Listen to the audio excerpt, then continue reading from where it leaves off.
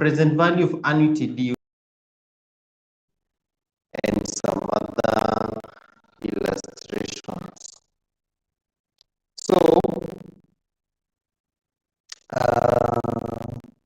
let's start with the August 2024 question 2B.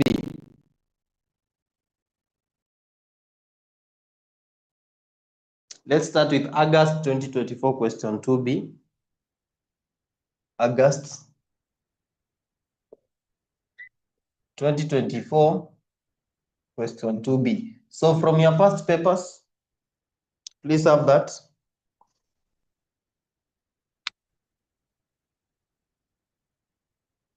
August 2024 question 2B.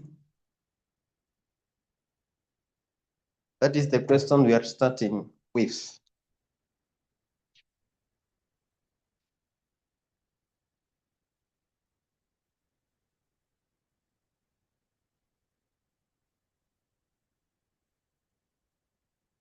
Are you there? Now, are we looking at part B of that question? Now, before we look at part B, look at part A. Part A says, describe 3 types of money market instruments and their related transactions available in the financial system. That is from topic 2 that we covered. And we talked about the money market. Money market, remember we said is the market for short-term funds. Market for short-term funds. So there you find treasury bills, you find commercial papers, promissory notes, and the rest. They are there in the handout that I shared. So let's go to part B. I want, if possible, we do away with this topic today. So I want us to move a bit faster, yeah? So part B, Samuel Mongeka intends to invest shillings 200,000 at the beginning of each year in treasury bonds, which earns a return of 9% per annum. So Samuel Mongeka intends to invest shillings 200,000 at the beginning.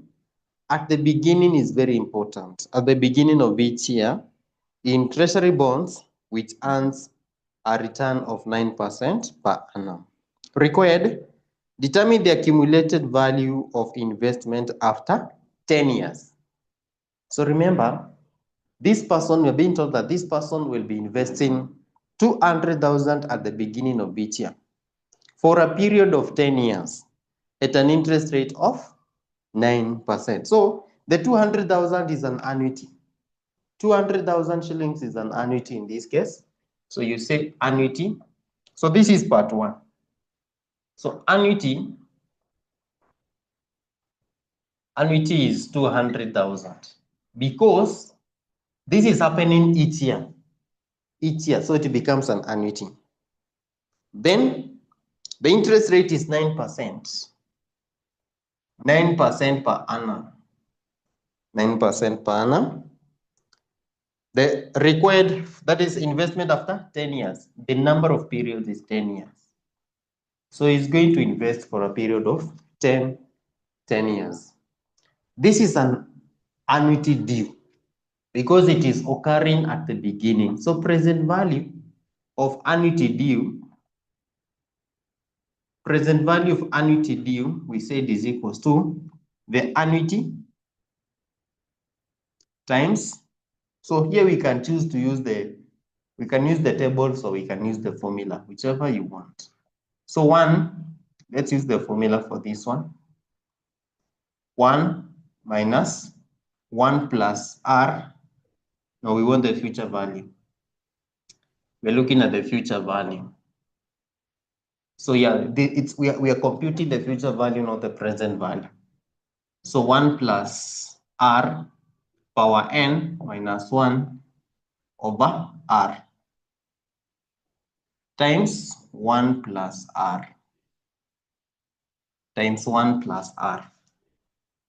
That is the formula that we said for future values. So yeah, so we are going to change here. It's not present value, it's the future value of an annuity, because we are looking at the value of the investment at the end of 10 years or after a period of 10 years. So, and I want to believe we are together. Are we together? So let's proceed. So here we say,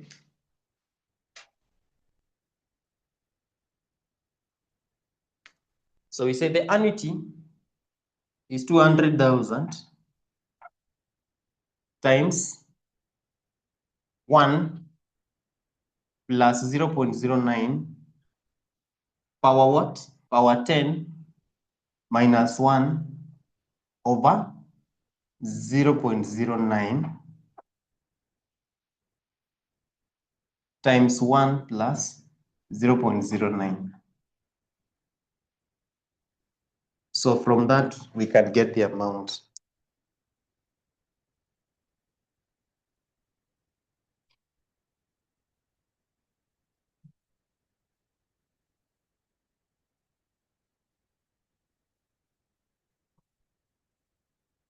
Get me that figure kindly.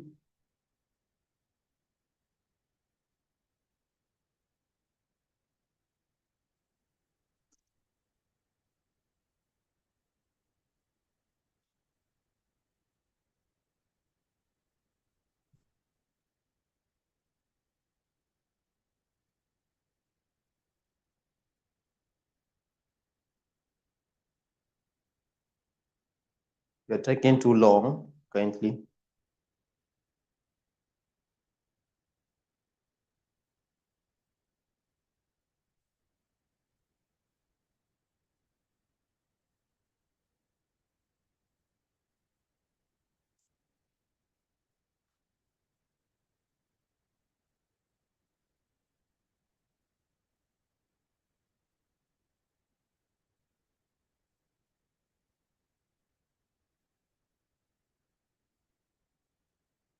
Yes, you're getting 33, 120, 33, 120,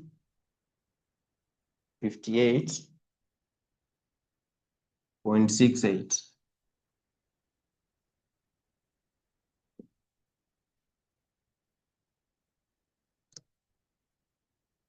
So it's what? Sorry. So this is here. It's 3 million.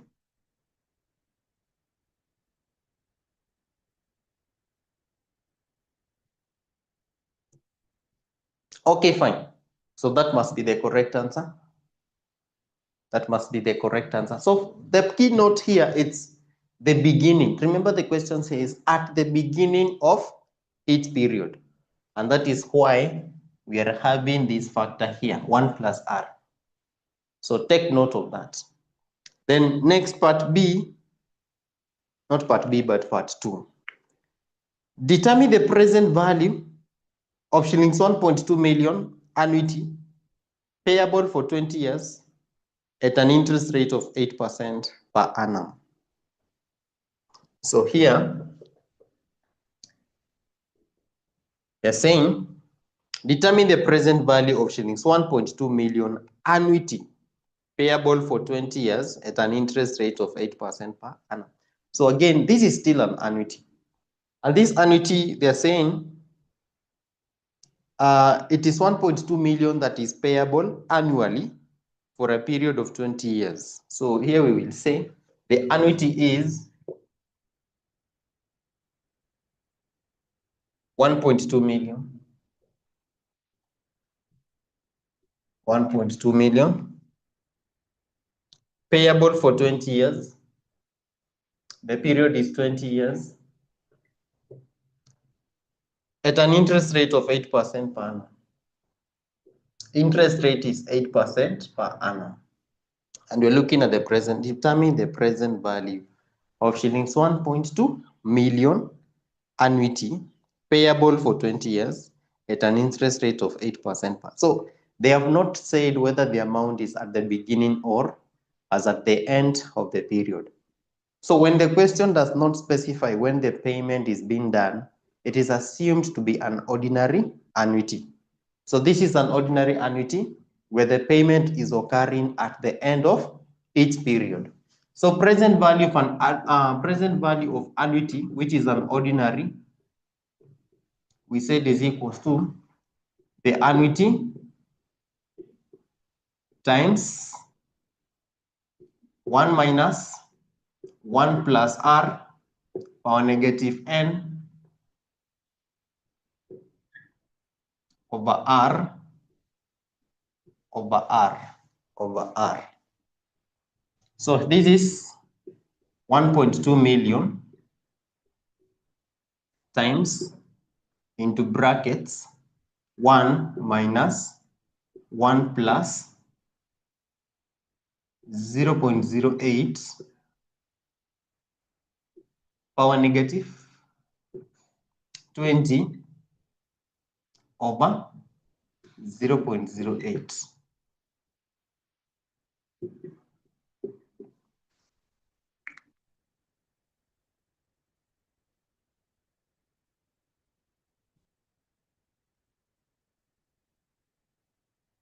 So get that.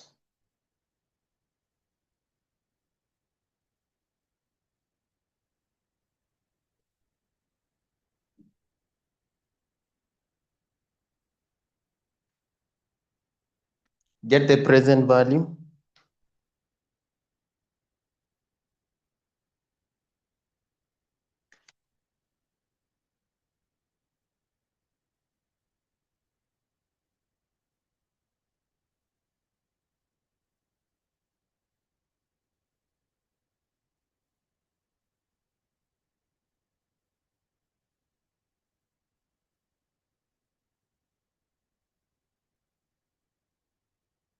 Get me the present value kindly.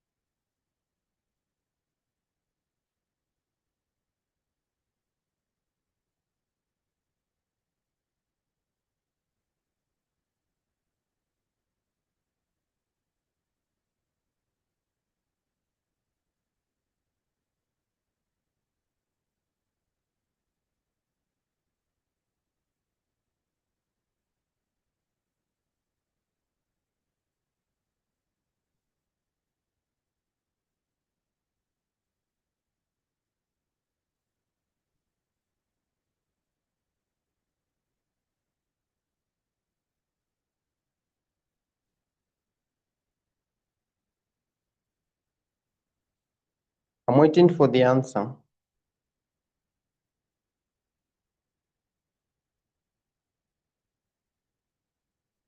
Hilda?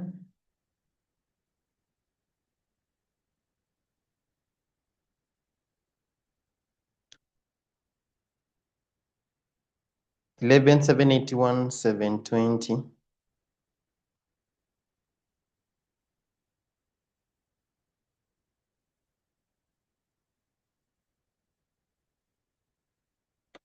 Eleven 781 776.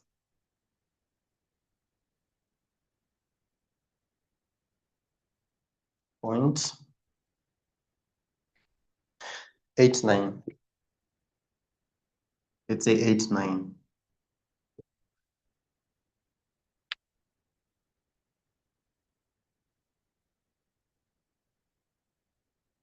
So that is okay. That is how we get the present value of an annuity. So you can see, these are the same things that we were looking at during our classwork. What you need to do is to get the concept. You need to understand what you are computing, what information has been provided. Have I been provided with an annuity? Have I been provided with a lump sum? And things like that. Let's have another question, a quick one. December 2023. December 2023. December 2023. Question 3C.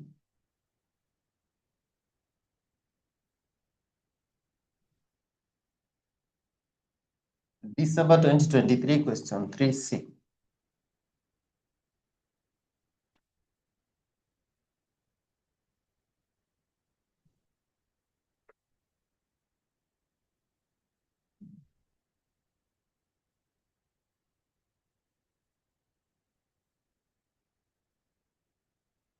For December 2023, question 3C.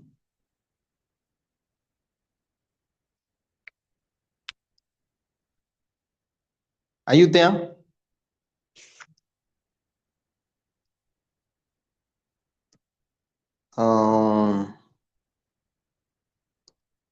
Yeah, question 3C say, no. This is on loan amortization, yeah? This is on loan amortization. December 2023, question 3C and D. Let's do part D. Let's do D, not C, D. We are coming back to part C on loan amortization. So let's have it somewhere.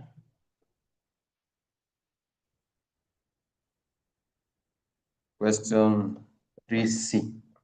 It's on loan amortization. So let's look at part D. Says, 𝐎𝐍𝐋𝐿 has the following investment options to choose from. 𝐎𝐍𝐋𝐿 has the following investment options to choose from. Post office MIS scheme, monthly interest 8% per annum. ICD bank deposit, quarterly interest 8.25% per annum. HDFC Limited, half yearly interest 8.5% per annum. Required, using effective interest rate method, advise 𝐎𝐍𝐋𝐿 on the preferred investment option using the effective interest rate. So remember, we said effective interest rate. Effective interest rate, it is adjusting the nominal interest rate with the number of times compounding occurs in a year, so as to get an interest rate that is consistent with the number of compounding times. So effective interest rate, we said effective interest rate, we said is equals to 1 plus, this was R over M power M minus 1. That is what we said. That is how we compute the effective interest rate.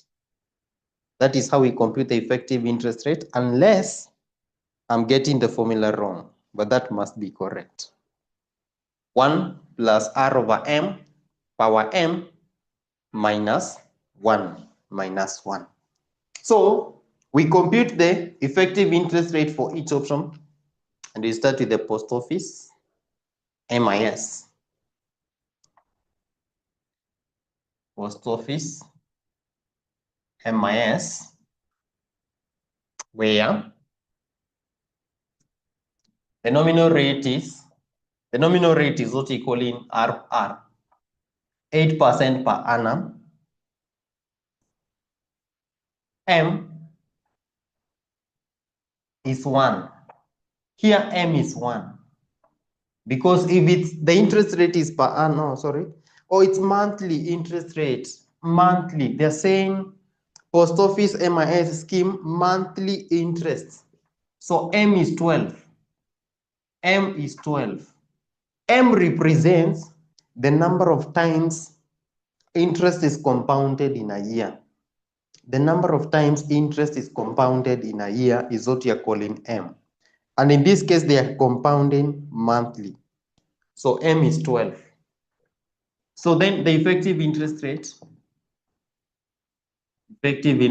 is equals to 1 plus 0.08 over 12 power M 12 minus 1. So get the interest rate here. Get the effective interest rate. Then we will go to ICD bank deposit. Let's first write, then we'll compute. Let's first have this, then we will compute. ICD bank deposit, they're saying quarterly interest. So our nominal rate is 8.25% per annum. M, the number of times compounding occurs in a year. It is quarterly, so 4. Then effective interest rate is equals to 1 plus 0.0825. You divide by 4, then power 4 minus 1 is equals to. And the last one is HDFC Limited. HDFC Limited. Here the nominal rate is 8.5% per annum and half yearly. So here compounding occurs semi-annually, so it must be 2 times in a year. Effective interest rate is equals to 1 plus 0.085 over 2 power 2 minus 1. So now let's compute now. Let's compute.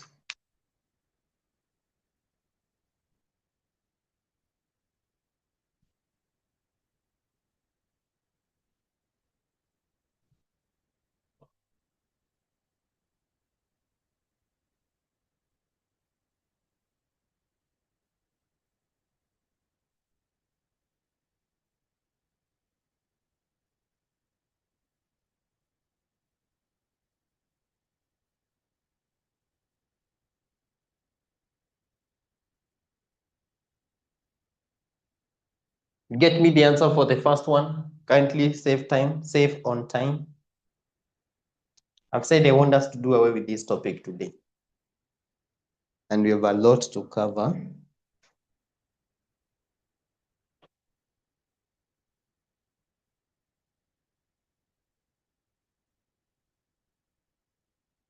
$8.29%.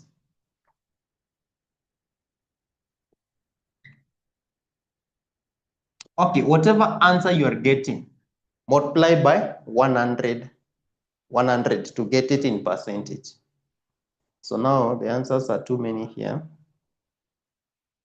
So for this is 8 point. Oh, that's okay. That's okay. 8.29, 8.3 is okay. Otito, yours is for which one? Because yours is a bit different. ICD. Okay. 8.51. Let's have the answers in 2 decimal places. 8.51. 8.51. Then the other side. HDFC. 8.68. 8.68. 8.68. So I believe that is okay with everyone. A vote that is for 8.5, or that is for this one. Okay, fine. Okay, thank you, Evod.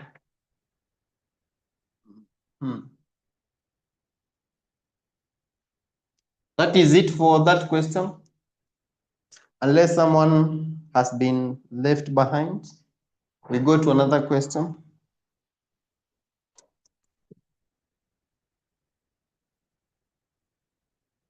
Any question before we proceed? Oh yeah, we are supposed to advise.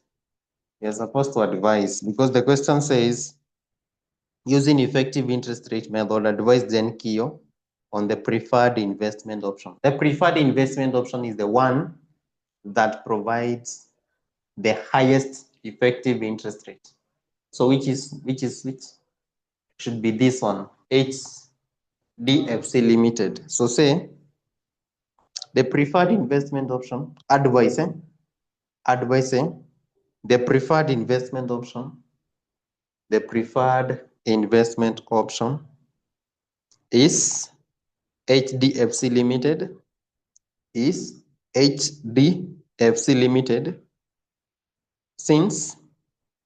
it has the highest effective interest rate. Since it has the highest effective interest rate. It has the highest effective interest rate. Full stop. Then August 2023 question 5B. August 2023 question 5B.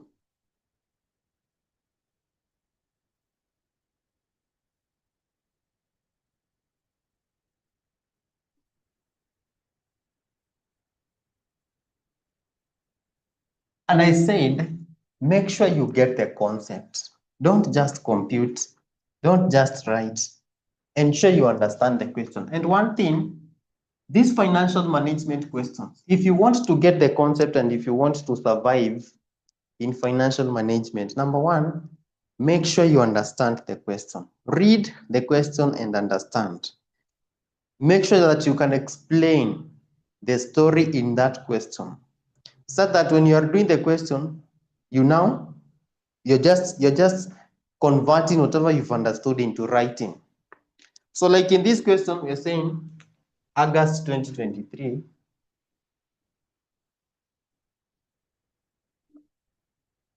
Question 5B. August 2023 question 5B. That question reads, it's 5B. Joel Ouma needs shillings 5 million in 5 years' time to purchase a house. So this man wants to have 5 million shillings 5 years to come to purchase a house. Then he is determined to deposit a given amount of money each quarter in a sinking fund that earns interest at the rate of 12% compounded quarterly for 5 years. For 5 years. Required, compute the amount of money that Joel Ouma should deposit in each quarter in a sinking fund so as to enable him realize shillings 9 million in 5 years' time. And you can see that question is 5 marks. Very short, but 5 marks. Now, so let's start. Okay, this is now where understanding the question is coming in. You must understand what the question says, what it requires, so that you can know what to do. Now, in this case, you've been given the future value is 9 million. Say future value here. This is the money this person wants after 5 years. So then N is 5 years. Because they're saying Joel Ouma needs shillings 9 million in 5 years' time to purchase a house. He's determined to deposit a given amount of money each quarter. So he's depositing each quarter. So the number of times he's depositing money in a year is 4. Because a year has 4 quarters. So he's depositing 4 times in a year. In a sinking fund that earns interest at the rate of 12%, the interest rate is 12%, but compounded quarterly, at an interest rate that's, so they're saying he is determined to deposit a given amount of money for each quarter in a sinking fund that earns interest at a rate of 12% compounded quarterly for 5 years. For 5 years. So now the question is, compute the amount of money that Joel Ouma should deposit in each quarter in a sinking fund so as to enable him realize 9 million in 5 years' time. In 5 years' time. The amount of money that he should be depositing in each quarter in order to make it at 9 million after a period of 5 years. So here we have two methods. We can start by computing the effective interest rate. So, but before that, this is the future value. And we are looking for an annuity. We've just said that future value of annuity is equals to the annuity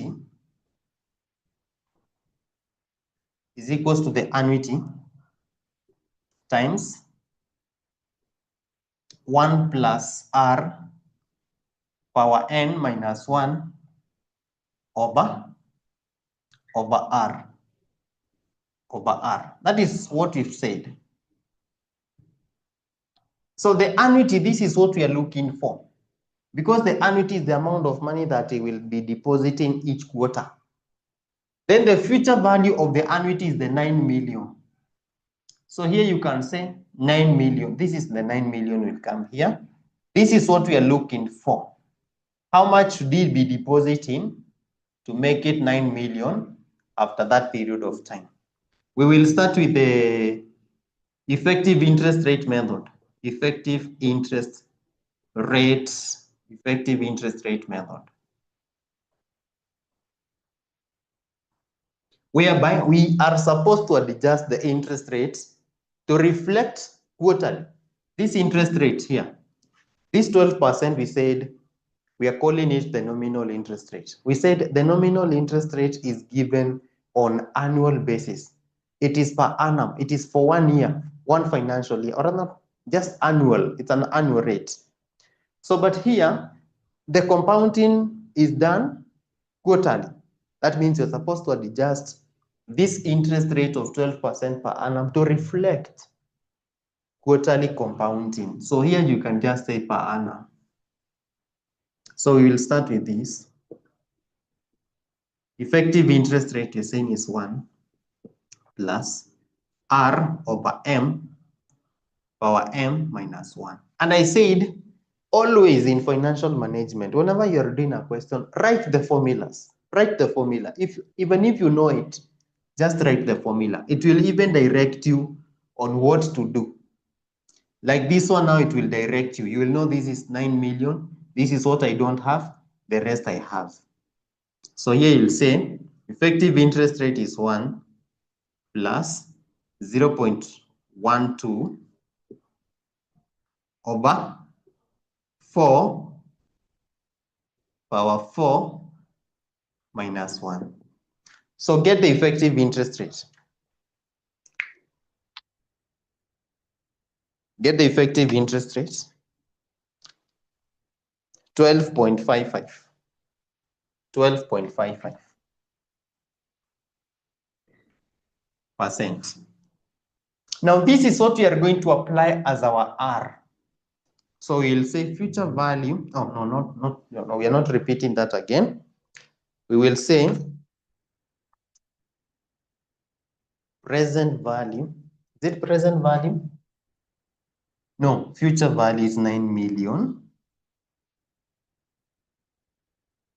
is equals to annuity. Annuity is what we don't know, times 1 plus 0.1255 power 5 minus 1 over 0.1255. So first get this factor. Get this factor in 4 decimal places. This factor should be in 4 decimal places. So annuity will be 9 million. You divide by the factor that you're getting here.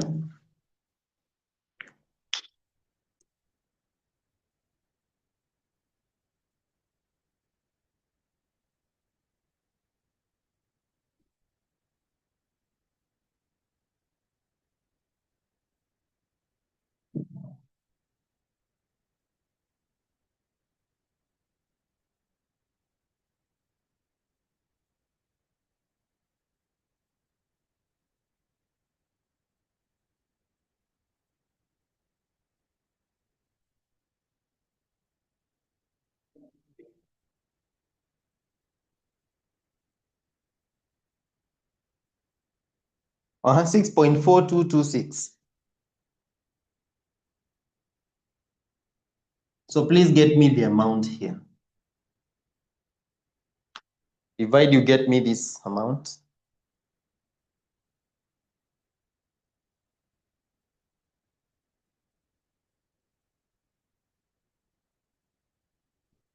$140. This figure is too big, my friend. This is 1 million, eh?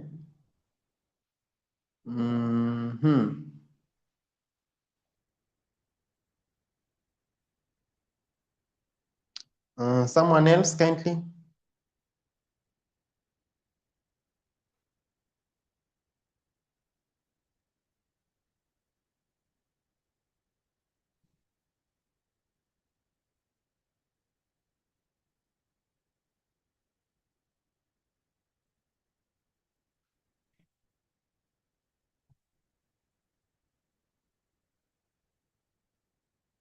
Okay, fine. Let's see, something must be wrong somewhere. This one is for 5 years.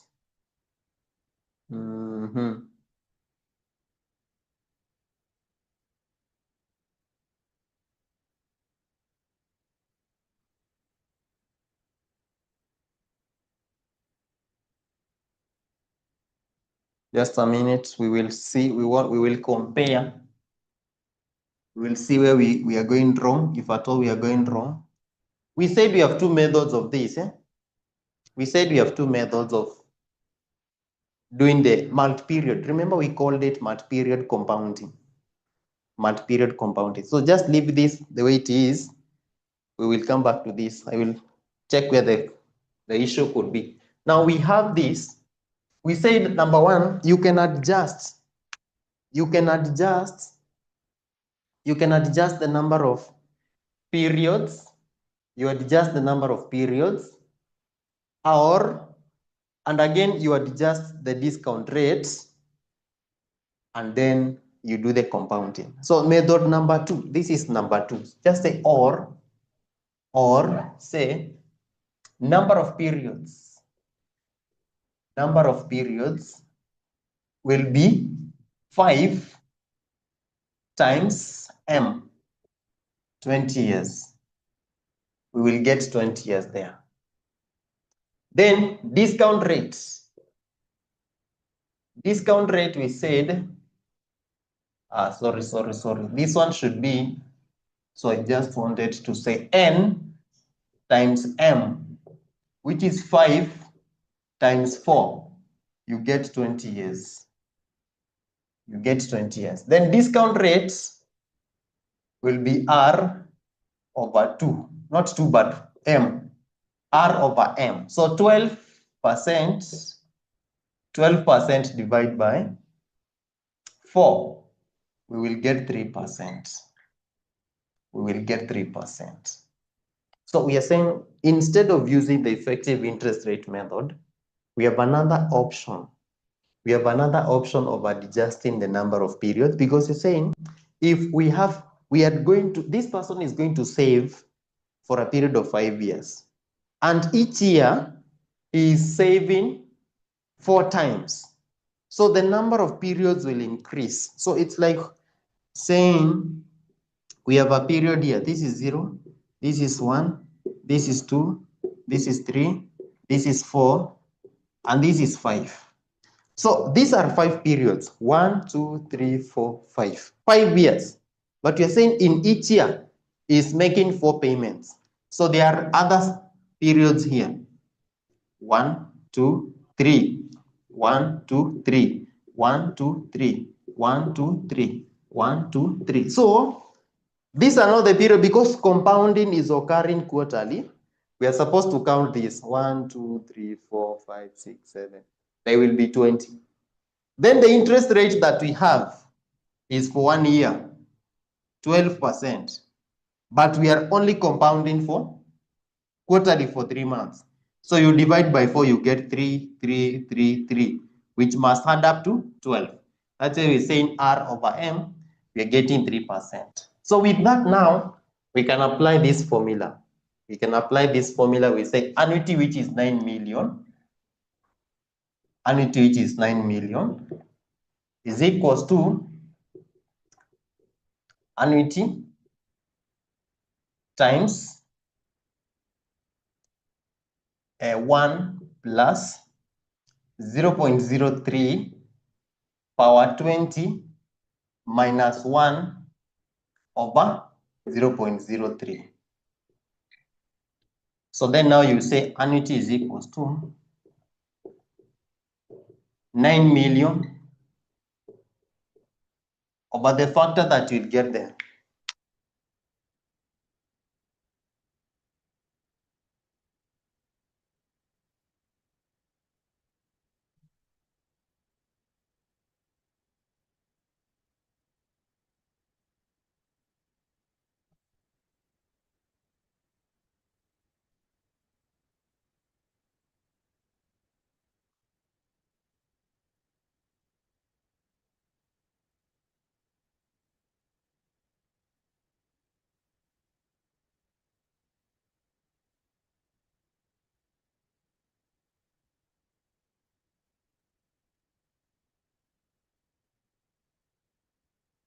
Let's have in 4 decimal places, Anna, in 4 decimal places.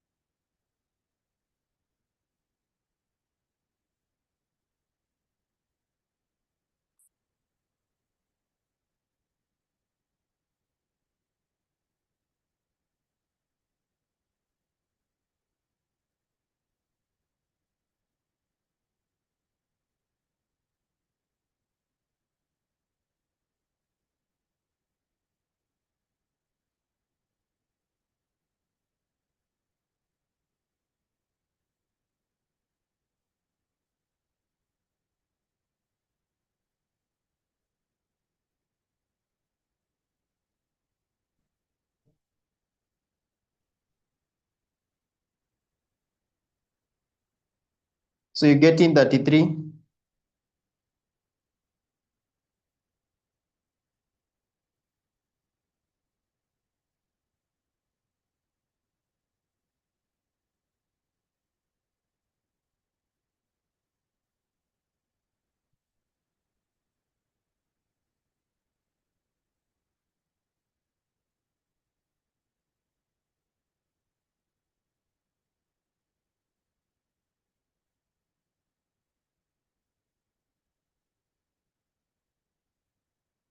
Three 34, 941.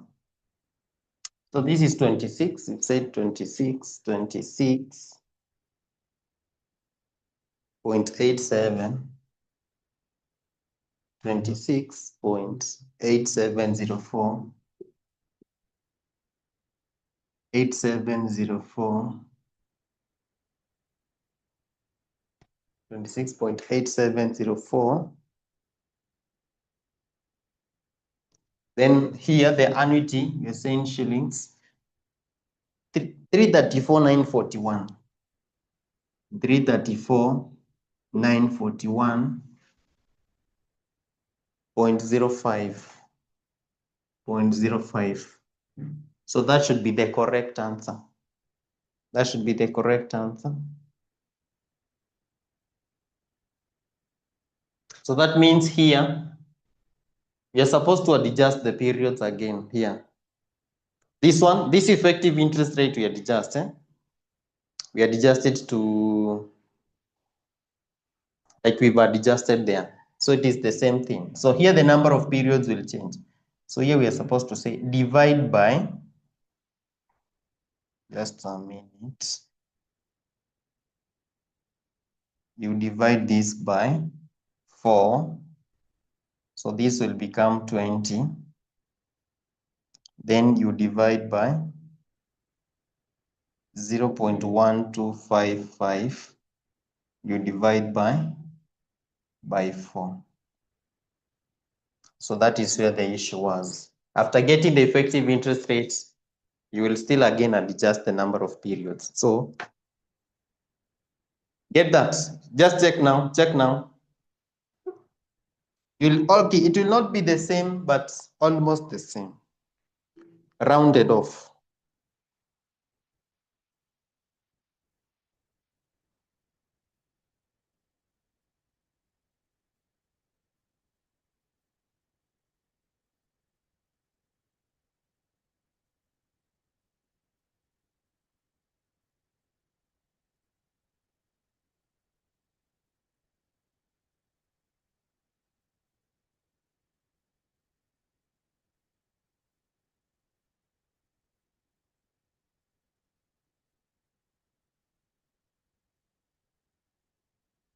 Check whether you're getting the same.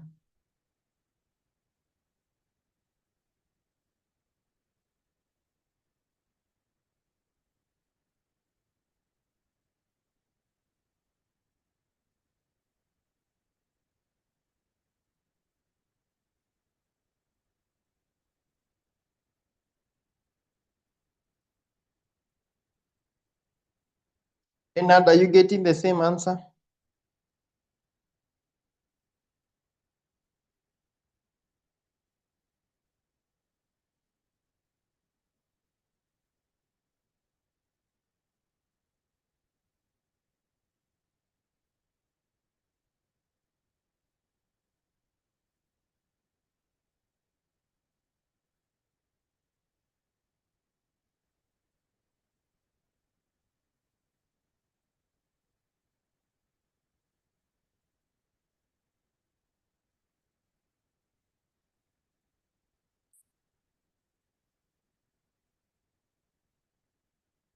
Hi, 330.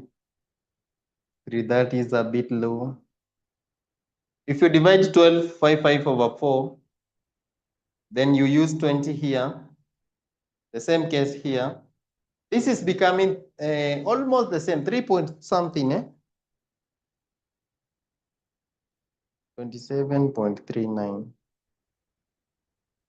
Or 330 to 82.81. 330, 882.81. So I would advise we go with this. This will not complicate issues. This will give us the exact figure, this method. Because here we've adjusted the number of periods, we have adjusted the discount rate, we are getting full numbers, or other whole numbers. Then we apply the formula, we get this. So this is okay. Let's go with this. Let's go with this. This is more accurate. That is more accurate. That's more accurate. Now, do we need to do another one? Let me see.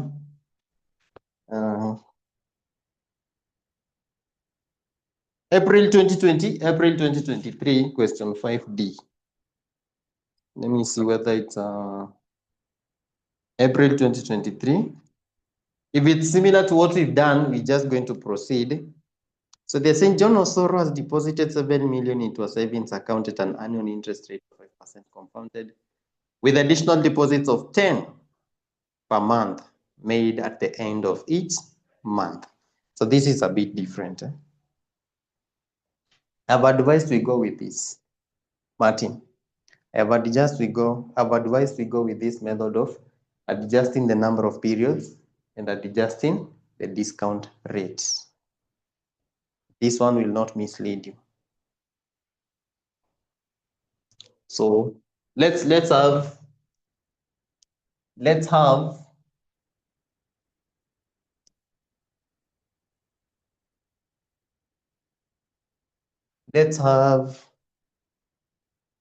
April 2023 question 5D. April 2023 question 5D. Question 5D. April 2023, question 5D.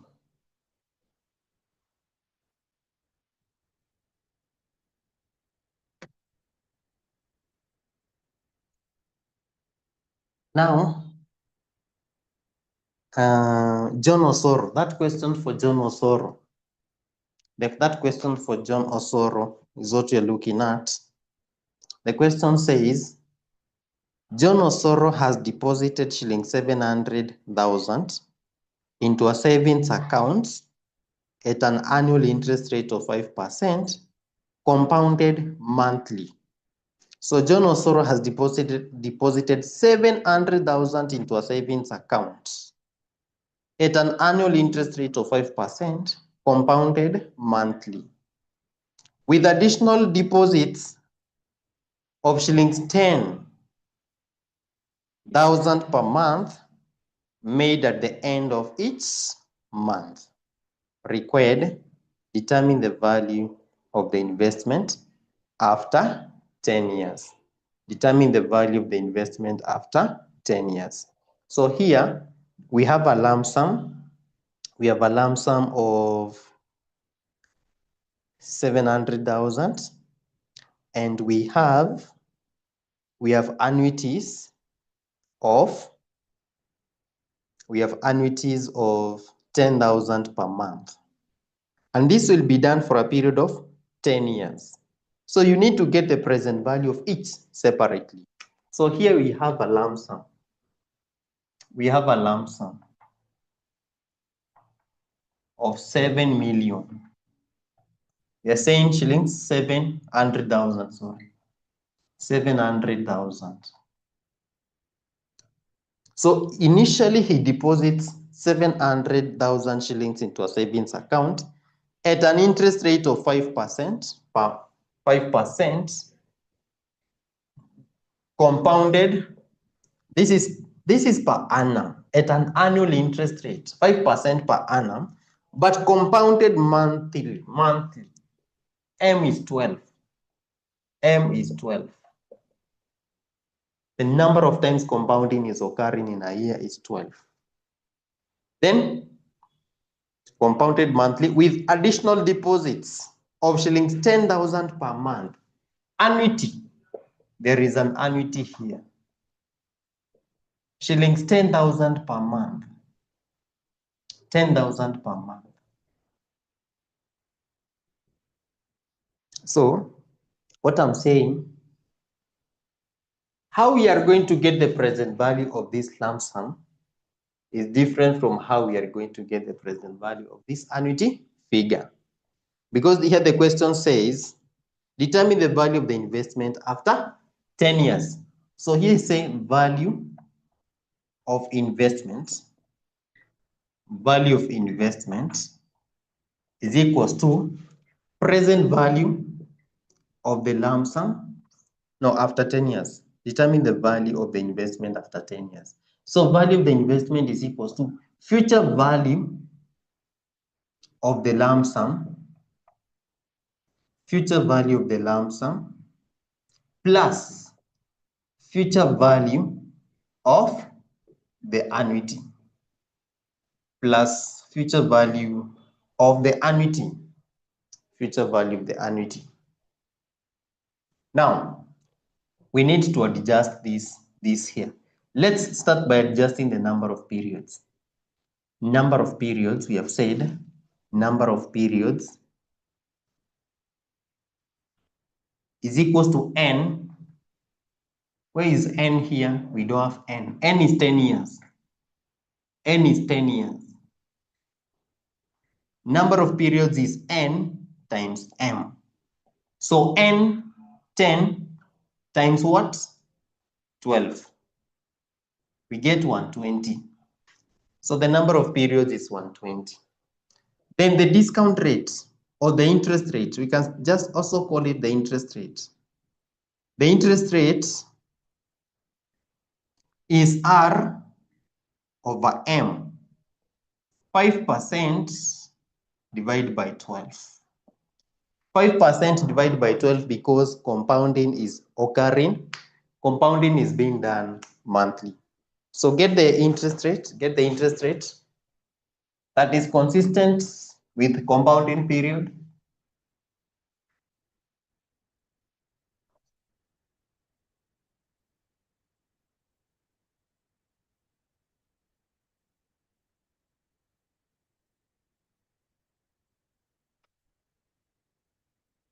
Five over 12 is what?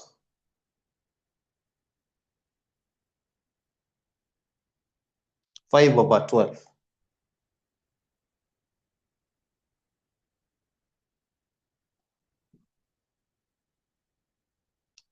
No, but this one, yeah, let's have it the way it is. 5, if you divide by 12, I'm getting 0.42. Let's say 0.42%.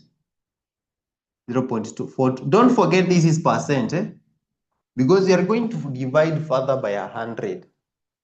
We're going to divide further by 100.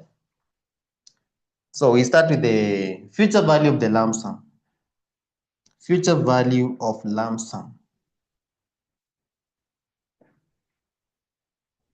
is equals to the lump sum is equals to the lump sum, or let's say future value of a lump sum is equals to present value 1 plus R power N. So this one will be 700,000 is equals to, or rather times 1 plus our R is now the adjusted one, 0.42 over 100 power the periods 120 power 120. That will give us the present value of the lump sum. That will give us the present value of the lump sum. Then future value of the lump annuity. Future value of annuity. Future value of annuity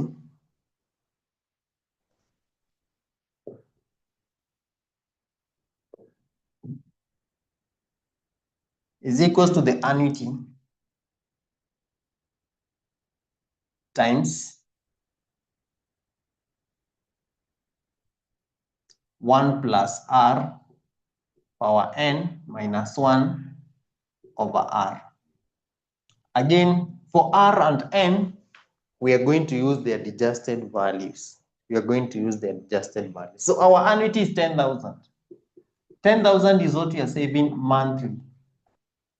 So times 1 plus 0.42 over 100 power 120 minus 1 over 0.42 over 100.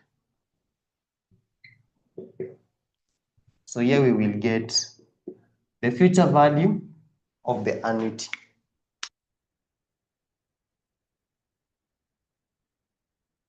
So remember, the reason we are just dividing by 100 because we want to convert this percentage to numbers. We are converting the percentage to numbers. So basically, the 100 has no other reason to be there, because you can just say 0.0042 and you'll be good to go.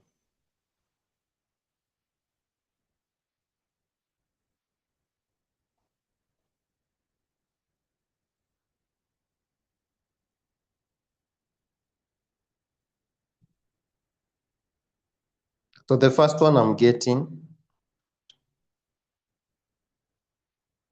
1157,508. I don't know what you're getting. 1157,508. 1157,508. Confirm whether you're getting the same. 1157,508. Yeah, that's okay. Let's have the present value of the annuity now. So this one is 1 plus 0.0042 close the brackets power 120 minus 1 divided by 0.0042 times 10,000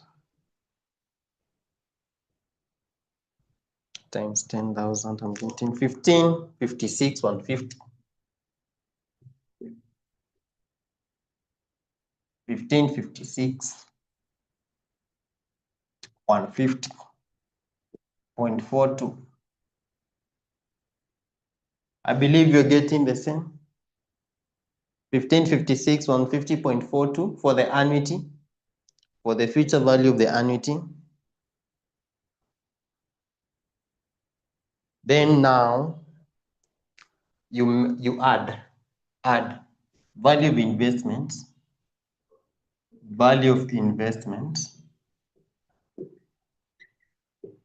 is equals to 1157,508 plus 1556 150. Ignore the points. Ignore the points.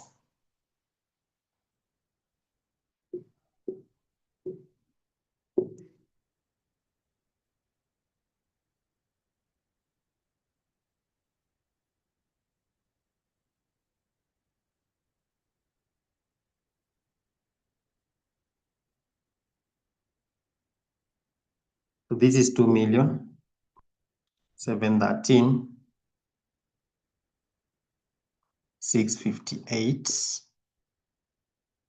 2.7,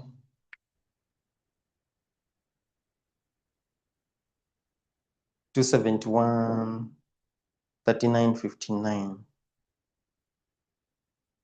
Bernard, why is mine different from yours? Who is right, who is wrong? 1157, 508 plus 2713, 658. Okay, fine. Mine seems to be okay. So that is how you do time value of money questions. Like I've said, here there is no format. It is just getting the concept. For example, this question that we've just done, this April 2023 question, 5D. Do you think you can do all this without having the concept? Without knowing that one is a lump sum and there will be an annuity, and also knowing that how you get the future value of the annuity is different from what you get used. You get the future value of a lump sum. Plus again, adjusting the number of periods with the number of times compounding occurs in a year and adjusting the discount rate to reflect the number of times compounding occurs in a year. Here, it is just getting the concept, not a matter of cramming or what. So just keep on. We've very many questions on this in the past papers. Even in August 2025, there was a question. Last sitting, I don't know. So make sure you look at those questions. And in case you have a question, you will ask. Let's proceed. Let us look at something else because I want us to finish this today. Under that, right, loan amortization schedule. Loan amortization schedule. Loan amortization schedule.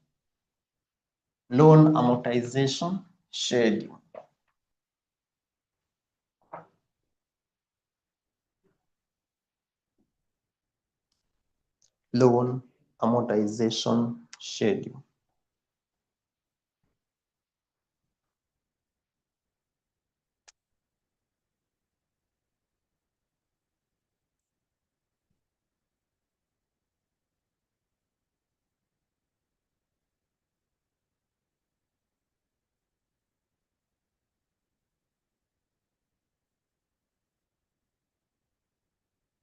Now, a loan amortization schedule, this is a schedule that is used to determine the amount of installment that one should pay when they have borrowed money at an interest rate. The amount of installments one should pay. Now, for example, let's say when you acquire a loan, of shillings 1 million at an interest rate of 12% per annum, and the loan period, you're supposed to repay this loan over a period of 4 years. So the question is, you have acquired a loan of shillings 1 million. You're being charged interest at 12% per annum, and the repayment period of the loan is 4 years. So the question is the installment. How much should this person pay per month? How much should this person pay per month to exhaust the loan amount in a period of 4 years? So in short, you are being asked to compute the installment, the amount payable each either year or each period to exhaust the loan amount plus interest over the period of the loan. And remember, when you borrow a loan, it will be the loan amount, like 1 million plus interest. The amount of money that you pay back, you are not going to pay the 1 million, no. You are going to repay the principal amount of the loan plus an interest that will be charged. So that means you're going to pay more than 1 million. And again, each installment that you make when you're repaying a loan, it has an element of the principal amount and interest. Let's say, for example, after doing all these calculations, you realize that this person should be paying 35,000 shillings per month. Each installment that you're making for loan repayment can be split into two. It has an element of the principal and the interest expense. So you don't say that first I'm going to pay the principal amount, then after paying the principal amount, I will now start paying the interest amount. No. Every time you're making a loan repayment, you are paying an element of the principal and an element of the interest charged. And then you continue until you exhaust the principal amount plus the interest charged on the loan within the period of the loan. So just say one statement and say, write one statement and say, a loan amortization schedule, a loan amortization schedule usually shows the interest charged. A loan amortization schedule usually shows the interest charged for each period, comma, installments paid, and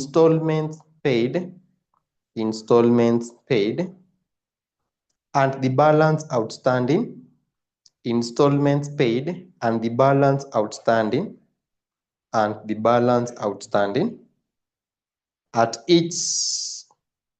end of each period, and the balance outstanding at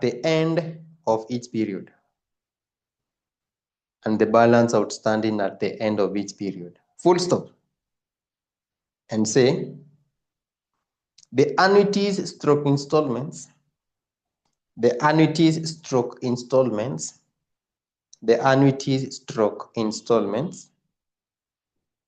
can be determined as follows.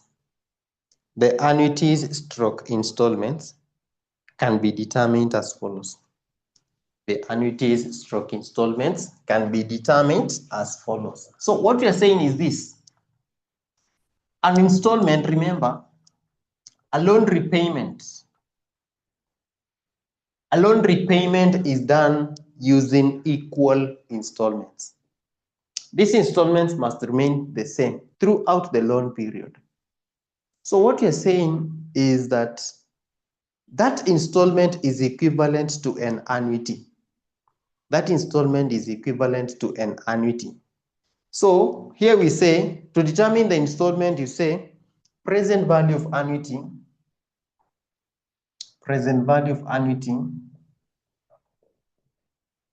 is equals to the annuity times present value interest factor annuity R% power n. This is the same as this. This is the same as this.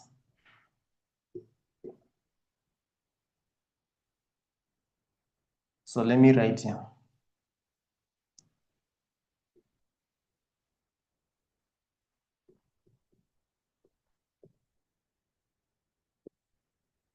We say this expression can be rewritten as this. When you're reading from the tables, you write this. When you're calculating, you write this. So now we're saying this present value is the loan amount. This is the loan amount. Because remember, the loan amount is in present value terms. You're getting the loan today, not tomorrow, today. Then you're going to pay in equal installments, annuities. So these are the installments. The annuity is the installment. So in short, we are saying the present value of the installments gives us the present value of the loan. Present value of the loan is equals to present value, or rather, the loan amount. The loan amount is equals to present value of installments. Present value of installments. So like if we were to do for this question, we would say, for this example, I mean, we would say 1 million. 1 million is equals to installments times present value interest factor annuity 12%. No, here the payment is being done monthly. When the payment is being done, when the installments are monthly installments, you must adjust this. So this will be 12% divided by 12. Then the number of periods here, 4, you say times 12. You get 48 months. So, but let's just have a past paper question for this. Unless you have a question. Any question before we do a past paper question? I want us to look at August 2024. Question 2B. Is it? August 2024. No, sorry. Not August 2024, but April 2024. April 2024, question 4C. April 2024, question 4C.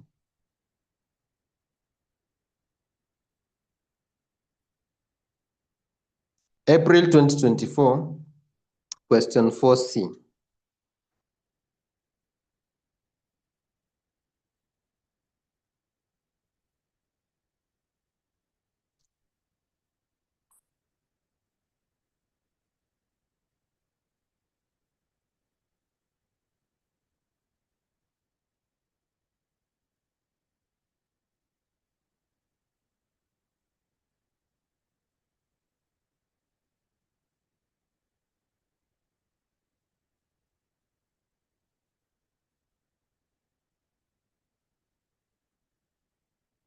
You're saying April 2024.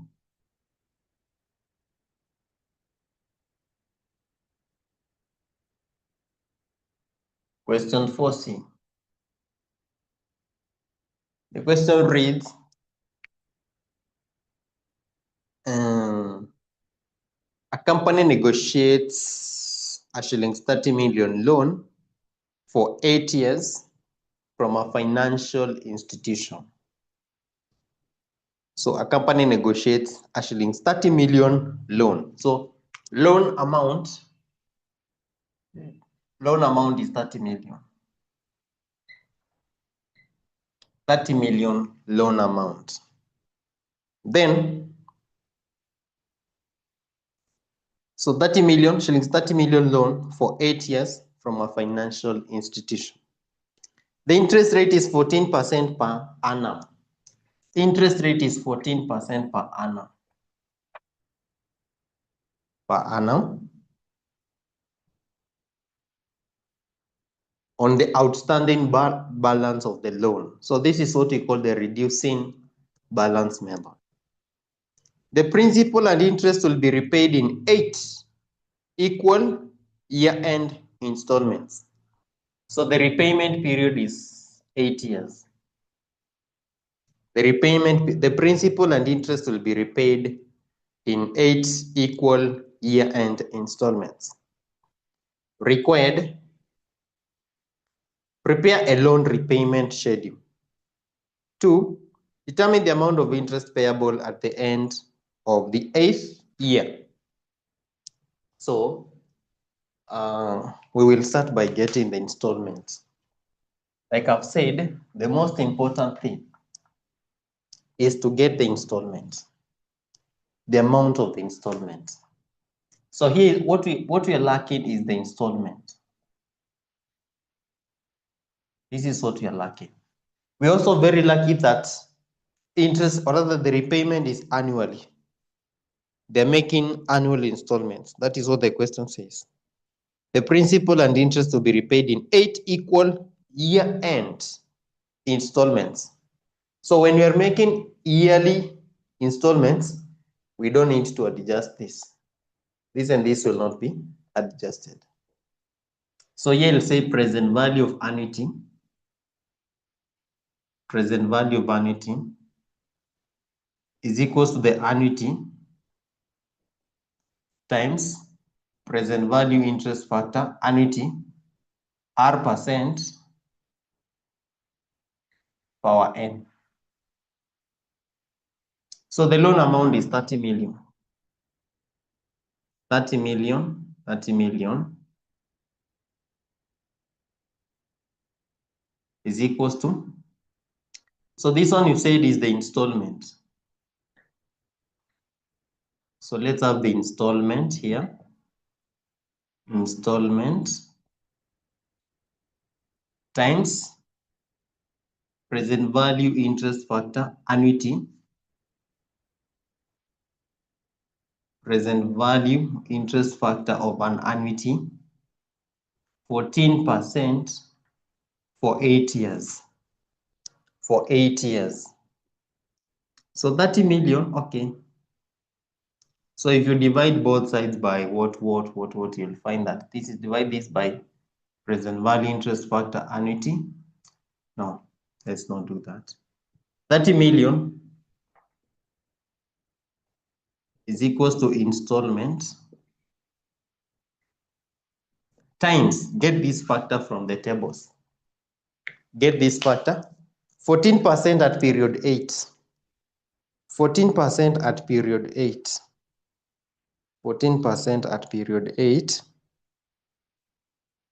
Go to the WhatsApp group, check the table that I shared the other day.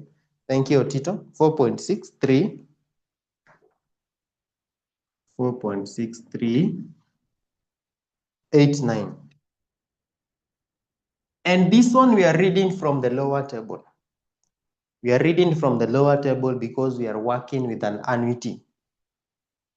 So please, if you're not getting this figure, we are reading it from the lower table. So divide both sides by this factor. We'll say the installment is 30 million. You divide by 4.6389. 4.6389. So get that. Divide, get the installment.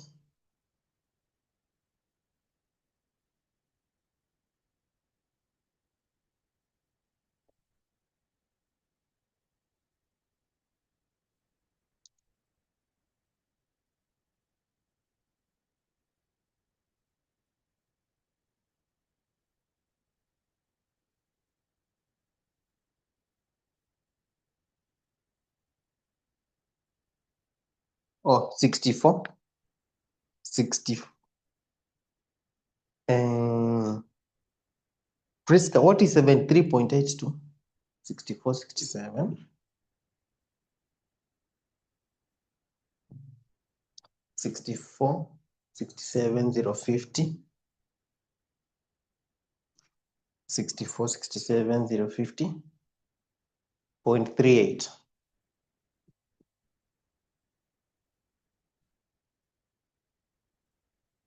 Priska, 73.82 is what?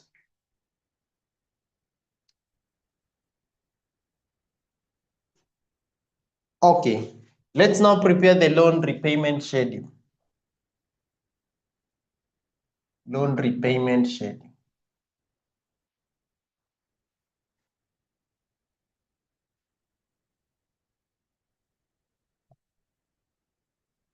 Loan repayment schedule. So here we start with period. The period. We have 8 periods. 1, 2, 3, 4, 5, 6, 7, 8. We have 8 periods. Thank you, Priska. 8 periods. So now here we will have balance brought down or balance brought forward, whichever. Balance brought forward.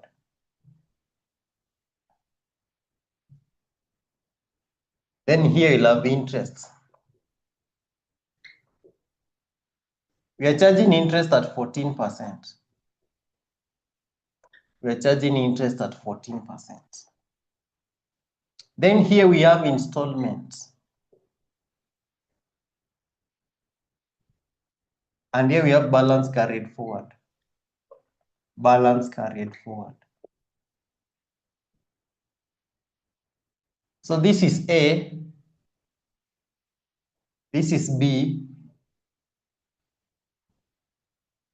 this is C. So this is A plus B minus C. A plus B minus C.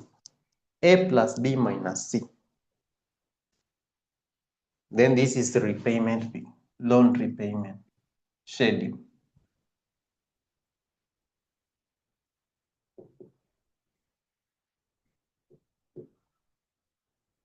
Loan repayment schedule. Now, we are saying interest is being charged on reducing balance. Interest is charged on the amount due. So after you repay, the next time you're calculating interest, you calculate on a lesser balance. So we will have this.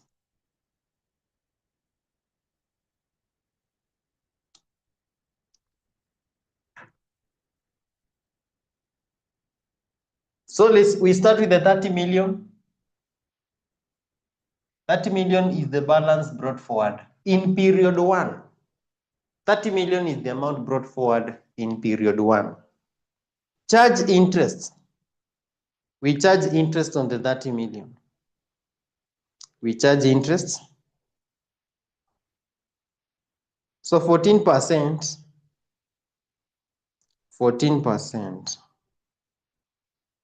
14% times 30 million, 1, 2, 3, 1, 2, 3.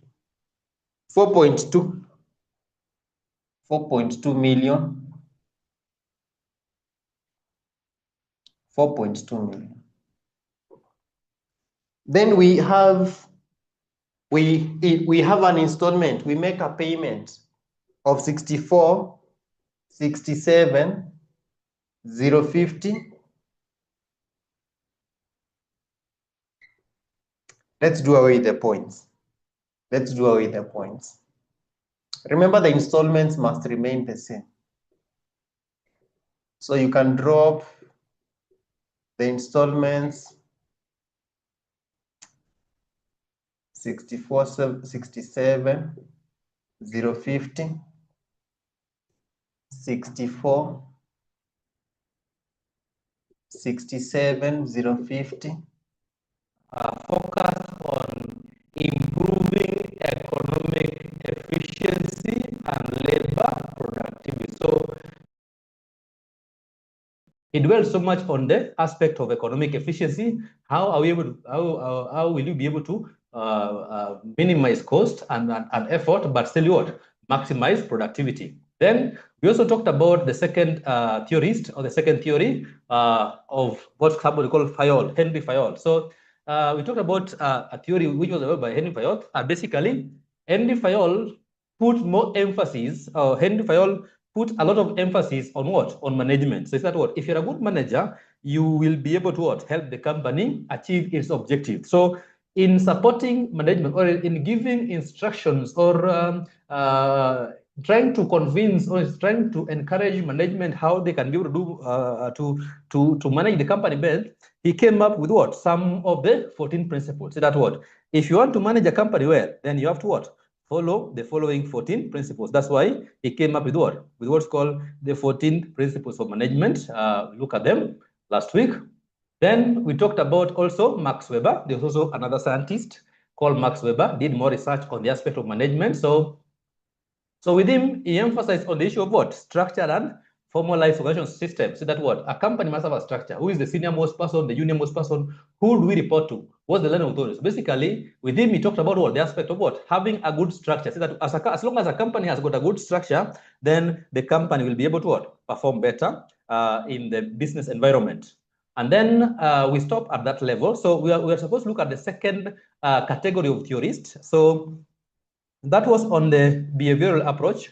Now, today, I want us to look at on another aspect where we talk, that was on the classical approach. So we looked at the classical approach, basically, talked about Taylor, Fayol, and Weber. Now, today, we want to look at what's called behavioral approach. So there are also theories that say that they were trying to help in improving performance of the company, and they dwelt much on what? On the aspect of behavior. So let's look at the behavioral approach to management. So this is the second category of the what's called the classics. Now, what does this entail? What does behavioral approach to management entail? So we said that the behavioral management approach is a school of management thought that emphasizes the importance of human behavior. So these theories, they dwell so much on what? On the human behavior, human needs, attitudes within the workplace. So with them, they were trying to ensure that what? If you're able to control human behavior, if you're able to meet the needs of the employees, if you're able to ensure that the employees have got good attitude, then basically your company is going to what? Perform better. So that is what these theorists emphasize on. So which focus on what? Mainly efficiency and productivity, what? While overlooking the human elements in relation. Key contributors to this approach include, so these are the scientists, those who did research. We have 𝐿ton-Mayo, Abraham Maslow, Douglas McGregor, and Mary Parker Follett. So basically, if you look at some of the past papers, you'll find that somebody asks you to explain a given theory or a given behavior in relation to 𝐿ton-Mayo, in relation to what? Abraham Maslow, also McGregor, basically. Okay, Florence, that is noted. But what was happened that in the the classical approaches, we had done them last week. That's why I was just perusing through so that we have the continuity. I was not moving very fast. I was just trying to pass through them because we had done them in the previous class. That's why I was just brushing through them. But now we are starting to now discuss. Now the pace is going to be a little bit slower. Those ones I was perusing through both what we had already done them in the previous class. So for the continuity, I was just trying to get a recap, Florence. But that's noted. Now let's look at what? Let's now look at the behavioral management approach. How can organization help in managing the behavior to ensure that what the company becomes more productive? Now, those who contributed to this theory include 𝐿ton-Mayo. They did research and their findings and their theories are there. We have somebody called Abraham Maslow, also did research on this aspect and came up with some of the ways of motivating employees. Then you also have what? Douglas McGregor and Mary Parker Follett. So we're going to look at some of the theories by those researchers or those gurus of management. Now, the first behavioral approach to management, or the first theory that we want to look at in support of the behavioral management approach, is what we call 𝐿ton-Mayo. And 𝐿ton-Mayo emphasized on what's called what? Human relations theory. So we want to look at 𝐿𝐻𝐿. What did 𝐿𝐻𝐿 do, and what was his findings, and how can his finding help us what in managing an organization?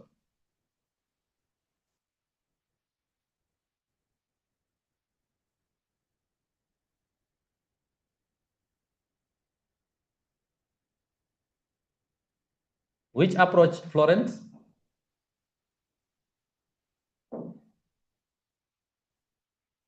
Which approach are you talking about? We have talked about, okay, let me go back so that you understand what I'm saying. So that the role management approach is a school of management thought that emphasized on the importance of what? Human behavior. So these people look at how can we change the human behavior to be able to increase productivity.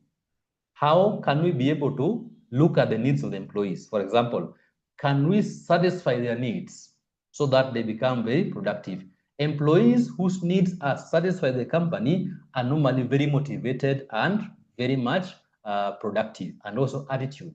Can you be able to change the attitude of your employees so that they become what? People who are oriented, or people who are focused on helping the company achieve its own objectives. So basically, this theory is all about look at the human behavior, needs of the employees, and attitudes. So ensure that what? We have a conducive work environment so that the company becomes more productive.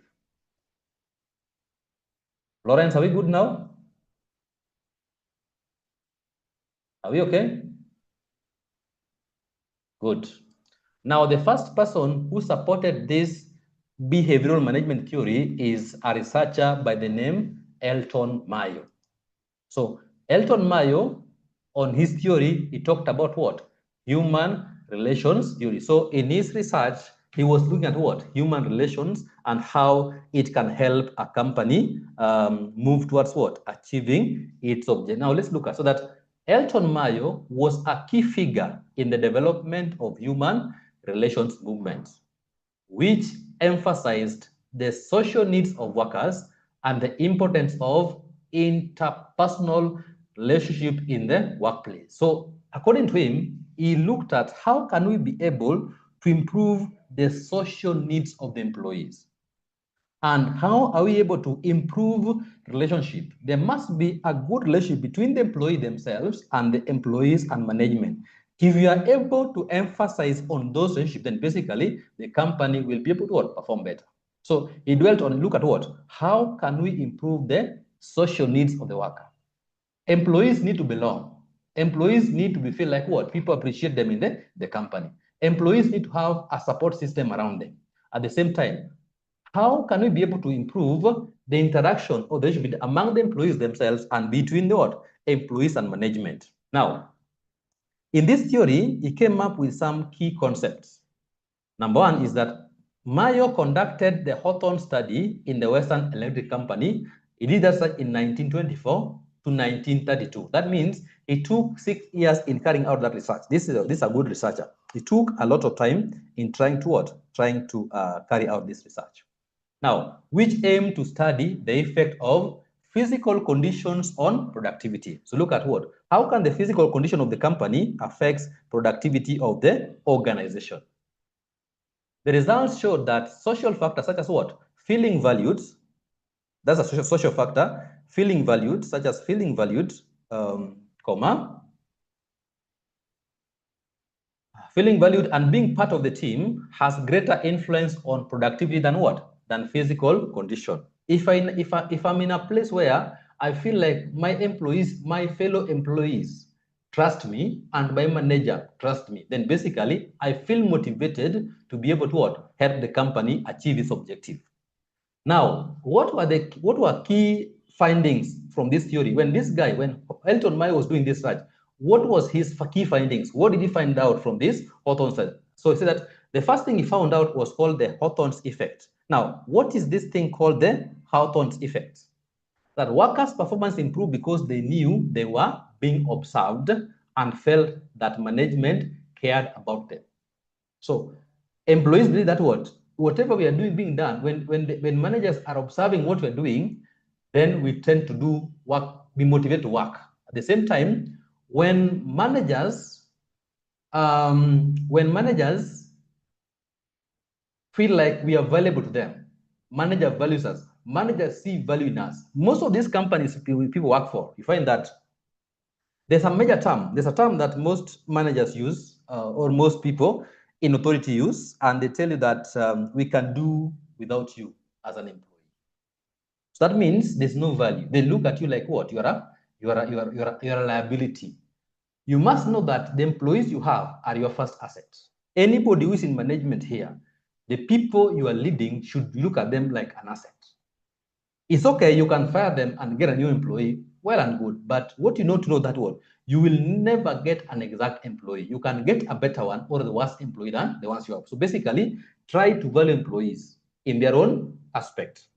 Now, this second finding is that what? Informal work groups. So that social groups within the workplace strongly influence individual behavior. Now, when we talk about social groups, there's what's called social formations within a work environment. All of us may be working. I'm using may because I don't know exactly. Most of us may be working in organizations, whether private or public institutions. Now, there's what is called social formations within the workplace. There are people that you just feel comfortable around. Nobody told you to be friends with them, but as you continue working, you find that you have the same ideals, you have the same perspective of life. So basically, you tend to gravitate towards one another in the workplace. So when I see Zipporah, let's say when I see Zipporah, I see somebody else. So there's somebody that's very close to you at work environment. And then when you don't come to work, people ask you, where is so-and-so? So basically, when you have a strong social fabric within the company, you're able to what? You're able to behave. If the person you interact with is a top performer, automatically you also what? You improve in performance. That's what he says. Then another key finding was on the employee morale. So that high morale increases productivity, low morale leads to what? Underperformance. So if you're able to boost the employee morale, just encourage them, let them know that you value what they're doing. Let them know that what they're trying the best for the company. When you boost employees' morale, basically they become very productive. So that's what happens. So as a manager, find ways in which what you can be able to boost employees' morale. Some people believe that the morale or the motivation of employees is only via money. There are some what's called what? Non-monetary motivation. Recognition that somebody is not good. So basically, find some non-monetary means to be able to what? To be able to motivate employees. Don't just believe that it's only money. Employees, when you give them money. Money is one of the major motivation factor, but basically, there are other ways you can use to what? Manage employees so that what you're able to improve their performance. Very important. Now, what is the implication of this Elton-Mayo or human relation theory as per the Elton-Mayo? What is the implication of this theory? How does it help organization, or what is the implication of this theory? So we see that what? Managers should focus on employee welfare. Ensure that the welfare of your employee is taken care of. Managers should focus on the employee welfare, talk about remuneration, talk about work environment, ensure that your employees are working in a good work environment. The welfare of employees should be given priority. So welfare, communication, ensure that you're able to what? Pass information as and when needed so that employees don't get wrong information. And also what? Group dynamics. You must know how to manage groups. You must, anytime we are in a company is a social setting. So there's bound to be these groupings. How do you manage these groups? You must know who is the most influential in that group. That's what? If you want to bring an issue, you will bring issue through them. That's what happens. You need to know your employees. Which of your employees has more power than the rest? Who can influence who? So basically look at that. Then the second implication is that encourage participation and teamwork to boost productivity and satisfaction. Ensure that employees work as a team, not as individuals. Ensure that you create teamwork. When you create teamwork, employees will become. So for example, in a department, every member of the department should work to ensure that what? Then we achieve what's called what? Departmental objective. Those who don't work as a team, sometimes you may be a very good employee in a given company, but you tend to be so individualistic. You can be fired, however good you are, because sometimes we need what's called what? Collective work. We need everybody else to be bottom. So if you're somebody who try to just divide the group, or you want to be seen as you are the most performing employee. You don't want to lift others. And sometimes, for the sake of the company harmony, you may be let go and you wonder now, this was one of our best employees. Why did he go? Because there's an aspect of what? He's not working with the rest. He's not a team player. He's good individually, but now there's some jobs that requires what? Requires a departmental effort. So if you are somebody who wants to do things separately, then basically sometimes you may feel like what? Or you may hinder what's called the overall goal of the company. So basically, that's what Elton Mayo did. He did a research, and these were his findings. We talked about the findings, and also we look at implication. How can this theory help us to ensure that what we manage now? So if you decide that I want to apply Elton Mayo or human relations theory, then you know what he did, what he found, and how you're able to what? Motivate the employees to be able to what? Perform better. Now, on the Elton Mayo or human relations theory, are we good?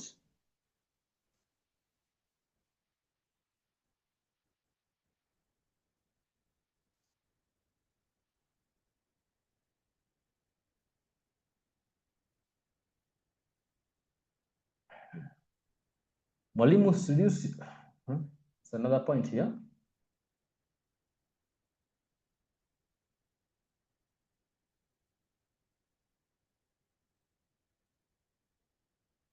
Florence, I think I'm moving at a very slow speed now.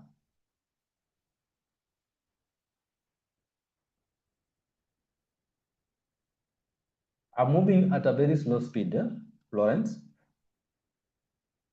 I'm too fast. Hey, let me ask the rest. What do you think about my speed? Maybe I need to get a second opinion.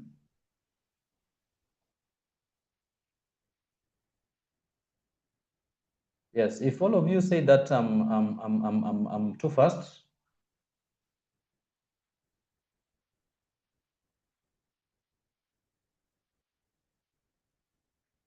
Okay. Mutie is also saying that I'm very fast. So Florence and Mutie are saying that I'm too fast. The rest are saying that we are poor. So what? I think this theory I've taken too much time to explain, but there's no problem. We'll go. We'll try. Let me repeat on this theory so that at least everybody is at par. But at the same time, we must know that we have. This is a professional course. It has got, like, I think this one should be having like around 11, 12 topics. So we also need to what? Balance. We'll balance the speed at the same time, try to ensure that there's understanding. So I'll try to understand. I understand you, Florence. I understand what you're saying.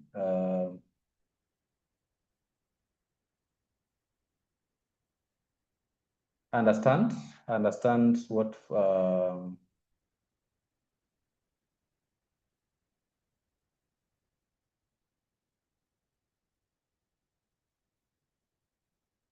we'll see. We'll see. Okay. Maybe Florence. Do you have the notes that I've shared? I've shared the notes in the group. Maybe you don't have the notes. Do you have the notes? I'd share the notes in the group.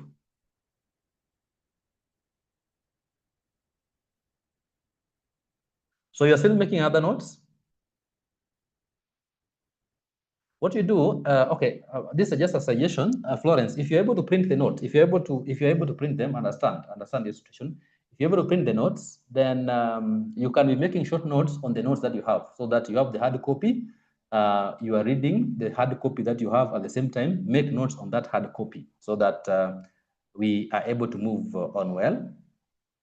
But I understand your fear that this is a receipt and you want to understand maximally, which is okay. But at the same time, we'll try to find a balance in which we move at a good speed. At the same time, we try to cover the syllabus. So I'll try to find a balance.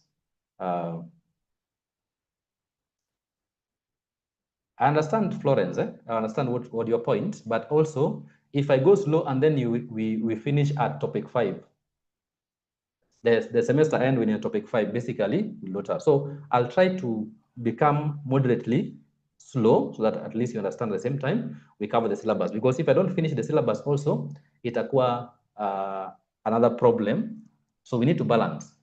we need to balance. Ichukapa syllabus pia na pia speed yetu ikuwe ile ya understand. So let us all try to balance. But here, Florence, have you been in this class last time? Were you here last time?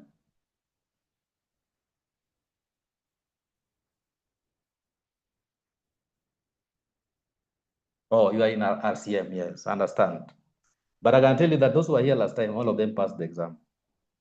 Because we revised more than 10 papers. We finished the syllabus and revised more than 10, not one. To revise, in fact, we revised the CPA past papers of PPM from around 2020, tukamaliza, tukaingia ya CS. Because CS also has got what? A principle management. CPA has condition management, but the same thing. So we revised like 10 papers. Tulimaliza ya CPA, tukaenda mpaka ya CS from around 2020. So we'll do that so that ukienda kwa mtihani utakuwa sawa. That's why we are trying to what? Balance. So Florence, in case you need any assistance also, just inbox me. Then basically you can be able to help. So we are here for everybody else. So kila mtu anatoka paka mbele. Last time tulikuwa na 100% pass. If you believe I'm lying, ask anybody. You can ask Mr. Kiana or Mr. Dongo, watakwambia hapa tunang'ang'ana to ensure that what everybody pass. So so we revised more than 10 papers last time, I can assure you, and everybody came up. And there's somebody also came from another college here who was also very much afraid. Like in today, we ensure that every pass. So we'll balance that one, understand. So let me repeat it for the sake of us having harmony. Let me repeat this one once. So let's look at 𝐿𝐻𝐿 human relation theory. So this guy called 𝐿𝐻𝐿 did a research to be able to what? To look at, say that he did a research on the aspect of what? Social needs of workers and importance of what? Interpersonal. Means what? So that if you're able to meet the social needs of workers at the same time, ensure that there's a good relationship between or among the employees, then basically you're able to ensure that what? We become very productive. So I'll be reading and then I explain. That's why I'm highlighting. So that 𝐿𝐻𝐿 was a key figure in the development of human relations movement, which emphasized the social needs. So he emphasized the social needs of workers and the importance of what? Interpersonal relationships in the workplace. So he said what? If you're able to meet the social needs of workers, at the same time, improve how they interact, then basically, as a company, you're able to will perform better. Now, what were the key concepts in this theory? Now, we have two key concepts. Number one is that Mayo conducted the Hawthorne study. So his research was the topic of research was called what? Hawthorne's study on a Western electric company. He did research in 1924 to 1932.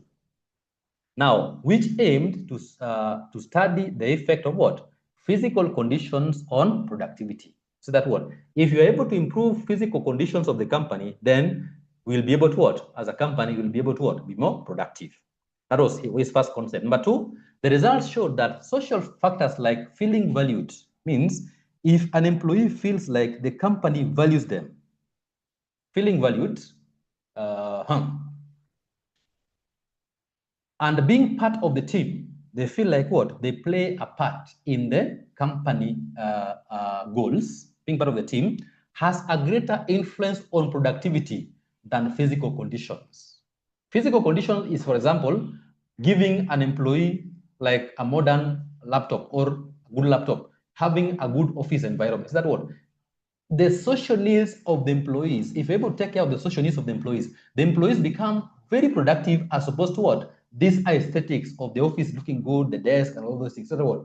Employees are social beings. So taking care of their social needs will make them more productive. Now, from these studies, what were his findings? The findings here that what? His findings were, number one, it emphasized on the Hawthorne's effect. Now, what is this Hawthorne's effect? So that workers' performance improved because they knew they were being observed and felt that management cared about them. So when you are observing employees in doing their work, if there's something that is something that makes them uncomfortable as a manager, you identify and then correct it. So that's number one. Number two is second findings was what? On the informal work groups. So social groups within the workplace strongly influence individual behavior. What are the social groups in your place of work? How can they help you to improve? So basically, the people you surround yourself with are able to make you more productive or less productive. Then number 3, it talks about is finding was what? Employee morale. So high morale increases productivity, low morale leads to what? Underperformance. So if you're able to improve the morale of your employees become more productive. But if their morale depends or goes down, then that employee will never be productive. Now, this theory, how can this theory now help us? We talk about implication for management. What? How does this theory help us in managing? Now you're a manager. If you read about 𝐿𝐻𝐿 or human story, how can you apply it? Or what can you do to ensure that what? Your employee perform better? Number 1 is what? Managers should focus on employee welfare. Things like employee well-being. Things like issue of what? Talk about payments. Talk about the issue like how ensure that your employees have got maybe insurance cover, health insurance cover, so that if they have a sick relative or a sick child, basically they are not disturbed financially. So ensure that they feel comfortable. Communication, always pass information, whether feedback, whether good or bad, ensure that employees get feedback. And then also group dynamic, ensure that what you have a good formal grouping that is able to what help employees work better. Now the second important is that encourage participation and teamwork to boost productivity. Ensure that each and every employee participates. There's nobody without any idea. We normally say that word. Sometimes when you're in a meeting, ensure that each and every employee bring their idea, whether good or bad. It depends that that idea can be reformed or this that can be refined to become a good idea. Always give your opinion. So those are what 𝐿𝐻𝐿 found out. I don't know if that was now understood. Is it understood now? On 𝐿𝐻𝐿, are we good?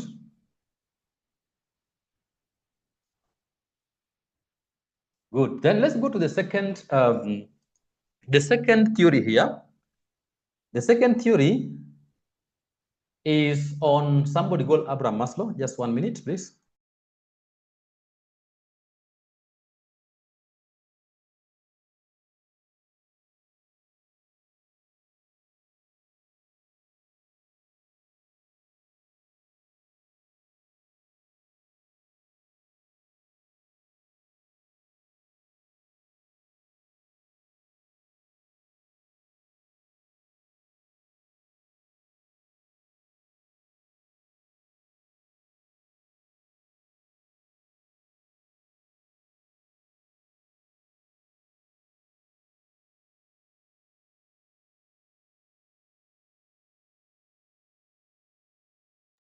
Now, the second theory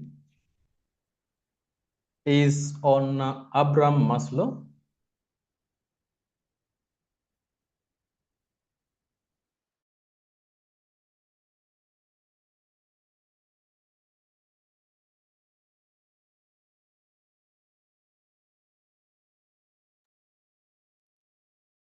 So this other theory is on Abraham Maslow. There's somebody called Abraham Maslow who is also did research on how to be able to motivate employees. So Abraham Maslow basically categorized needs. So let's look at the overview of what this thing called Abraham Maslow. So Abraham Maslow developed a theory of human motivation. So when Abraham Maslow was doing his research, he was looking at what? Human motivation based on the hierarchy of 5 needs that influence behavior and performance. So Abraham Maslow, what he did, before I explain the notes, Abraham Maslow came up with 5 classes of needs. And he said that an employee, the needs can be classified into 5. And he said that once a need has been satisfied, it is not a motivator anymore. That's what he said. For example, he said the first needs are called what? Physiological needs. There's food, water, and shelter. Once an employee has been able to get food, shelter, and water, food does not motivate them anymore. You have to go to the second category of needs. That's what he did. Now let's go one by one. So that Abraham Maslow developed a theory of human motivation based on hierarchy of 5 needs that influence behavior. Means what? He was able to classify them as the first, second, third. He ranked them. That's what it's called a hierarchy. Hierarchy means what? From lower to, so there are lower level needs and there are higher level needs. So that's what Abraham Maslow needs. So His 5 levels of needs include number 1 is physiological needs, which are also called what? Basic needs.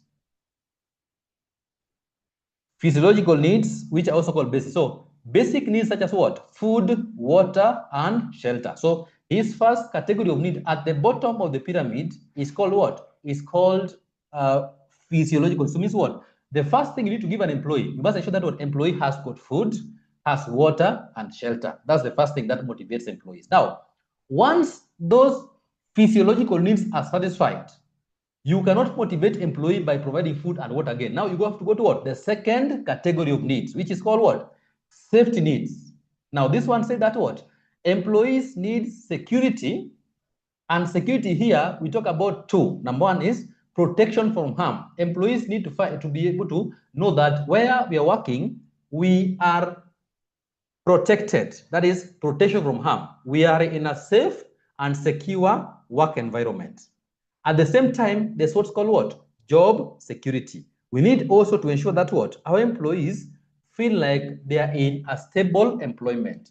Anytime you're given a 6-month contract, a 1-year contract, you are not very comfortable because you have to say, what if the contract ends? What happens to me? People who are in permanent employment, their mind is settled because they know that what? I'll do this work until I retire.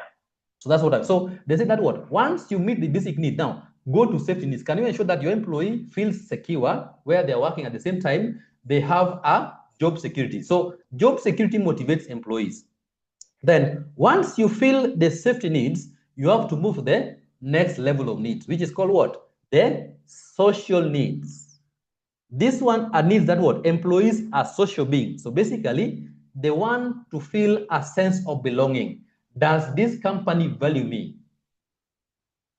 And that's why sometimes you find that even at workplace, people start forming issues like chama.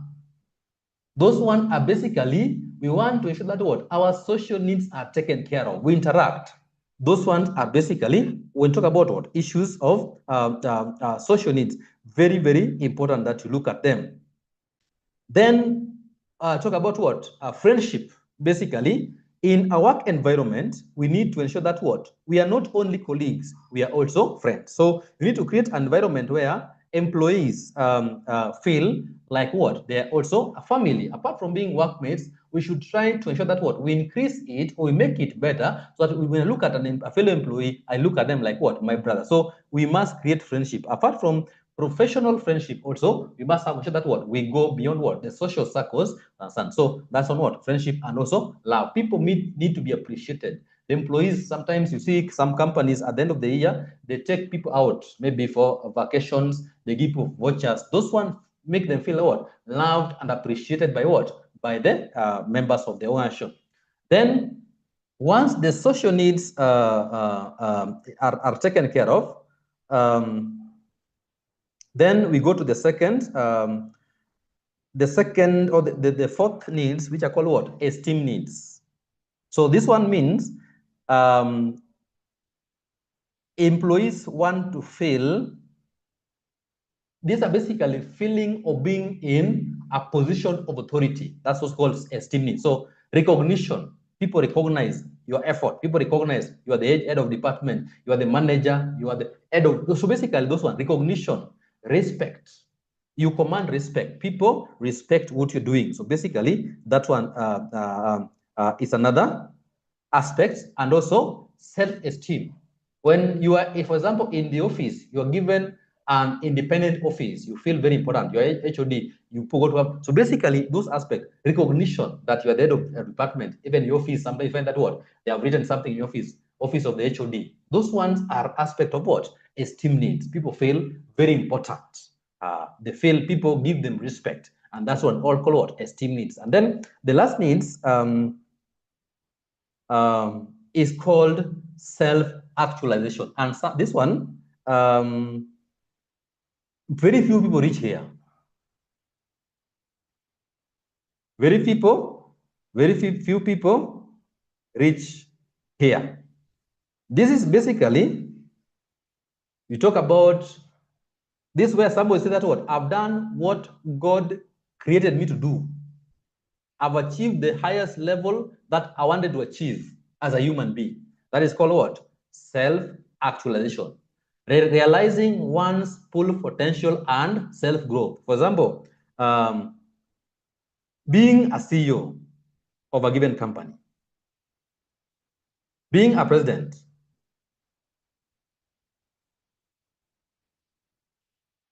after being a president in a given country, what do you think? Maybe in that land, you have achieved the highest office.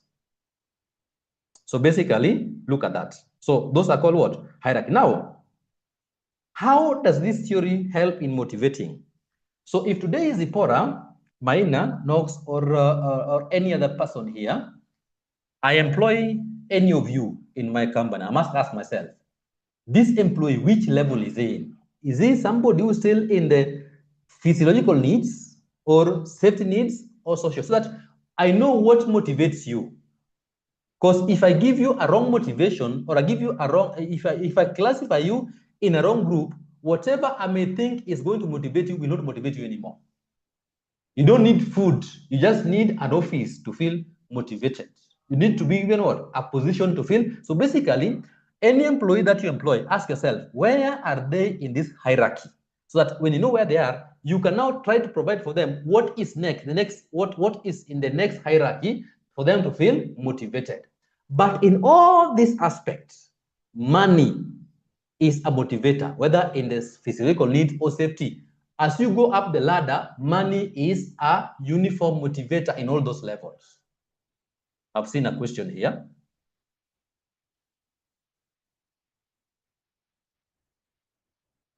Yes. What they were doing is, these are basically separate researchers, but they were looking at separate areas. So Mayo was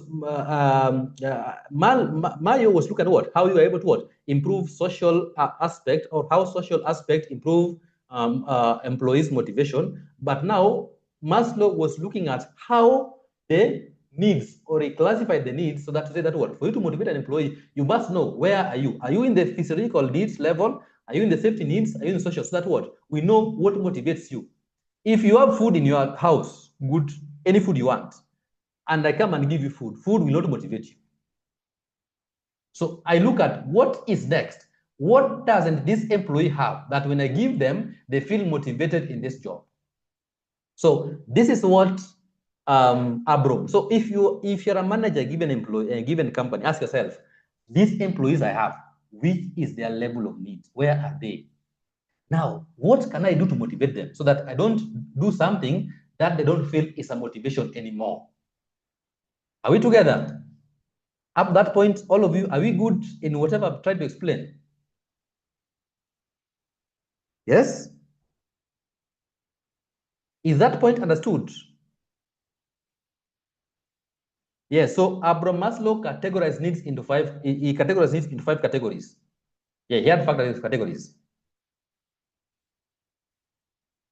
Florence and Muti has responded. The rest? Zipporah, Maina, Knox. Are we good? Ismail, yes, we're good. Now, from that explanation, we need to look at the key principle in this theory. What are the key principles that every manager should look like? I'm highlighting in yellow so that you know where we are. I like highlighting, so I'm highlighting in yellow. So we are in where I'm highlighting in yellow. Now, that key principle: needs must be satisfied in a hierarchical order, starting from the most basic. So according to Abraham Maslow, we must be able to what? Satisfy needs in that order, starting from the basic. That means food, clothing, and shelter, which you call what? Physiological needs. Then you move up. That's why you find that sometimes, I don't know if you've seen it, if you walk in the streets of Nairobi and you see these street kids and street families, you see them sleeping in the open, under a tree, under the bridge, or under the in front of the shops, and they sleep very comfortably. Sometimes you even move at around 7, or on weekends when people don't open, some shops don't open, you find them at around 7, they're still asleep. And you ask yourself, how do they feel so comfortable? You see, those kind of people, what matters to them is food. If you're able to give them food, they don't care about any other thing. If your stomach is empty, you don't even think about security, you think about food first. Once you are full, is when you say, kumbe niko mali insecure, sema ai niko wapi, because you are full. That's why even sometimes when people get jobs, mtu alikuwa anaishi maybe in one of the informal settlements, alafu akapata kazi, you see them wanaanza to move out of the place. Why? Because now they feel like in this place, if I buy my 24-inch TV, I feel insecure here. If I buy, so basically those ones are natural happenings. Even your friends, let me tell you something about even friends. Some of your friends, once they get good jobs, they'll stop being your friends. And don't be offended. Sometimes that is how nature is. So that I knew this guy when he was here, now he's gone to some place, now he's the CEO, he cannot even say hi to me. That is how nature works. A few of them will remember you, some of them may have another social circle. That's how life is. So don't feel offended that somebody was your friend and then now, so yeah, we've gone to some of our friends' offices whereby we are told by security to book what? Come and book appointment. And this is somebody I know, my friend. We used to know, we hustle together. Then now, he has been told that what? You can only see him on Friday at 2.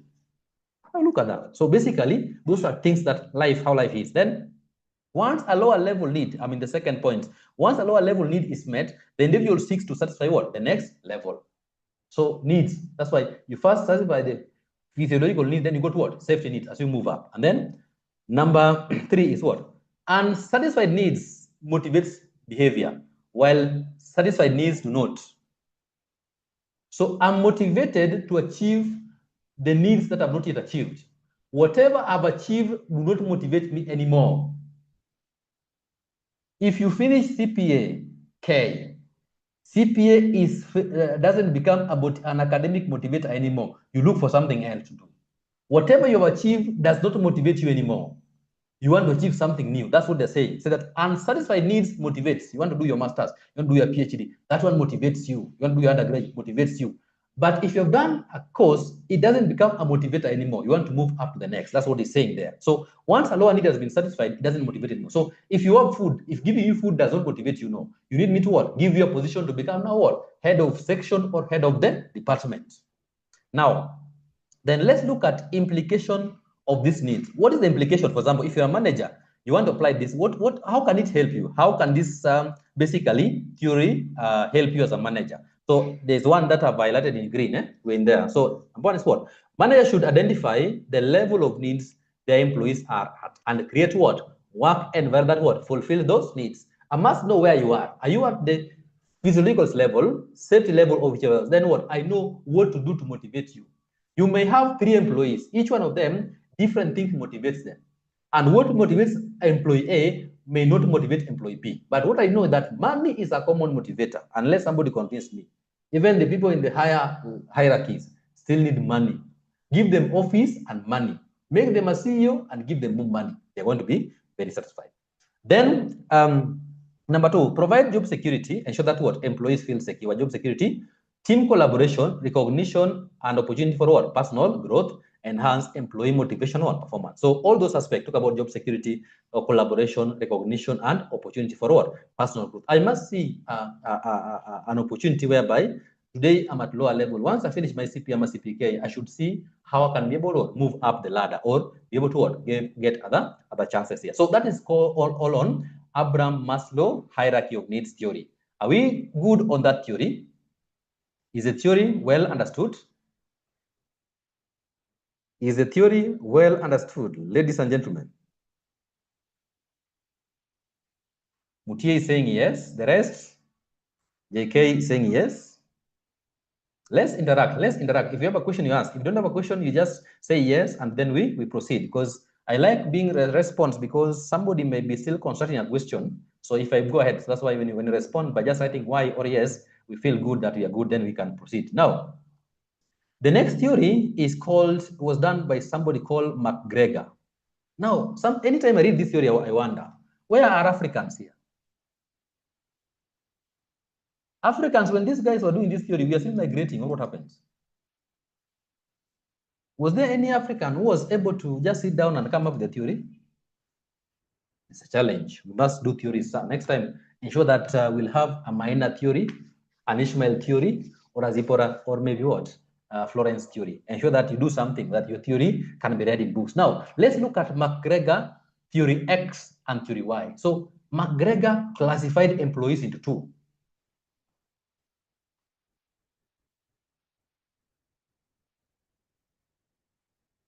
There's a question by Florence here. Say that, Mwalimu, I have a question. I have two employees. One is loved by the people and not productive, while others is not loved and very productive and does her work well. Kati yawa, who should I promote?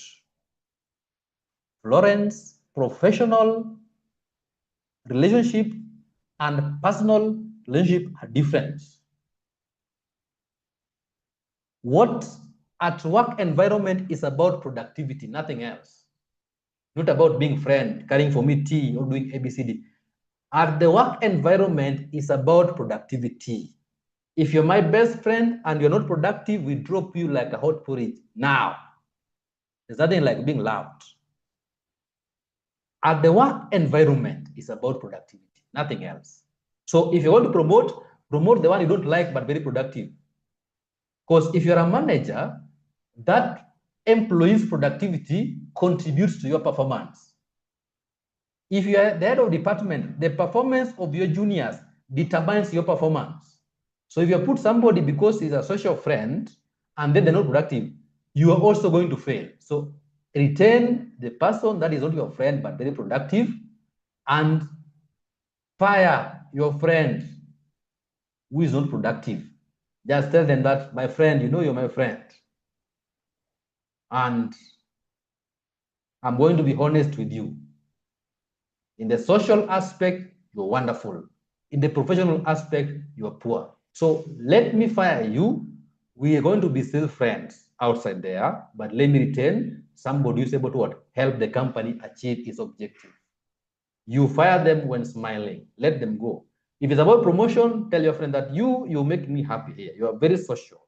But you cannot be a head of department if you've not proven yourself that what? You're productive at this lower level. So promote the person doing the job. I don't know if there's anybody agreeing with me. At the job environment, there's nothing like being loved. It's about productivity. Anybody who is supporting my argument? Somebody who is disagreeing with me? Promote the most productive, leave alone relationships. Those ones are after the office, after passing the gate, your friend. That's how it's supposed to be, Florence. There's something called merit. Let meritocracy prevail. Even if somebody is your brother and they're not productive, fire them today. Go home in the family meeting and support what you did. Some of them may curse you, but in that family meeting, let them know that this was my brother. I love him so much. That's why I did not want to put him in a level of authority because he's going to embarrass himself. That's why I fired him to come home and do farming. And if your family members are people who are good, they want to say that you have done a good job because you didn't embarrass our family by putting him at the helm and then you bring the company down.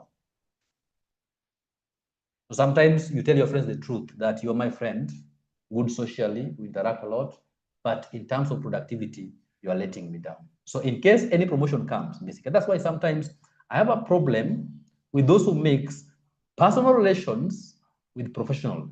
There's also somebody who could be your friend at the same time very productive. That's now a good one. But nobody should not hang on the social interaction or connection to get promotions. That one is a no.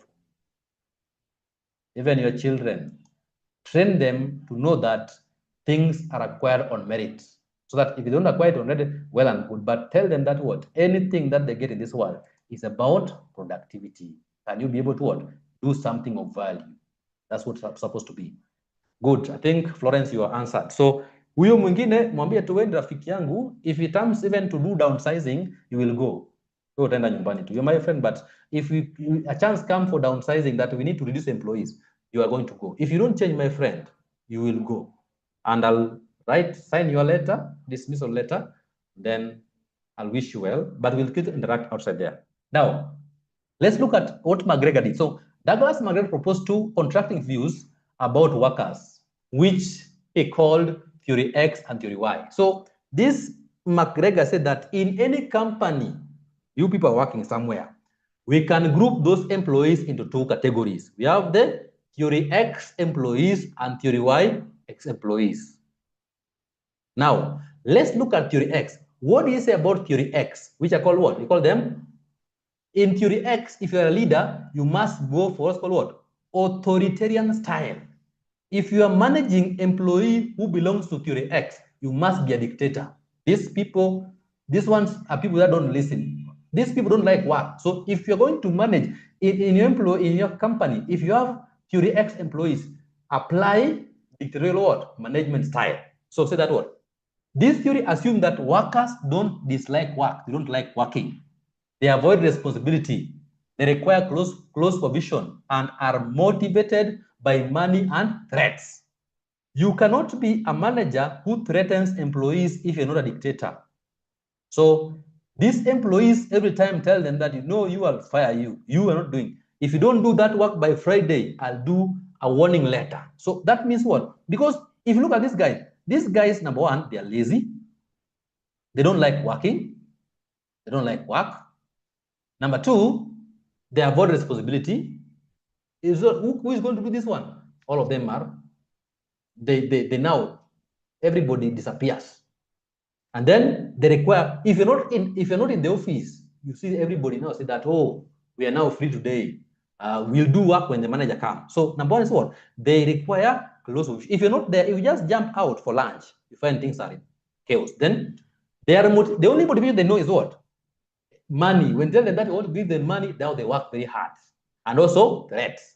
I don't see you taking 2 months in this company. The way you're behaving, those one now they start behaving. So managers using this approach tend to be controlling and strict. You're very strict. Time. This one, people now, you sit down and look at time. So you're very strict on them. So that's called what? Theory X. So in every company, we must have theory X employees. Then we also have what's called what? Theory Y. Now theory Y, if you want to manage them, apply what's called what? Participative management style. Now, what are the features of this? Let me use a different color to explain this theory Y. Employees. I'm using. I think that is blue. So theory Y, assume that workers are, number one is what? They enjoy work. That means what? Theory X are basically direct opposite of theory Y. These workers, number one, they enjoy work. Number two, are self-motivated and responsible. Means even if you're not there as a manager, these guys will come to work, do their work as if you are there. They are self-motivated and what? Responsible. Number three, they seek opportunity to grow. Means any opportunity they see that can make them grow, they seek it. If about going to school, they go to school. If about going for some seminar training, they seek those. They ask you, sir, can you be able to help me do this one? If they want to go to school, they let you know. So we call them what? We call them, they seek going to grow. Means what? They are always very curious. They want to ensure that what? They grow. And then can be creative and innovative. These guys are very creative. They are very creative. They try to come up with better ways of doing things. They don't want to do things the way the others do. They want to become a better way of doing. So they're very what? They can be very creative and very innovative, these employees. Now, here use what's called what? Participative style. Now, in every employee, in every company we are in, we must find these people. I know even where you're working, there must be these characters here. Actually, this theory X, there's always one person. A company must have a representative of these people in every company, even where you're working. And ask yourself, do also self-assessment. Are you the one? Are you one? You can also be a theory X person as an individual. Do what's called self-assessment. Number one, do you like work or you work? You don't like work. Do you take responsibility or you avoid responsibility? So basically, we have theory X and theory Y in this company. Now, what are the key differences between these theories? What are the major differences, or what are the key differences between these theories? So that theory X sees people as lazy and untrustworthy. So anybody you see an employee, you say these are lazy bones. You cannot trust them, and they require control. Requiring control is what makes them, now you apply what's called what? A dictatorial leadership style. You become a dictator. You must ensure that word. You tell them that word. They have to do things by force. Now, theory X sees people as capable, means people or employees can stand on their own. They see them as capable, employees as capable, and self-directed, means these guys will work whether you're not there. thriving in environmental of trust. You trust these employees that you can leave for them work to do and go somewhere and come back and find that what they have done the work in a proper manner, or they have done the work properly. That is on what? On theory Y. Now, what is the implication of this theory? If you're a manager and you read about this theory, how can you apply it? Or what is the implication of this theory? So we are in the implication, the one that have been able to highlight in, I've been able to highlight it in what? In blue. No, this is blue, blue, yes. See that theory, theory Y is more aligned with modern management thinking and encourage employees' involvement, delegation, and development. So in a modern company, you must, or you what? You should have what? Theory Y. A modern employee should be self-motivated, trustworthy, somebody what? Who seeks motivation, seeks what? Responsibility. Now, manager should empower employees. So empower your employees. Ensure that your employees are empowered. Empower your employees. Should empower employees. Provide meaningful work. Ensure that you give them work that basically challenges them, and encourage what? Participative decision making. Ensure that what? Your workers are also they participate in decision making, that or what? In the decision making. So ensure that what? Your workers become part of what? Part of decision making. So involve them. Ensure that you call them. You can be able to what? You can be able to basically involve them in decision making. That is very, very, very important that you look at that. So that is on the McGregor's theory X and theory Y. Any question on McGregor theory X and Y? Any question on McGregor's theory X, theory Y?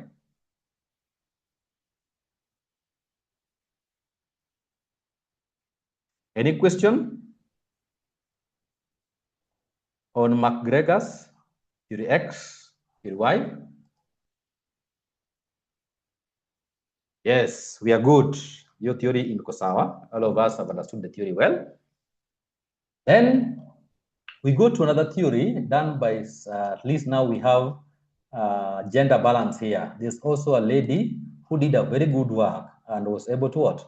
Come up with a theory. This is called Mary Parker-Fallett's management theory. So there's also a lady who did a very good research and has been able to what? Able to basically come up with a theory that we are now learning. Now we say that Mary Parker-Fallett is considered a pioneer in the field of organization behavior. Means what? They were the first people. Pioneer means what? They were first people who did research on the area of what? Of organization behavior. They did a research on the area of what? On the area of organization behavior. They did a research on the area of organization behavior. Did a research on that area. So a pioneer means what? They were the first people that did research on that area. The first people that did research on that area.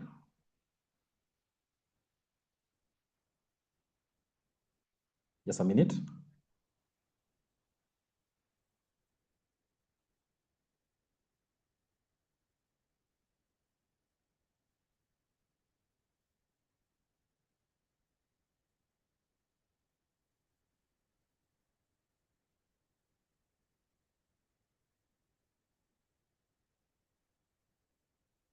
Now, so she emphasized the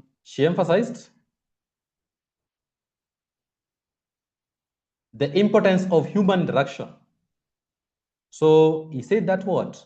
Human interaction is very, very important. So she emphasized on the area of human interaction, also on the area of collaboration and conflict resolution in management. So he said that number one, you must ensure that what? There's good interaction between or among you. There's collaboration between management and employees and between employees themselves. And there's an amicable way of resolving conflict. Anytime you have a place where there's more than one person, there's bound to be conflicts. Now, he said that what? There must be a better way to what? Resolve conflict. Now, what are the key concepts in his research? So I'm highlighting in yellow, you can see. Number one, the first key concept is said that there's something called power with, not power over. So that if you're a leader, you should work to ensure that what? You cooperate with the juniors. You should apply power with, not power over. There's no employee you have power over that have power over you. No, you have authority over them, but not power over them. You can only have authority over an employee and not power over them. So you apply what's called what? Power with, so that you work as a team to achieve. So leadership should not leadership should be about cooperation and mutual respect, not control and domination. Respect. However junior an employee is in the workplace, give them the respect they deserve. Don't ever disrespect an employee because of the level they are in. Even somebody who is cleaning your office, even the security guard at the gate, give them due respect. We are all human. And sometimes the position we are holding is out of the privilege and maybe the favor of God. So we should not abuse them by making those who are doing junior or lower jobs feel like they're less of a human being. Because we need them. Imagine a situation whereby you don't have security guards, you don't have cleaners. How will the environment look like? So basically, everybody fits well where they are. So respect their jobs and their responsibilities. So should what? Should ensure that there's mutual respect, not control and domination. Number two, integration. Conflict should be suppressed and compromised. No, conflict should not be suppressed or compromised, but resolved through integration, a win-win solution. So if there's a conflict in a given company, don't cover that conflict. Open it wide, let's discuss and resolve it amicably.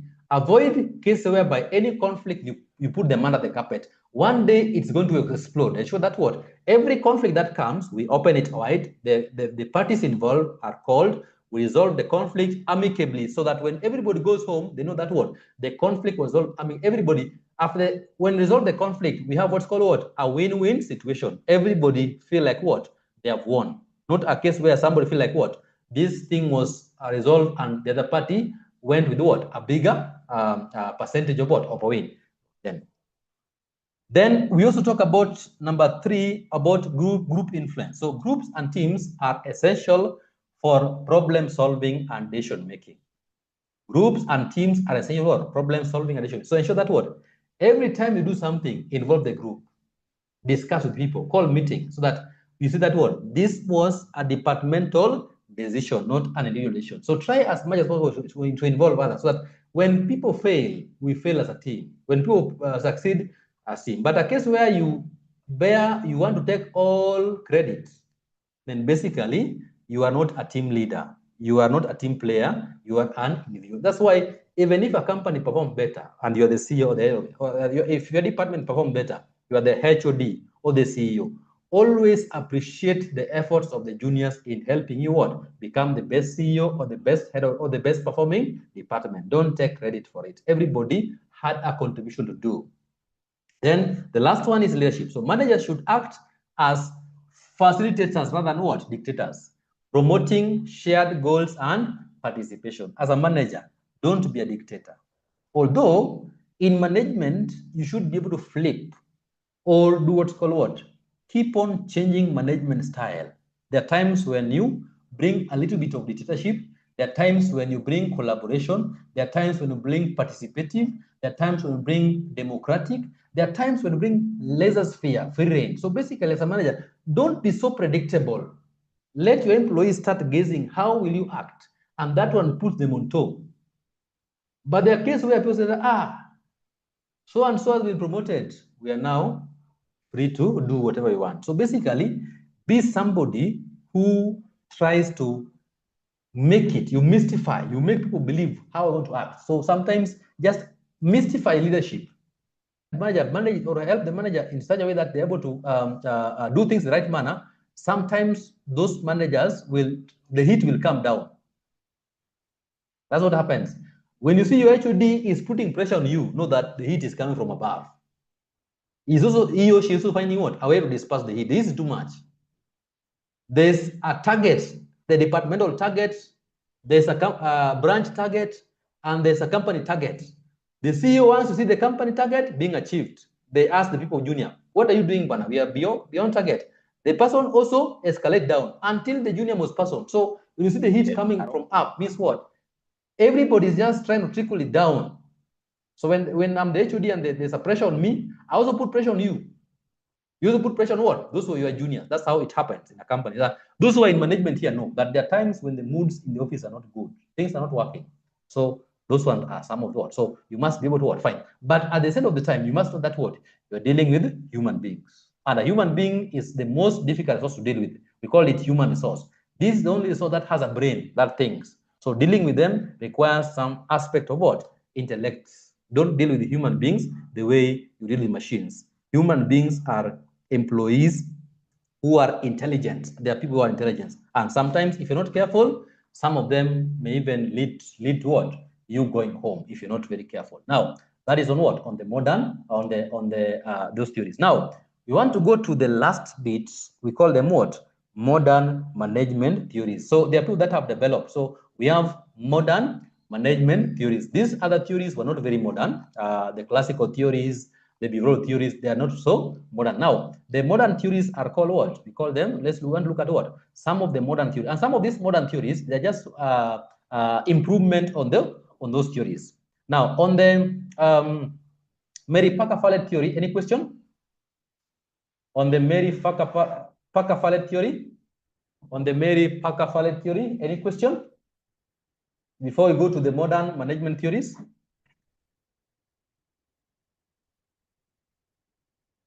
On the Mary-Parker-Follett theory, any question? Mutie is good. Neox has no question. JK has no question. So I think we are good. All of us are good.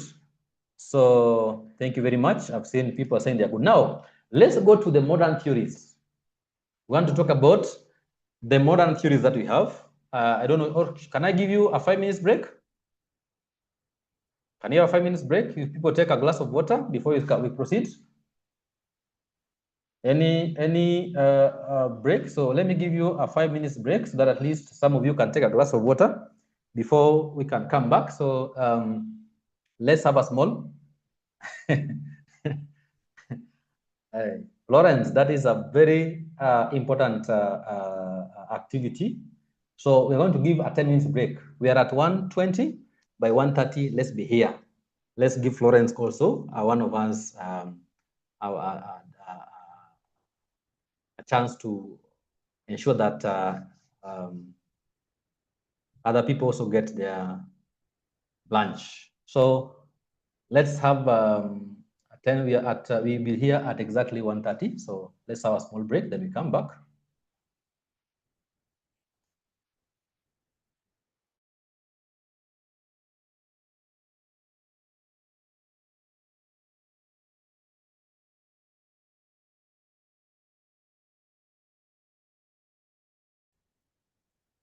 The break was supposed to be a small break, and I believe that everybody is back. Confirm if you're back. The break, we're done with the break now. Confirm you being available now. Confirm if you're back. JK is back. Maina is back. Confirm. Of internal reconstruction. Internal reconstruction. Remember, in this case, we said external reconstruction. This one is also known as the capital reduction. And basically, we say that internal reconstruction or the capital reduction, this entails doing some changes or basically restructuring the company's capital structure. So the company restructure its capital structure, number one, by writing off all the accumulated losses. Number two, by reducing the share capital. Also revaluing the assets, and maybe the company trying to reduce some debt. So the company here will restructure its share capital. So now we are required to make journal entries. We are making journal entries for what? We are making journal entries for what was to be done during the internal reconstruction. Now, let's go to the additional information because that's where we have that information. We are told the authorized share capital of 𝐎𝐍𝐋𝐈𝐍𝐄 Limited, 𝐎𝐍𝐋𝐈𝐍𝐄 Limited, basically comprises of 5 million ordinary shares of shillings 10 each and 1 million 10% preference shares of shillings 10 each. It was decided during the meeting of shareholders and directors of the company to carry out a scheme of internal reconstruction with effect from 1st November 2021 as follows. Number one, you're told, yes, I think we are recording our session. So number one, you're told the assets are to be adjusted to their fair value as follows. So the assets now will be revalued to those particular good, to those particular values. So trade receivables 36, inventory 64, machine 2,000, buildings 5,000, and then we are given the accumulated depreciation to be charged. So that accumulated depreciation basically which you're given there, basically we need to ignore that because generally what we know is that you cannot revalue an asset and you depreciate it at the same time. You revalue an asset and then you depreciate it at the end of what? At the end of there. So that was just to confuse you. So we will just work with those particular what? Fair values. So what we need to do is we compare those particular values given in note 1 with the values we have in the statement of financial position of the carrying amount. We determine whether you have a revaluation or actually an increase or a decrease in the value of the assets. From 72 to 36, that is a decrease of 36. The other asset is basically inventory, which is still part of the current asset. Its carrying amount is 4,000, but it will be revalued. It will be revalued. It will be revalued to an amount of how much?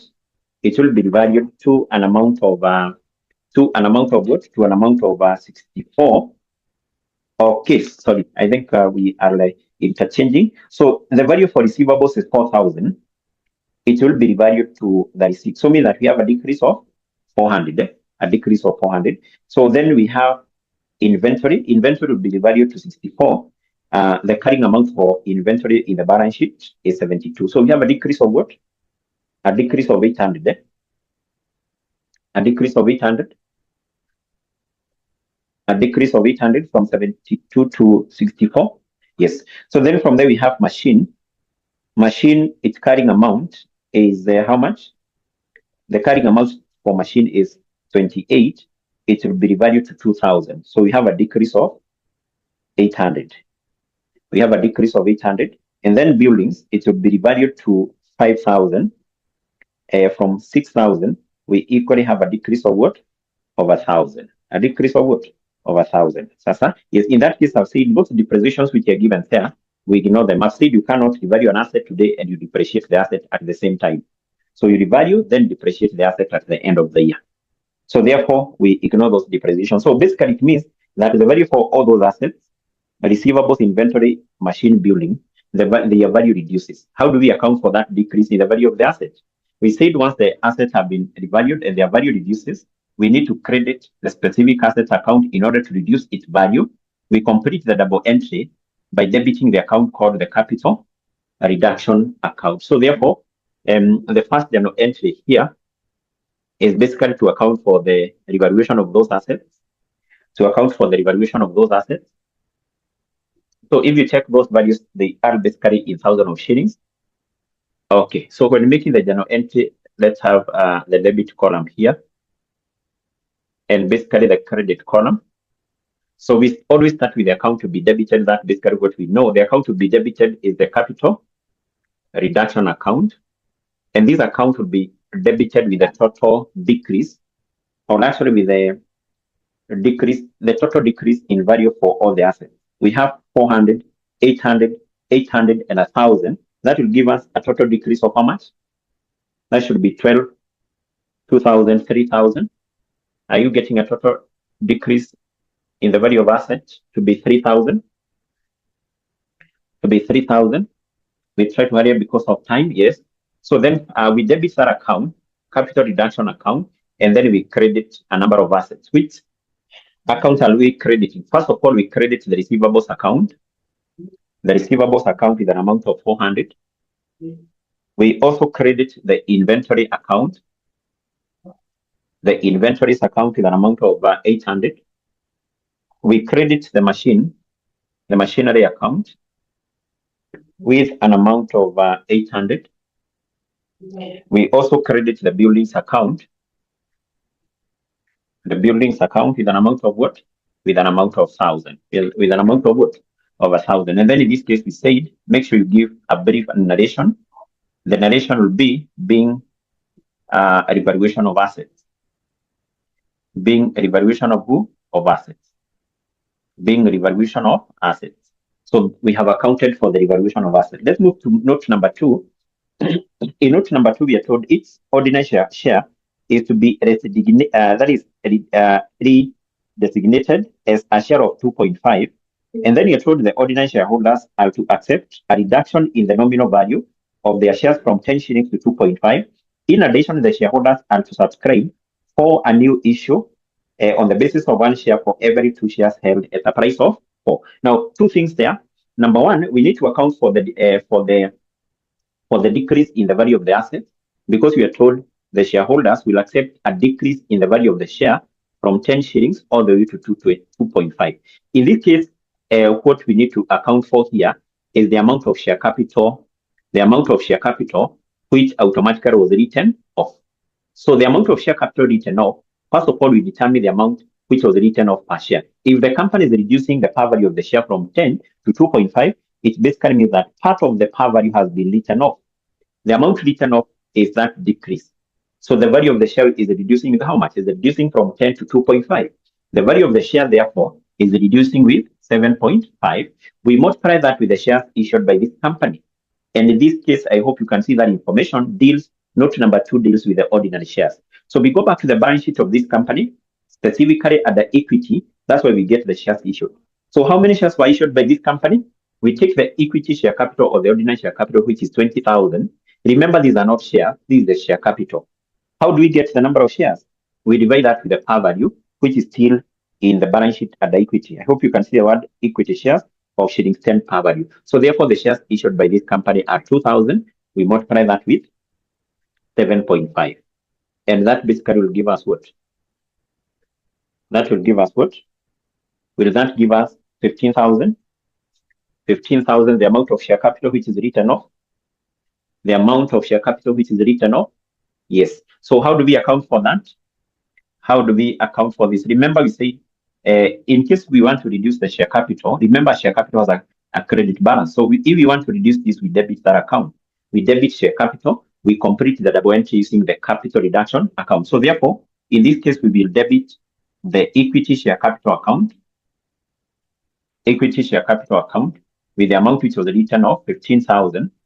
And then we complete the double entry by crediting the capital reduction account with the same amount of 15,000. The same amount of 15,000. What is our narration here?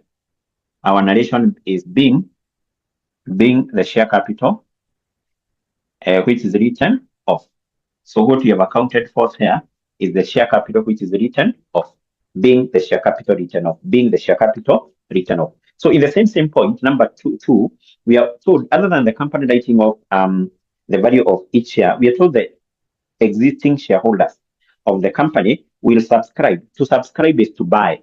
If you buy shares of the company, you pay for those shares. So in this case, we are told they have to subscribe. They have to buy a new or basically new shares on the basis of 1 share. So these are the new shares to be issued.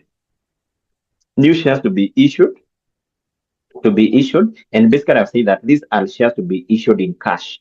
The existing shareholders will buy some shares. So they are to subscribe new shares on the basis of 1 share, on the basis of 1 share for every what? For every 2 shares which are held, for every 2 shares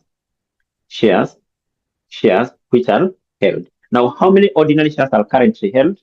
From what you have done up here, how many shares are currently held by the existing shareholders? The shares currently held, yes, we have said are 2,000. So these are the shares which are currently held. So we just cross multiply, then we divide, so that we determine how many shares are currently held. Sorry, how many shares will be issued, not held. So the shares to be issued will be 1 times 2,000 divided by 2, and basically this will give us 1,000 shares. 1,000 shares, and then we are told each share will be issued at 4 bob. Each share will be issued at an amount of 4 shillings. So meaning that the amount of money the company received here would be 4,000. So how do we account for this particular amount received by the company? How do we account for that amount received? Number 1, because this money was received the shareholders paid for that money, we debit the bank account. Remember this money received, we debit bank, and then the company issued shares. So we credit the equity share capital account. Remember, the amount credited to be credited in this account always has to be based on the par value. Now, what is the new par value per share? What is the new par value per share here? What is the new par value per share? The new par value per share, Ningapi. The new par value per share is 2.5. Remember, it was previously 10. It has been reduced to 2.5. So therefore, the amount to be credited in this account will be based on the par value 2.5 times the shares issued. The shares issued were 1,000. So the amount credited in this account is 2.5. Now, it automatically means that because the shares were issued at 4 bob, the shares were issued at a premium, at a share premium. We said whenever we are accounting for external reconstruction and shares have been issued at a share premium, that share premium is not taken to the share premium account, but rather we credit it in the capital reduction account. Sasa, yes, that amount we will not credit it in the share premium account, but basically we credit it in which account? The capital reduction account. And automatically that should be the difference here. That should be the difference 15. So we give a brief narration being issue of additional shares, or maybe being issue of shares for cash. So we are done with that. Let's move to point number 3. We are told the existing preference shareholders are to be exchanged for a new issue of 6 million, 15% preference shares of shillings 10 each, and 800,000 ordinary shares of shillings 2.5. So it basically means that if we go back to the balance sheet of this company, specifically at the equity, you'll see this company had issued 12%, not 12%, rather 10% preference shares.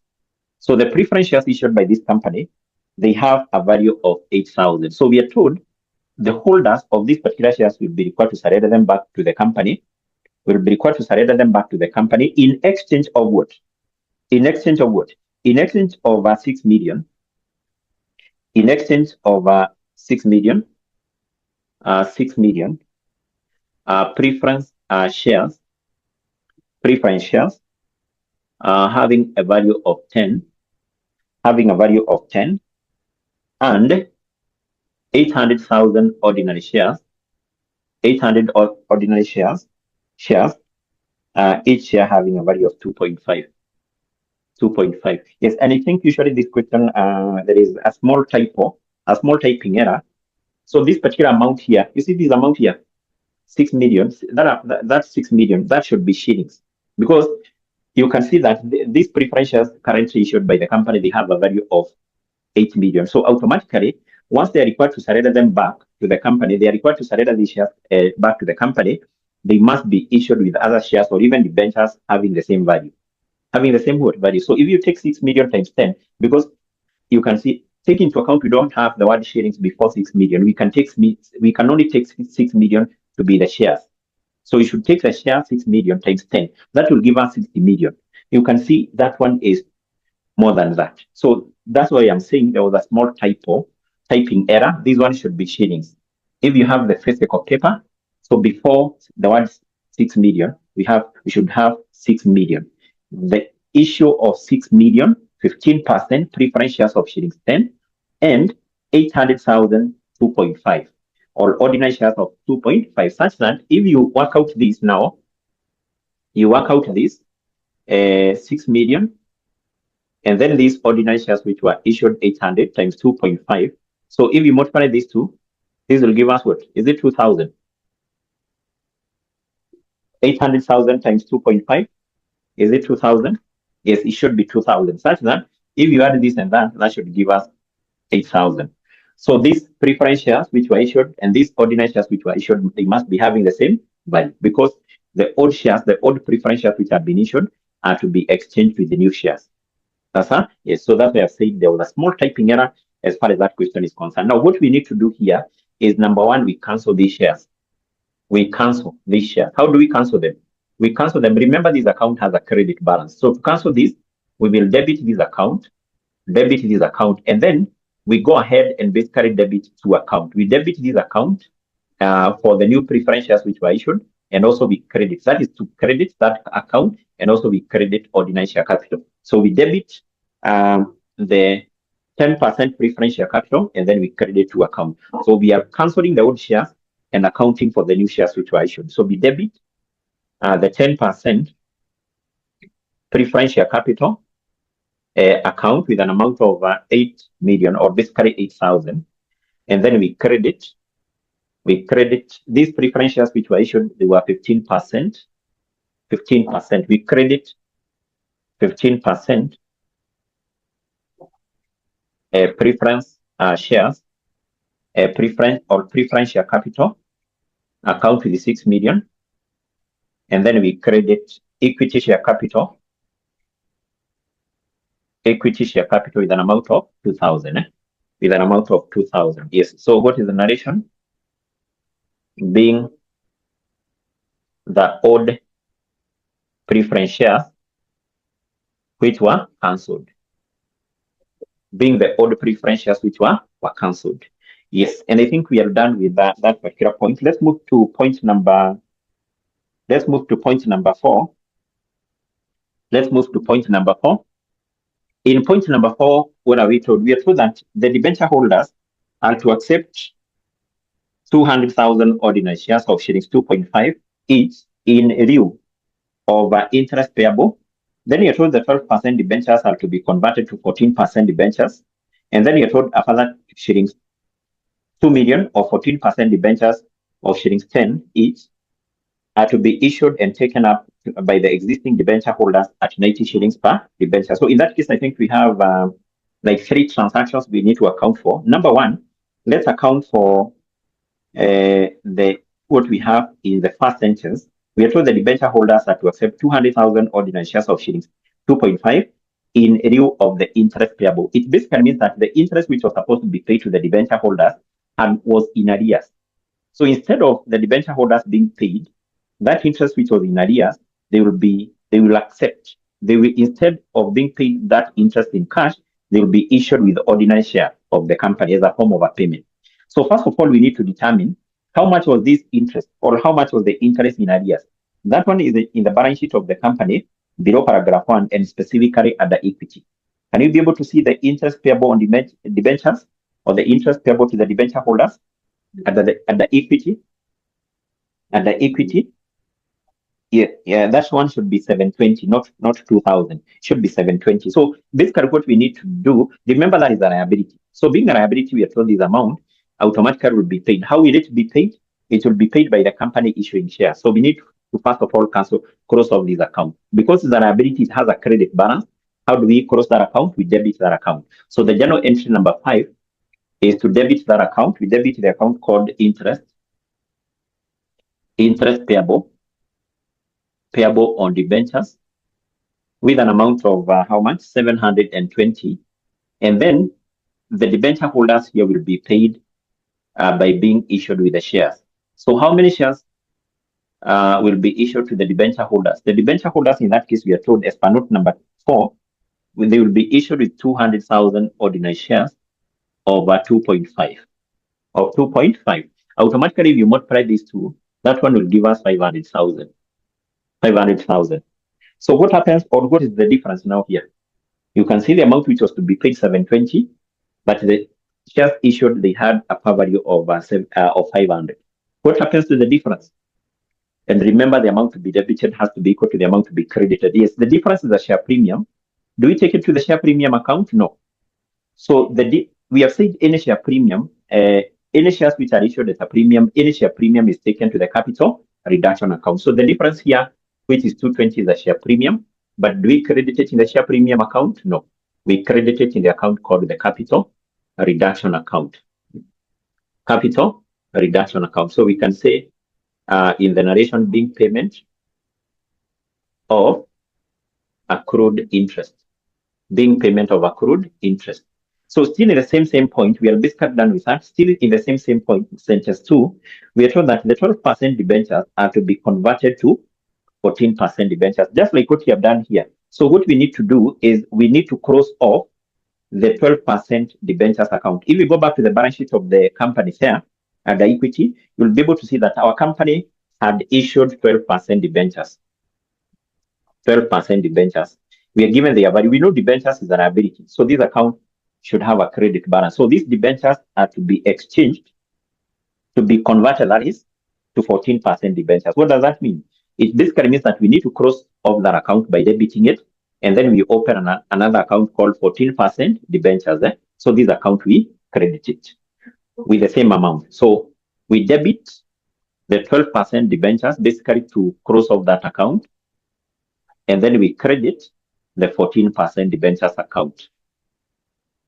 So what is the value of these 12% debentures from the balance sheet of our company? The 12% debentures, they had a value of 6,000. So in other terms, we have converted the 12% debentures into 14% debentures. So narration, being conversion of 12% debentures into 14% debentures. Being conversion of debentures, or you can just put it like that. Remember that narration has no mark, but it's always good to give a narration of what you have accounted for. Sasa, yes. In the same point, we also have other debentures which were issued in cash. In the last sentence, a further shillings 2 million 14% debentures of shillings 100 are to be issued and taken up by the existing debenture holders at 90 bob. So these are new debentures to be issued. The 14% debentures, we are told having a value of 2 million, having a value of 2 million, but in this case, we are told their par value is 100, but basically they will be issued at a discount. They'll be issued at a discount because we are told they will be issued at 90 bob. So basically what that means is that our company here, instead of receiving 2 million, the cash to be received, the cash received will be what? Will be 90 all over 100 times what? Times 2 million. In other terms, because they have a value of 100, but they will be issued at 90, it's like they were issued at a discount of 10%. Sasa? Yes. So the amount to be received should be equal to what? Should be equal to 90%. Because they were issued at a discount of 10, the company received 90% of 2 million, which is 1.8. 1.8. So that is basically the amount to be received. How do we account for this amount received? The amount received, number one, this one will be debited in the bank account. We debit the bank 18 with the cash which was received. With the cash which was received. Now, the difference which is, or actually the discount which is 200,000, which is the discount, that one, basically we take it to which account? We take it to the capital reduction account. We must account for that discount. So that discount is 200,000. We take it to the capital reduction account because by the end of the day, the amount to be credited in this account, the amount to be credited in the 14% debentures, 14% debentures, just like what you have said in relation to the shares, that one has to be based on the par value. Remember, the par value is 100. So the amount to be credited in this account has to be based on the par value of 100. So meaning that the amount to be credited in this account should be 2,000. It has to be based on the par value, just like the shares, So the narration being an issue of debentures for what? For cash. Being issue of debentures for cash. We are basically done with that. So let's move to the other point, number 5. In note number 5, we are told shillings 800,000 of the loan from directors is cancelled, and then you're told the balance of the loan is to be settled by the issue of 200,000 shares of shillings 2.5. So first of all, can we go back to the balance sheet of this company? We check how much was the loan from the directors. The loan from directors, that has to be either below as a liability, basically. The loan from the directors is a liability. Yes, and I can see that that one is given together with the share capital. So the loan from directors is basically 2,000. So what we are told in note number, let's go back to note number 5. We are told 800,000 of this shillings 800,000 will be cancelled. In other terms, it will be written off, whereas the balance is to be settled by issue of shares. So the balance will be settled by issue of shares. So how do we account for that basically? Remember, this account loan from directors is a liability account. So being a liability account, the account has a credit balance. So part of this amount is to be written off. We debit it here. The amount written off, we debit it in that account. Then the balance, which is basically 1200, this one will be settled by the company by issuing shares. By issuing what? Shares. So therefore, we make a journal entry for that. So we debit this account, loan from directors. First of all, let's account for this amount which was written off. Loan from directors. Loan from who? Directors. We debit that account with 800,000. So automatically the other entry will be in which account? Will be in the capital reduction. No, let's do this. This account basically we debit it with the total amount, because the full amount will be written off. Will be written off. But now when accounting for this amount which was written off, remember this amount will be debited in this account and then credited in which account? And that amount which was written off will be credited in the account called the capital reduction. This is the amount which was written off, the loan which was written off. It will basically be debited here, credited in which account? Capital reduction. Then this amount which was paid through the issue of shares, I hope you can see the number of shares which were to be issued to the directors. The directors were to be issued with how many shares? Are we given the number of shares which were to be issued to the directors? Yes, the directors were to be issued with 200,000 shares. 200,000 shares, each share having a value of 2.5. So if you multiply these 200 times that basically will give us 500. But you can see the amount which was to be paid by the company through the issue of shares, Ningapi, the amount which was to be paid through the issue of shares was 1,200. It also means that these particular shares which were issued to the directors were issued at a premium. Is that the position? Are they issued at a premium? Yes, because you can see the amount which was to be paid was 12, but the par value of those shares is 500. So therefore, what will be the double entry for that? We will credit the equity share capital with the shares which were issued, which are 200 times 2.5. 2.5, basically that will give us 500. So the difference between 500 and 12 will be a share premium. Where do we take the share premium? To the capital reduction account. To the capital reduction account. Remember, that is the share premium. That is the share what? The share premium on the shares which were issued. So by the end of the day, if you add this, the amount to be credited, the amount to be what? The amount which has been debited, you'll be able to see the amount is the same. So 800 plus the 500, which is 13, plus 700, 2,000, which is equal to that. So this is our narration being director's loan, which was cancelled, director's loan cancelled and paid. So we have accounted for the director's loan which was cancelled and the one which was paid. We are basically done with that. So then let's move to the other point, number 6, and I hope you're together up to that point. I hope you're together up to that point. Are we together up to that point? Can we move to point number 6? Yes, we are together up to that point. So in point number 6, we are told the investment are to be sold at their current market value of 6 million. So which are these particular investment? Investment automatically should be an asset. So if we go back to the balance sheet of this company, below the non-current assets, I can see we have intangible assets. One of the intangible assets is investment.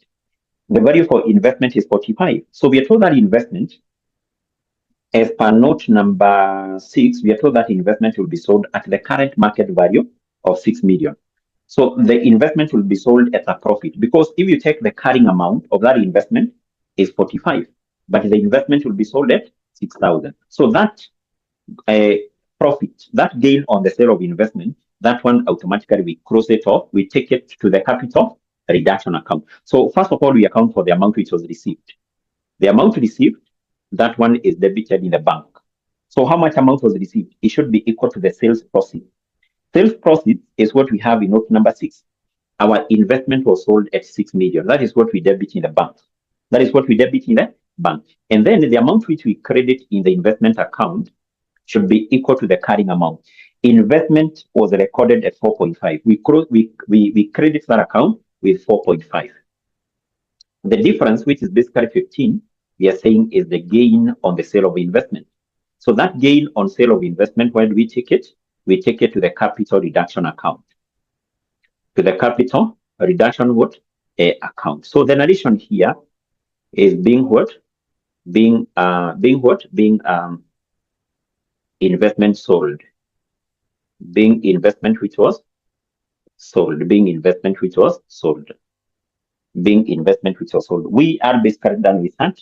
Let's move to point number 7. You're told bank overdraft was paid in full. Also very simple. Bank overdraft, we know, is a liability. Is a liability. So if bank overdraft was paid and is a liability, we need to cross off this account by debiting that. We debit that account, we credit bank account.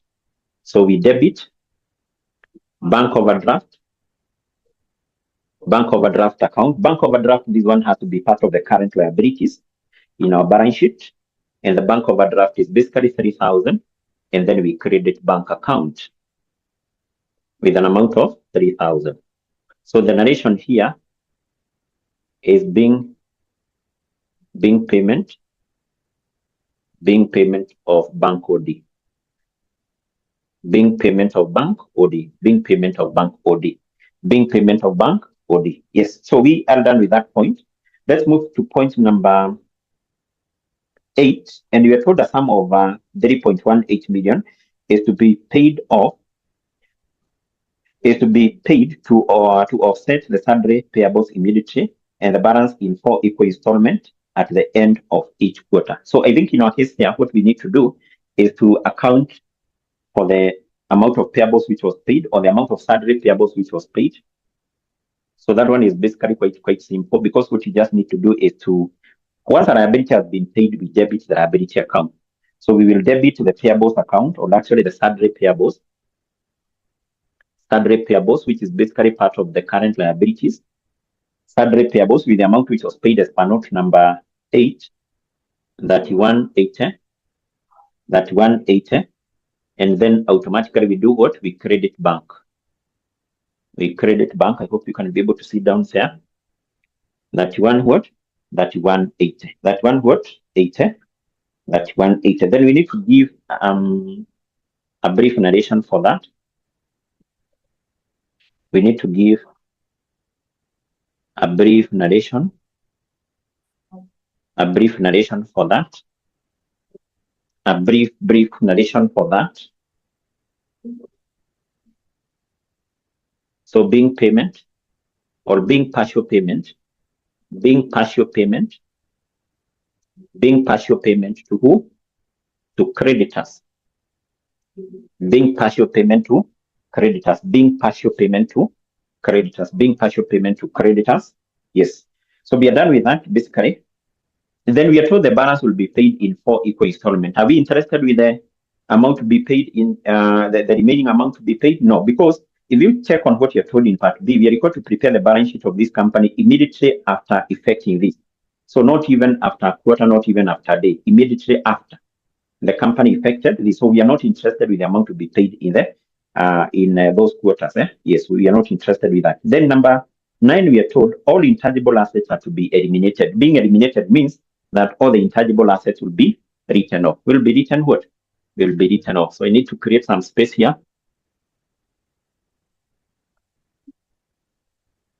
Yes, so all the intangible assets will be written off. Which are those intangible assets? Automatically, it is all the intangible assets excluding investment. Remember, investment was sold. So we need to write off goodwill and patent and trademark. So how do we write off assets? So basically, we credit the asset account, because assets have a debit balance. We credit the asset account. We debit the capital reduction.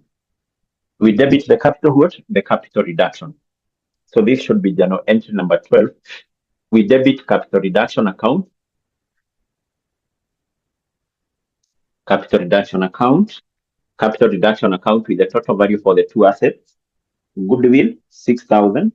patent and trademark 500. That will give us a total of 65. And then which account do we credit? We credit goodwill with an amount of 6,000. We credit patents and trademarks with an amount of what? With an amount of 500. Narration being intangible assets, which were written off, or maybe which were eliminated. Being intangible assets which were written off, or being intangible assets which were eliminated. Yes. So we are done with that. Then note number 10, we are told it is estimated that under the new arrangement, yes, now that information which we have in note number 10, that one will be used in answering part C. Do we use that in making the journal entries? No. That one will be used in answering part C of the question. Done. But there is something here we must always remember to account for, even if that information is not provided by the examiner. Remember, this company is trying to clean its books of accounts. Whenever the company is doing internal reconstruction, the company has to write off any accumulated losses. Even if that information is not given to you by the examiner, you must remember to account for that. You must write off the accumulated losses. So if you go back to the balance sheet of our company, specifically at the equity, you'll be able to see that the company had accumulated losses of 5.8. That accumulated losses has to be written off because the company cannot do internal restructuring and still the books of account remain with accumulated losses. That has to be written off. So how do we write off these accumulated losses? So remember, this account always has a debit balance. It is the retained earnings account which has a debit balance because those are losses. How do we write off that account? We credit it and then we debit the capital. We debit the capital reduction. We debit capital reduction account with accumulated losses of 58. And then we do what? We credit. We basically credit the accumulated losses account. Accumulated losses account with the 58. So what is the narration here? Narration is being accumulated losses. Being accumulated losses which were written off. Being accumulated losses which were written off. And I think in our case, basically we have done with preparing what was required. So in part A, that basically what was required. So by doing this, the marks are located here. Are basically what? Are basically 10. In most of the cases, you'll see that the marks are located here is half for every correct entry, half. So it basically means that you needed like 10 items, not 10 other, 20 items, 20 correct entries here. And basically you get the 10 allocated what? 10 allocated marks. Now, if you can be able to recall the other question which we did in class, after this, the examiner basically was requiring us to prepare the capital reduction account. Even though it is not a requirement in this question, can we prepare the capital reduction account? Let's prepare the capital reduction account, even though it is not a requirement here. Even though it is not what? A requirement. So let's prepare that account. I want to create some space here. So, but basically we have to remember here, our capital reduction will be debited with a total of 3,000. Yes. So let me create some space here. So we prepare the capital reduction account. Capital reduction.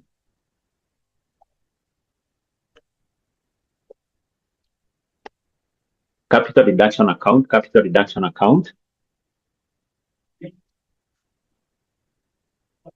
Yes. So, and our figures are in thousands of shillings. Are in thousands of shillings like that. Yes. So we have said as per the first journal entry, basically we said you need to go through all your journal entries, journal entry number 1 up to journal entry number 13 as you check what is affecting the capital reduction. Journal entry number 1, our capital reduction account is to be debited. Is to be debited with various items. So the first entry comes from the account called the trade receivables with an amount of 400. The other entry is in the inventories account with an amount of 800. The other entry is in machinery account with an amount of 800. And basically the other entry is in buildings account with an amount of how much? With an amount of 1,000. So that those particular amounts are basically what? Are debited in this account and then credited in the respective account. in the respective what? In the respective account. In the respective what? Account. Then we go to the journal entry number 2. We check whether the capital reduction account is affected. Yes, capital reduction account, you can see, it's supposed to be credited. The other entry, so this account we credit this. So the other entry is in equity share capital account with this particular amount, 15,000. Journal entry number 3 is the capital reduction account affected. Yes, capital reduction account is to be credited with 15. So the other entry is in bank. Is in bank. That also affects capital reduction. Does this affect the capital reduction? No. Journal entry number 5 is the capital reduction being affected. Yes, capital reduction account is to be credited. The debit entry is in the interest payable on debentures, which is 220. So then this journal entry capital reduction is not affected. Here capital reduction is to be debited. The other entry is this account is to be debited. The other entry is in 14% debentures with an amount of 200. I can do away with this basically. Yes, so then from there we have the other journal entry here. This one. So the capital reduction account will be actually credited with a total amount of 800 and basically 700. I think we can combine that here. So that will be a total of 1,500 to be credited. This account will be credited. The other entry is in the account called loans from directors with a total of 1,500. That plus that, which will give us 15. So then from there, journal entry number 9. So the capital reduction account is supposed to be credited with 1,500. So the other entry is in bank account. Bank account. Journal entry number 10. Journal entry number 10 here. Capital reduction account is not affected. Journal entry number 11. Capital reduction is not affected. Journal entry number 12. Capital reduction is supposed to be debited. One of the entry is in goodwill account with an amount of 6,000. The other one is in patent and basically trademark 500. And then finally, journal entry number 13, capital reduction account will be debited with an amount of 58. So the other entry is in the account called what? The accumulated losses account. And basically we are done. We are done. So remember, you say that this account should either automatically balance or should either balance off, or we have a balancing figure on this side, which is called the capital reserves. The account should either balance off, or basically we have a balancing figure on the debit side, which is known as the capital reserves. Yes. So can we do that? Can we determine whether our account is balancing, or basically we have what?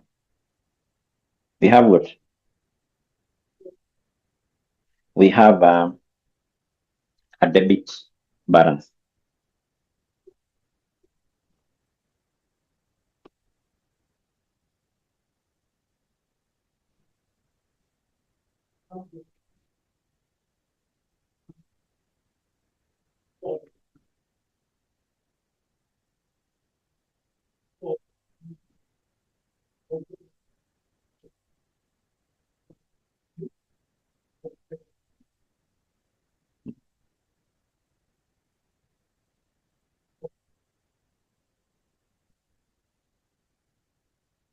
That is basically what I'm getting on the credit.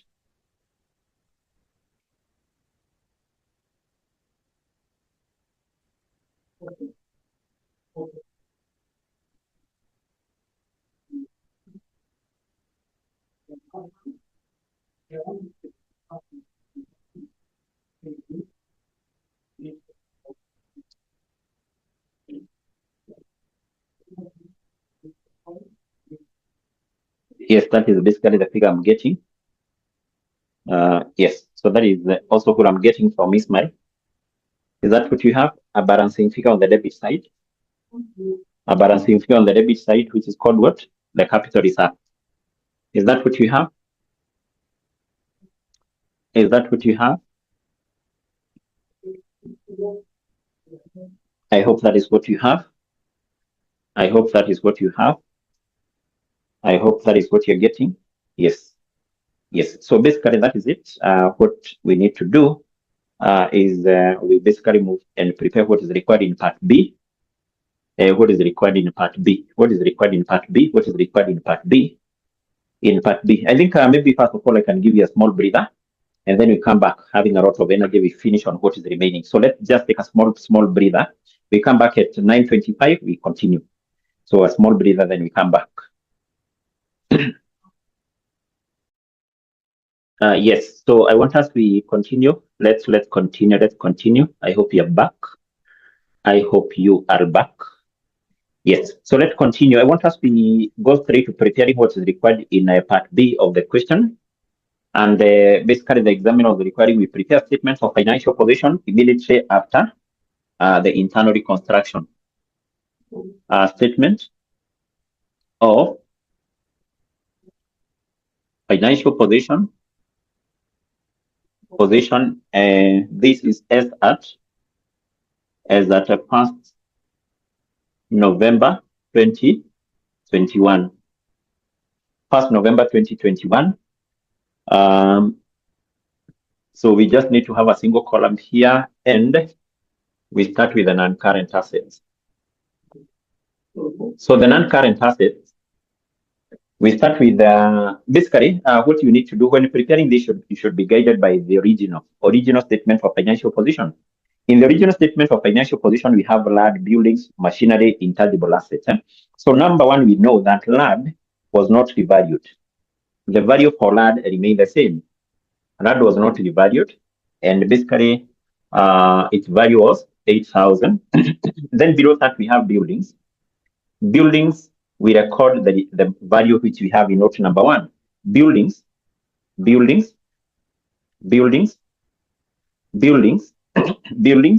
have, someone is asking, we go back to the general entries.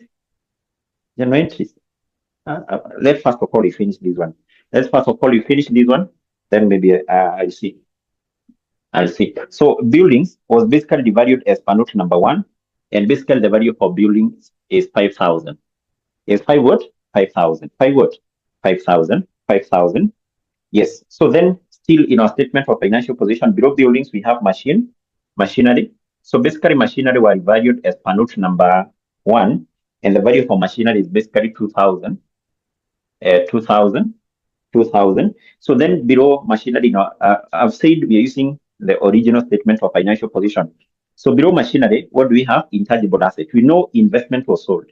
Will it appear here? No. We know goodwill and basically patent and trademark were written off. They will not still appear here. So mean that all those particular intangible assets will not appear here. So then from there, we move and basically record the current assets.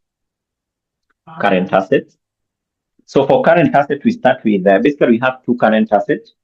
Actually three current assets in our statement of financial position. We have the first one, which is inventories. Inventories were valued as per note number one to an amount of 64. We record inventory here at 64. Then also we have receivables. Receivables were valued as per note number one to a value to an amount of 36. Still in our statement of financial position, we have cash. Cash, this will not change. Because all the other amounts which were received by the company, we have assumed they were received through bank, or any payment which was made by the company, we have assumed it was made through bank. Automatically here, we will have to prepare the bank account and basically determine what is the bank balance, because there is automatically money which remains in the bank balance. And actually, instead of preparing the account, we can have that working here directly, because we know what was received, what was paid. So I think we just need to go through general interest number one. There was no any amount there was nothing affecting bank in general entry number one. General entry number two, there were those particular shares which were issued for cash. The shares which were issued for cash, they had a value of how much? Just go to the shares which were issued for cash and you give me that amount. We try to vary because of time. Was it 4,000? Was it 4,000? 4,000? Yes, 4,000. 4,000. So this is basically money received. So we will take all the money received as positive, any payment as a negative. So we have the amount which was received as per note number 2, note number 3, no cash which was received. Note number 4, we have the amount which was received from the issue of debentures, and that amount was 1,800. The amount received from the issue of debentures, is it 1,800? Yes, 1,800. Amount received from the issue of debentures, as per note number 4, please confirm. I can remember it was 1,800, the amount received from the issue of debentures. Then from there we have note number 6, the investment which was sold at 6 million. So this is the cash received, 6,000. Then we have note number 7, we have payment of an overdraft, that is minus. The overdraft was 3,000. The overdraft was 3,000. Then we also have note number 8, the payment to the creditors, that 180, which is still a negative. That 180 is a payment. Yes, I don't think we have anything else. That should give us the bank balance. The bank balance, I hope that is the figure I'm getting from Patrice, of 5620. Because the total amount received should be 10,000 plus 18, that is 11,800 minus 6180. Yes, so that one should give us what? Should give us 5620. Yes, I don't think we have any other asset here. And basically, we say no need of even getting these totals. We say these totals are not marked. So just move and you record equity. So for equity, we will also be guided by our original statement of financial position. So first of all, we have equity share capital. Equity share capital. We know this equity share capital will change. So the original share capital is basically 20. Instead of preparing the ledger account, let's just do the adjustment here.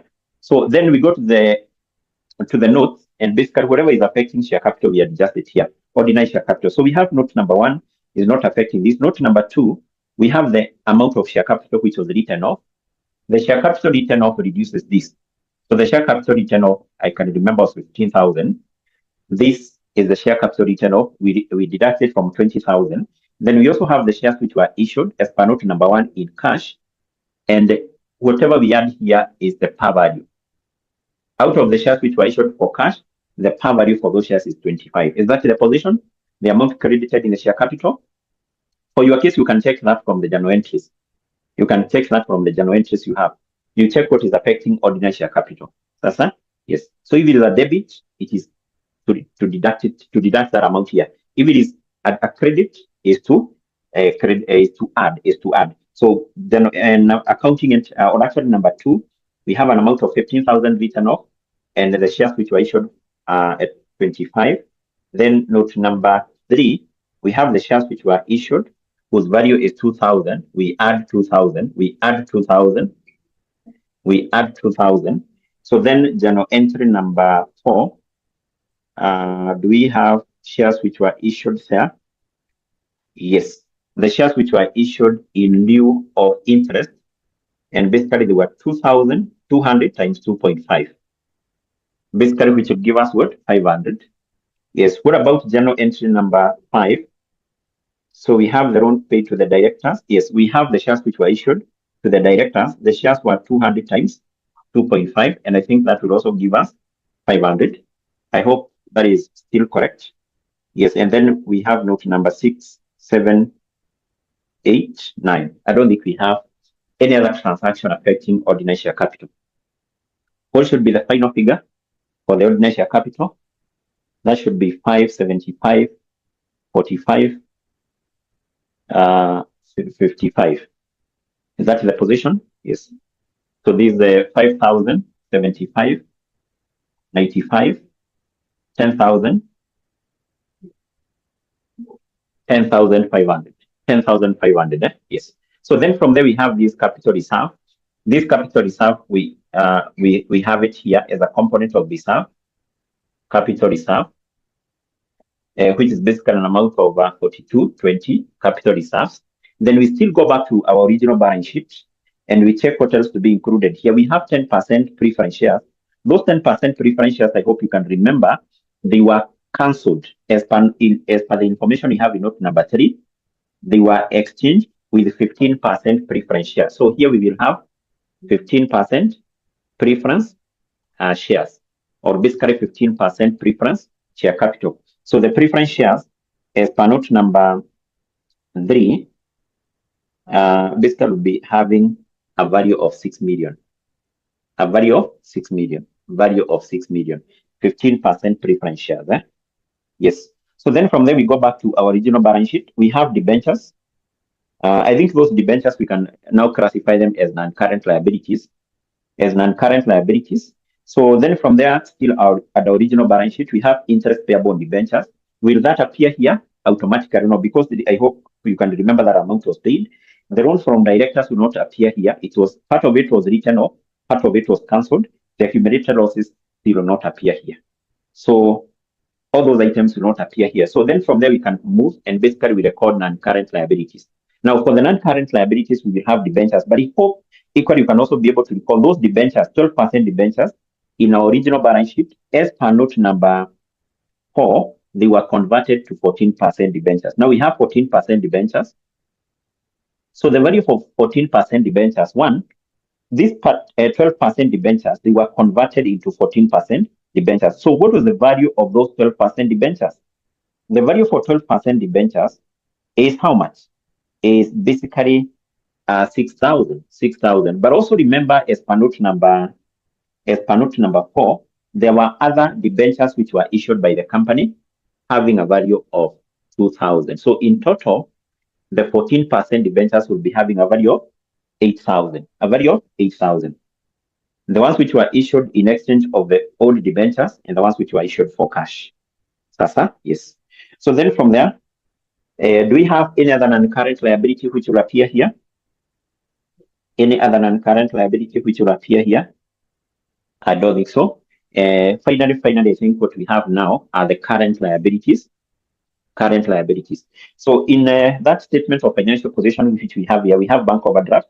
Automatically that will not appear here because it was paid. Then we have sundry payables. Sundry payables was supposed to be paid 51.80, but remember there was part of the amount which was paid to them as per note number 8. They were paid 31.80. So the amount which they were to be paid, or the balance was how much? Was 2,000.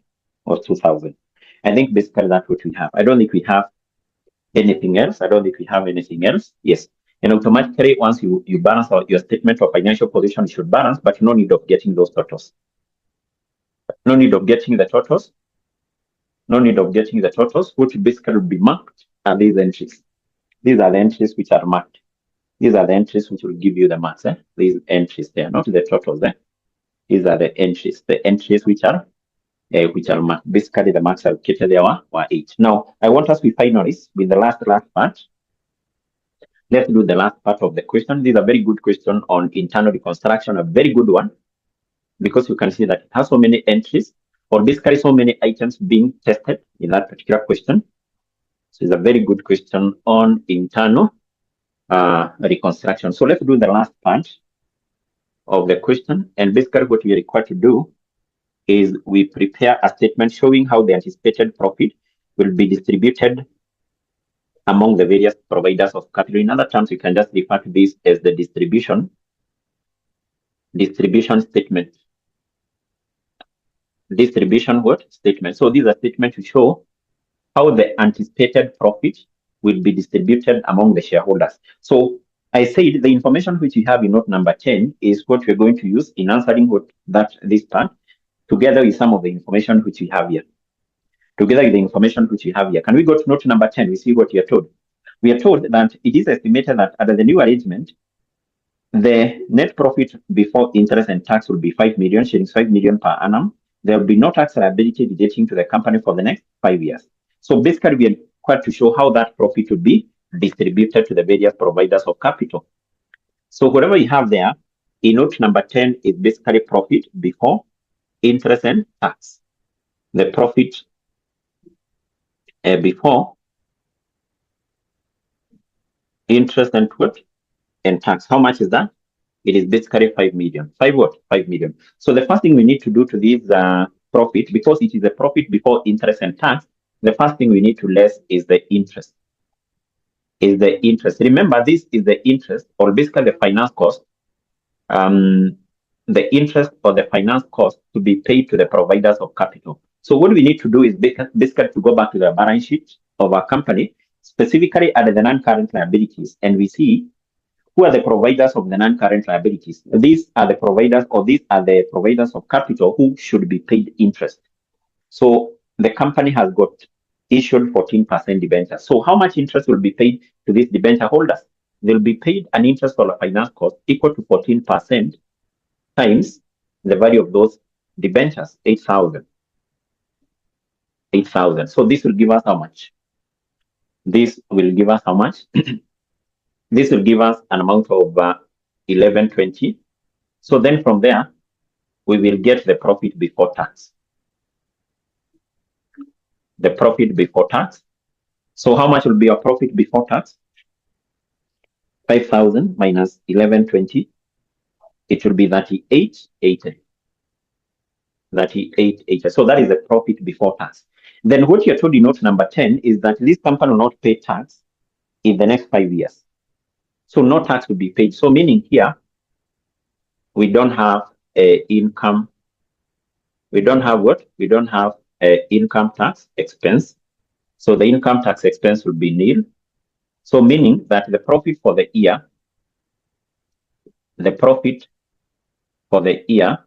will be this, will be that amount. But basically what we know is that this profit for the year, and that is something we came across in the topic of EPS. So this is now what the company is in terms of paying dividends.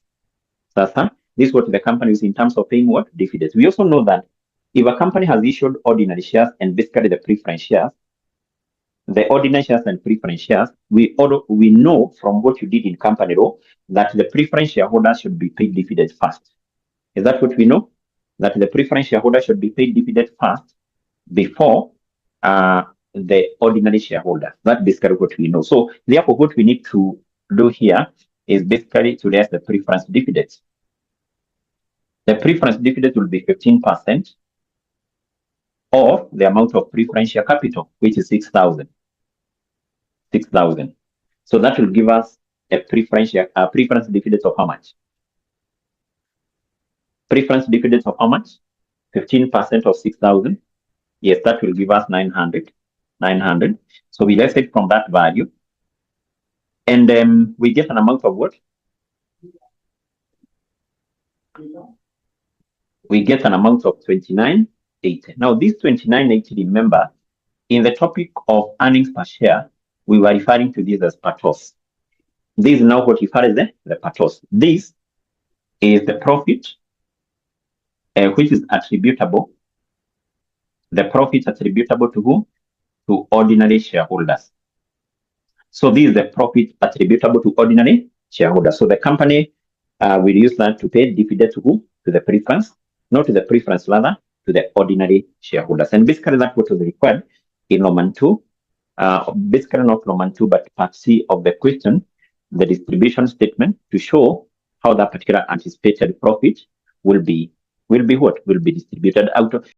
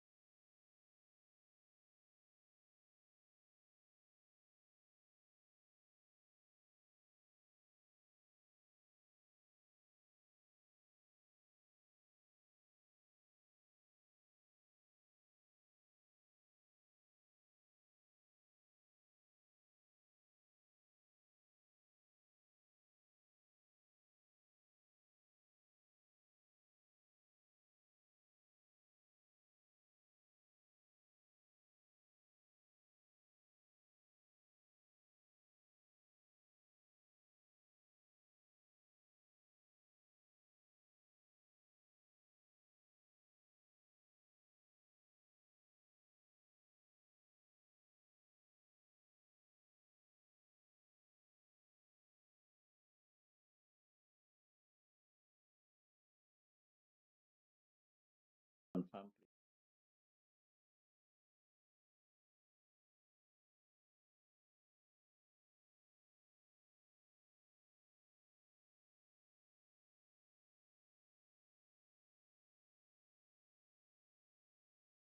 The losses, the profit or the losses. Or the losses, eh? Yes, the profit or the losses. Someone is asking a question here. Drawings about drawings here.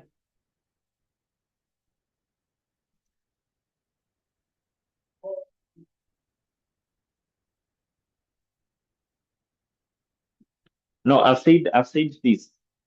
What are drawings? Number one, I've said drawings is when you go to the business, to the partnership business, you take some cash, you take some goods for your personal use. So whatever we add here is not drawings. We add the interest because we are saying if you go to the partnership business and you take money, you take goods for your personal use, in most of the cases, the partners will have agreed that you'll be charged an interest. Once you are charged an interest to the partnership business, it is like an income. It will increase the amount to be shared among who? Partners. Whatever we add there is not the drawings. We add the interest. We add what? The interest. Like is like an income. That's why we are adding it here to increase the amount to be shared among who? Partners. Awesome? Yes. So let's determine the amount to be shared by each of the partners. So the first thing we need to do here is to get the total. So this is the 810. So the amount which John will share will be 5 all over the total, 5 all over 10, Kelvin 3 all over 10, and Lynette 2 all over 10. 2 all over 10. So that is basically how we compute the amount to be shared. That's how we compute the amount to be what? The amount to be shared. The amount to be what? To be shared. So we have that 700 times 5 divided by 10. So which will give us 16,850. Kelvin, we take 33,700 times 3 divided by 10. And basically that will give us 10,110. And then the other partner, the net, that is 3,700 times 2 divided by 10. And basically that will give us what? 6740. 6740, yes. So then we know that this amount now has been shared among partners. So therefore, if you take this amount and then you less all this, you should get 0 because that amount of profit has been shared among who? Has been shared among partners. Now, once you're through with that, then we can proceed and basically cross off the book of account of who? Of the partnership. I want us to move and cross off the books of account of the partnership by preparing the 3 accounts which we are required to prepare in our question. So the first account we are required to prepare is the account which is called the realization account. The realization account. Realization account. So what we just need to remember here is what do we record in this particular account, the realization account. What do we record in this account? And our figures will be 1,000 of shillings. Will be 1,000 of shillings. This is basically the debit side. So the realization account, we have a number of items to be recorded here. Then from there, in Roman 2, we are required to prepare the partners. The partners what? The partners current account and the partners capital account. Partners current account.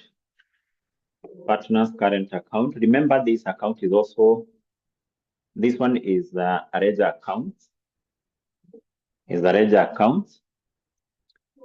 Partners current account is basically a ledger account. Ledger account means that this account will be having a debit and the credit side. The debit and the credit side. But here, taking into account, we have 3 partners. On the debit side of this account, we have the details column and columns equal to the number of partners. How many partners do we have? We have 3 partners. So we will have the details column here, and then column for the 3 partners. We have the first partner, who is John. We have Kelvin, and we have Renette. And also our figures here will be in thousands of shillings. Will be in thousands of shillings. So we do the same on the credit side. Details column, John, Kelvin, and Renette. And also our figures here will be in thousands of what? Of shillings. And then Roman 3, we're required to prepare the partners capital account. So the reason why I'm having all these accounts, because I want us to prepare all these accounts concurrently. As we go through that balance, whatever is affecting this account, it will be posted to the respective account.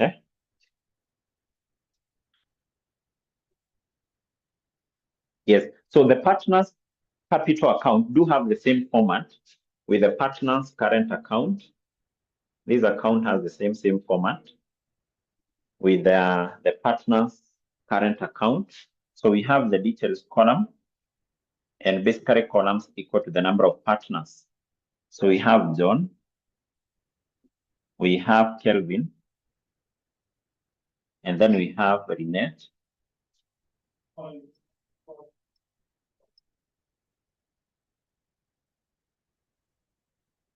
We have Renette like that. So then on the credit side, we have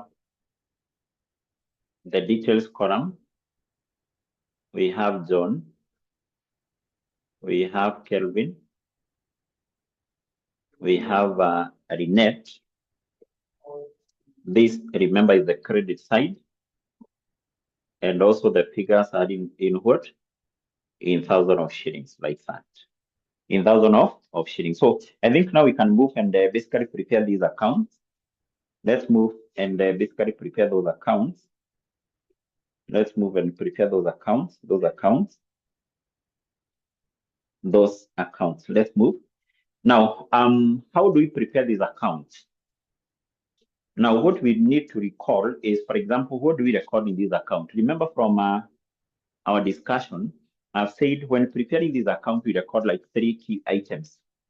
In preparing the realization account, I've said on this side, we record the assets, which are taken over at the carrying amount of the net book value. On this side, we have the liabilities, which are taken over, and the purchase what? Consideration. That is the first thing you need to remember, what we record in this account. Asset taken over, the liabilities taken over, and the purchase what? Consideration. Then, if it is now the partner's current account, you need to recall whatever you are recording here in financial accounting. In financial accounting, when you're preparing this account, you are recording the partners, the opening balance in this account, in this account, and then on this side, you are recording, I think, 3 items: the drawings, interest on drawings, and share of loss. On this side, you are recording the share of profit, the salary to partners, the commission to partners, and the share of profit. And then this account generally we record the opening balance, the partners, or the opening balance in capital account, and any loss or gain on realization, which you have said must be shared among partners using the profit and loss sharing ratio. But basically what we need to do when closing of the books of account of partnership, what you do for you to get it right, go back to the trial balance which you're given here, and you need to cross all those accounts. You cross off all those particular accounts without skipping any. So the first item is the net profit. Now this net profit, we know that this one has been shared among partners. And therefore these particular items here, that is the any interest on drawings, any salary or commission, any interest on capital, and the share of profit, all these, they'll be posted to this account. But even before you post these items here, we definitely need to record the opening balance here. So we are going only to post this one here, after recording the opening what? Balances. But all these items will be posted in this account. So then below that, what do we have? We have inventory. And actually what you're given here are items of assets and liabilities of the partnership. Now, what we need to do is basically to make reference to note number 2, to note number 3, to note number 4. The additional information note number 2, 3, and 4. Can we quickly go to note number 2? Note number 2, we are told equity investment, which you have said is investment in shares by the partners. This one was taken over by partners. This is an asset which was taken over by partners. Remember, you have said any asset taken over by partners should be debited in this account, should be debited in the partner's capital account, and then credited in the specific asset account. So one of the assets taken over by partners is the equity investment. Number 2, we are told the loan from partner Kelvin. That is the last item in the trial balance, was transferred to the new company.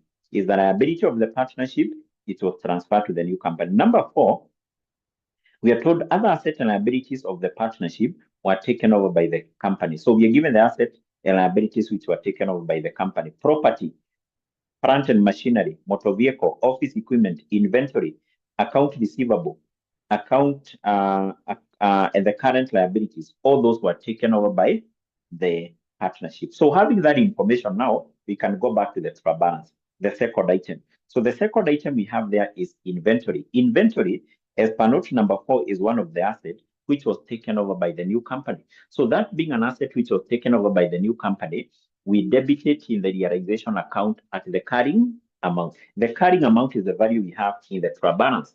So we will have inventory here. This is basically one of the assets which was taken over, and its carrying amount is the value we have in the trial balance, not the value which is given in note number 4. So the carrying amount for this is basically 28,400. 28,400. Below that, we have account receivables. As per note number 4, still account receivables was still taken over by the new company. So this is the other asset which was taken over by the new company. What is the carrying amount? The carrying amount is still the amount we have in the trial balance, which is 23,800. And I hope you can see I'm not even considering the values we have in note number 4, because we are going to use those values when opening the books of account of the new company. But when closing off the books of account of the partnership, I've said we account for those particular assets at their carrying amount or the net book value. Sasa? Yes. So below account receivables, we have account payable. Account payable is a liability. Now, what still we are told in note number 4, we are told all current liabilities were still taken over by the new company. So the liabilities which are taken over by the new company in our realization account, they should be credited. So that being a liability taken over by the new company, we credit it here. So their value for that is, the carrying amount for that is 32,700. Below that, we have bank overdraft. Still, that is a current liability. As per note number 4, it was still taken over by the new company. So we credit it here. The bank what? The bank overdraft. The bank overdraft, which is how much? Which is 68. So then we go to the other item, which is down here, and that is the property at carrying amount. Property, as per note number 4, still it was taken over by the new company. So that is an asset which was taken over by the new company. What is the carrying amount in the trial balance? 72,950. I hope you can see still I'm not using the values we have in note 4. Those are the fair values. We are going to use them when opening the books of account of the new company. Below property, we have plant and machinery. Still, as per note number 4, plant and machinery was taken over by the new company. So we debit that here at the carrying amount, which is in the trial balance. That is 730. So below that, we have motor vehicle. Still, as per note number 4, motor vehicle was still taken over by the new company. The carrying amount of motor vehicle is 10,580. So below motor vehicle, we have equipment. Still, as per note number 4, equipment were taken over by the new company. The carrying amount for this is 25,240. So, and then from there we have equity investment. Equity investment, this one, was taken over by the partners. So being an asset taken over by partners, are we supposed to debit that here? No. We have said those assets which are taken over by partners, they'll be debited in this account, the partners capital account. So here we have equity investment, but basically we need to go back to the information which we have in note number 2. Can we go to the information we have in note number 2? We are told the equity investment, note number 2, equity investment were taken over by partners at their fair value of 18 million and allocated among partners using their profit and loss sharing ratio. Now, if you go back to the trial balance, you can see we are given the equity investment, and basically we are given the equity investment in the trial balance at the fair value. The fair value given in the trial balance is 10,000, but you're told in note number 2, this equity investment were taken over by the partners at their current fair value of 18 million, and this one was shared among partners, was distributed among partners using their profit and loss sharing ratio. So basically what that means is that this particular investment were taken, when it was being taken over by the partners, it had a value of this. So therefore we are going to share, or the partners will share this asset at this value, not at 10, but at 18. And therefore, how do we account for this? Which double entry are we going to make in relation to this equity investment? Remember, this equity investment, this one is recorded in this account at this particular amount. So, and basically remember, this is an asset. This is what? An asset. So therefore, these are debit balance on this account. So what we need to do is we cross off that account because those investments were taken over by partners. So we need, first of all, to cross off this account. So automatically we will cross off that account with 10,000. So therefore here you can see we are crediting this account, which is called equity investment, with 10,000, then we will debit this account. We will debit the partner's capital account, but this account will be debited at 18 million. At 18 what? Million. So how do we account for the difference? The difference, which is 8,000. You can see this account has been debited with 18. So this account credited with 10. So we have now to credit another account with the difference. And actually this difference, we can refer to it as a revaluation gain, because when this equity investment were taken over, they were revalued from 10 million to 18. So this is a revaluation gain. Now this revaluation gain, where do we take it? So this revaluation gain will be taken to the realization account. Will be taken to the realization account, because by the end of the day, we have to complete a double entry. We debit this account with 18 million. We credit equity investment with 10, and still we credit the realization account with 8. So therefore, that 8 will be credited here. It is a revaluation gain on equity equity investment, which is 8. Then we need to debit this account with the 18 million. But remember, those investments were taken over by the 3 partners. That's why we are told in note 2, they will be distributed to partners using their profit and loss sharing ratio. The profit and loss sharing ratio we know is this: 5 all over 10, 3 all over 10, and 2 all over 10. So we are going to take the value of the investment. The investment was taken over at a value of 18 million or 18,000 for that case. So we share out that using this. So the first partner will get 5 all over 10, which is basically half, and that is 9,000. The other partner will get a share of 3 all over 10, which is basically 54. And the other partner will get a share of 2 all over 10, which is basically what? Which is 36. Which is what? 36. If you add all that, it should give us an amount of 18. That's basically how we account for that equity investment, which was taken over by partners. Let's go back to the trial balance. And I hope you can see there is nothing we have skipped there. We have accounted for all those items. What we skipped is the first item. That is the profit. Then below equity investment, what do we have? We have the partner's capital account. Now the partner's capital account, that would be the opening balance in this account. And I hope you can see those balances in the partner's capital account in the trial balance. They are on the credit side. So what do? We record those balances here and we record them as credit balances. So the capital account balance for Kevin has a balance for John, that is 43,700. Kevin 28,500, and Renette 18 what? 18,800, 18,800, 18,800, 18,800, 18,800, 18,800. Sasa 18,800.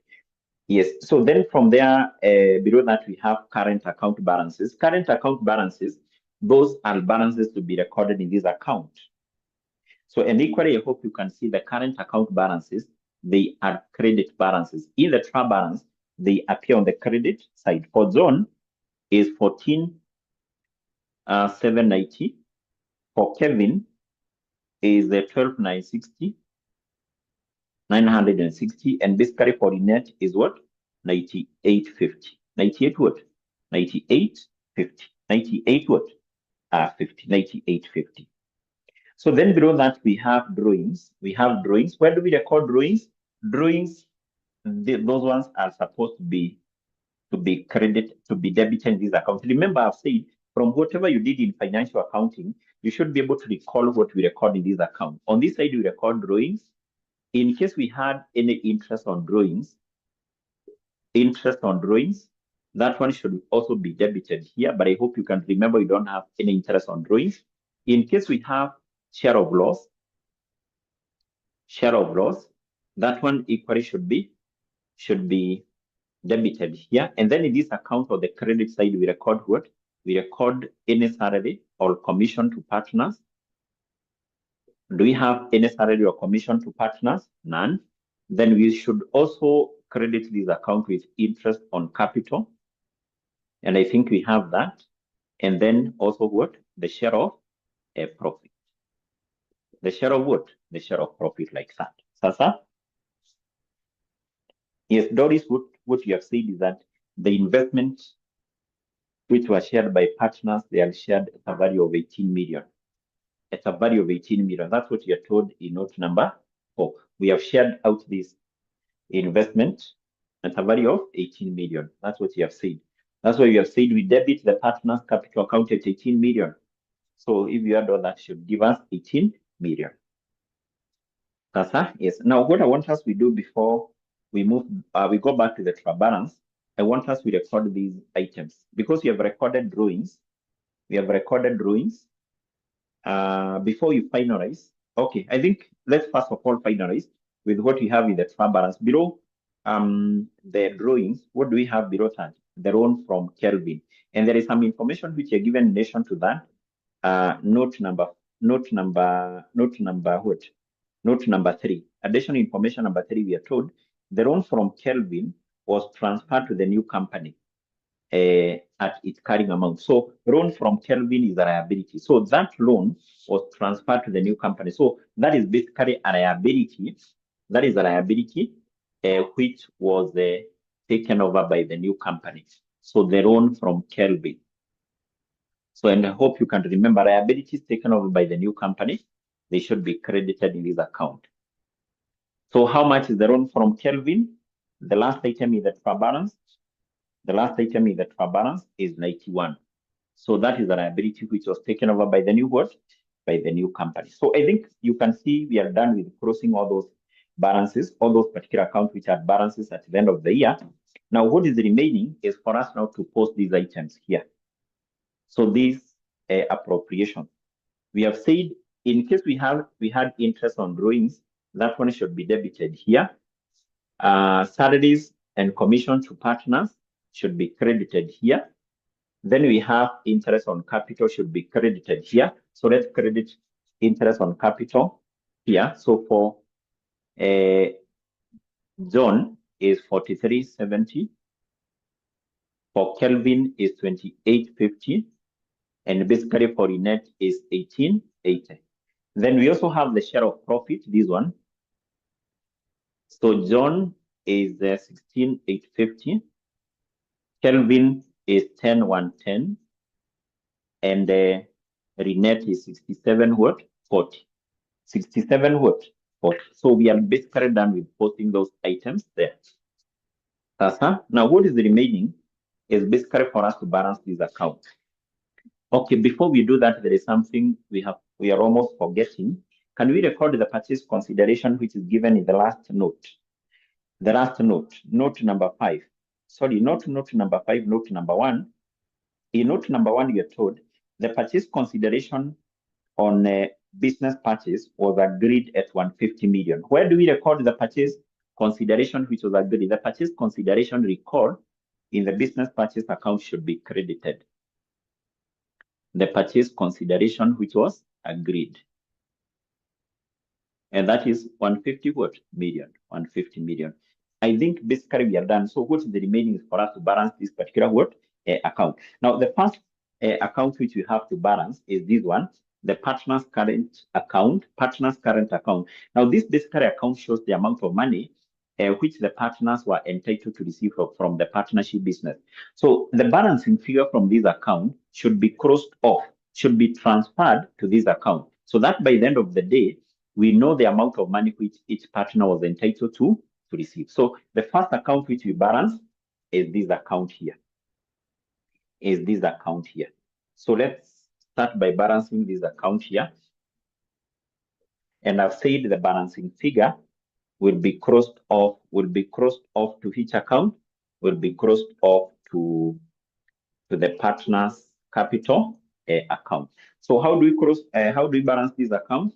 We balance the current account for individual partners. So we will start with John. So we compare what we have on the debit and basically what we have on the credit. So I think on the debit side, we don't have any amount. What about on the credit side? In the current account of John, we have 14,790 plus 4370 plus 16,850. That's what we have on the credit side. So we take what we have on the credit side minus what we have on the debit side. On the debit side, we have 0. So we should take 36,010 minus 0. So the balancing figure will be on this side. Do we record it here as a balance carried out? No. So that balance I've said we transfer it to this account. So that balancing figure, we transfer it to the capital account, which is 36 what? 010. 36,010. Oh, yes. Thank you, Otito. Morimo is almost forgetting to record drawings. Thank you. Yes, we have drawings. We didn't record the drawings. Sorry for that. So the drawings we have 4370, 4020, and what? And 29 what? 10. Thank you for that. Yes. So it basically means that we need, before we get this, we need to raise the drawings here. We need to raise 4370. 4370. And the amount which we get here will be 31, 6 what? 40. Now we cross off this particular amount. We cross off this particular amount to which account? To this account. And basically we follow the rule of double entry. You can see this account is credited. Sorry, is debited, sorry. Then to complete the double entry, we need to credit this account. We credit this account. So we will say that there is an amount coming from the partner's current what? Current account. The amount from the current account of John is this one, 31 what? 640. So we do the same for the other partners. So Kelvin, we add what you have on the credit. Whatever you have on the credit side is what is more. 12,960 plus 2850 plus 10,110. That is what we have on the credit minus these ones. Minus this value here, 4020. And that will give us 21,900. We debited here, we credited here to complete the double entry. So we do the same for Inet. So for Inet, we have 9850 plus 1880 plus 6740 minus what you have on the debit, 2910. And basically I'm getting 15,560. 15,560.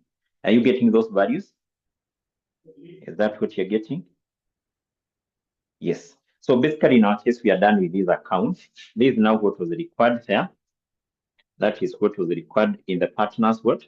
In the partner's current account. Now, Then next, what we need to do is basically we balance this account. Now, what you have said is that this account will be having a balancing figure, and the balancing figure in this account can either be on this side. If it is on that side, it is a gain on realization, and that has to be shared among partners using their profit and loss sharing ratio. If the balancing figure is on this side, is a loss on realization. Equally, it will be shared among partners and taken to the partners' capital account. If the balancing figure is on this side, it is a gain on realization. Yes, can we balance this account to see whether we have a gain or what? We have a gain or basically what? A loss. So let's add what you have on the credit, that is 2,700 plus 68 plus 8,000 plus 9,100 plus 150,000. So basically I'm getting 206,600. That is what I'm getting on the credit. What about on the debit? And you confirm whether you're getting the sum, that value on the credit. On the debit, we have 28,400 plus 23,800 plus 72,950 plus 37,730 plus 10,580 plus 25,240. So on the debit side, I'm getting 198,700 on the debit, and that is what I have on the credit. Are you getting those values?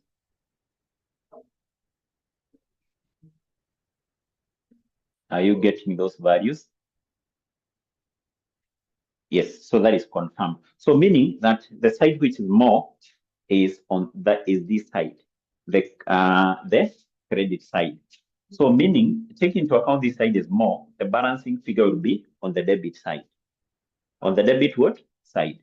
And actually the balancing figure should be the difference between those two values. 198,700 minus 206,600.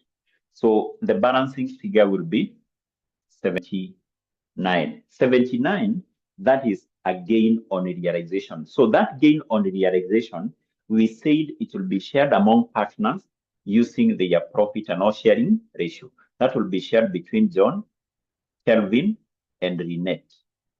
And who? And Renette. We are going to share out that using their profit and loss sharing ratio, which is this one. So the share of John will be 5/10, which will be 39.50. What about the other partner? The other partner, that is Renette, Kelvin, will get a share of 3/10, which is 23.70. And the other partner will get 790 times 2. And basically that is 15 what? 15.80. Is that what you're getting? A gain on realization. Gain on realization, 39.50, 23.70, and 15.80. 15.80. Confirm whether that is what you're getting. Is that what you're getting? Is that what you're getting? Is that what you're getting? Is that what you're getting? Is that what you're getting? Steven Zido, is that what you're getting? Or Tito? Sam, is that what you're getting? Doris, Anna, are you getting that value? Are you getting that? Yes. So basically, after doing that, finally, what we need to do is we balance this account. We balance this account, we balance the partner's capital account, and basically the balancing figure in this account, which always is on this side, which always is on the debit side, it represents the amount of money to be paid to each partner. So the balancing figure on this side represents the amount of money to be paid to each partner. Remember, we say that the partners here have accepted to sell their business to the company. they must be paid something called purchase consideration. So what we balance these accounts. The balancing figure which we get here is the amount to be paid to each partner. And once we add the total amount to be paid to our three partners, the amount to be paid to John, Kelvin, and Lynette, that one always has to be equal to this. Has to be equal to the purchase what? Consideration. Can we do that? So automatically we take what we have on the credit minus what we have on the debit. We start with John. We take 43,700 plus 31,640 plus 39,50 minus what we have here, 9,000. That will give us 70,290. So that is the purchase consideration which John will receive. Out of this 150, John will be paid 70,290. What about Kelvin?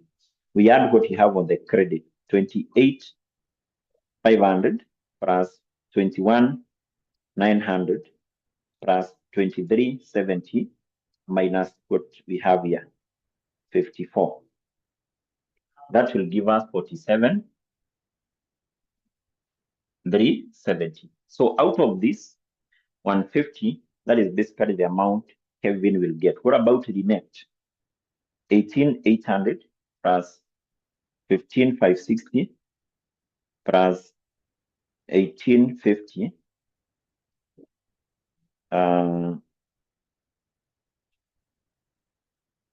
That is 15,80 minus 36. And basically I'm getting 32,340. 32,340. Is that what you're getting? The amount to be paid to each of the partner. The amount to be paid to each of the partner. And basically we are saying if we add this, and that should give us the amount of 150. So can we confirm? Because that is basically how we should confirm. So we take 70,290 plus 47,370 plus 32,340. Yes, you can see that basically give us that. That give us what? That basically that's how you confirm you are correct. And equally that basically what was required in that particular what? In that particular account. So what we have done basically, we have crossed off the books of account of who? Of the partnership. Of what? The partnership. Sasa? Yes. So that's basically how we cross off the books of account of the partnership. Now, there are still other questions. Like I think there was a question in 2021, which is basically similar to this one, whereby the examiner will just require you to prepare the realization account and the partner's capital account. You will not be required to prepare this account. Are we together? If you happen to come across such a question, you are not required to prepare this account. Now, all these items you are recording here, you record them in this account. Are we together? If you are not required to prepare this account, you're just required to prepare realization. And this account, all these items, you record them here. So for example, these balances, in the opening balances here, you'll come here after recording this one, you'll come and record this opening. You'll not refer to it as a balance carried down because you already have a balance carried down here. You'll say that this is the balance from the current what? From the partner's current account. You record these balances here, all of them, and then all these items, you credit them here. All these items, you do what? You debit them here. So in case the examiner has not required you to prepare this, all these items, you record them here. I think there is a video I'll be able to share with you of a question, I think in 2019 or 2021, which is basically similar to this, but the examiner was not requiring candidates to prepare this account. This one, the candidates were required to prepare this and this. So all these items, you record them here. Sasa? Yes. Now, having that, I want us to finish by preparing the statement of financial position of the new company. That's what you required in Roman 4. But before we prepare that account. Is that the case? Yes. So let's basically finalize by preparing the statement of financial position.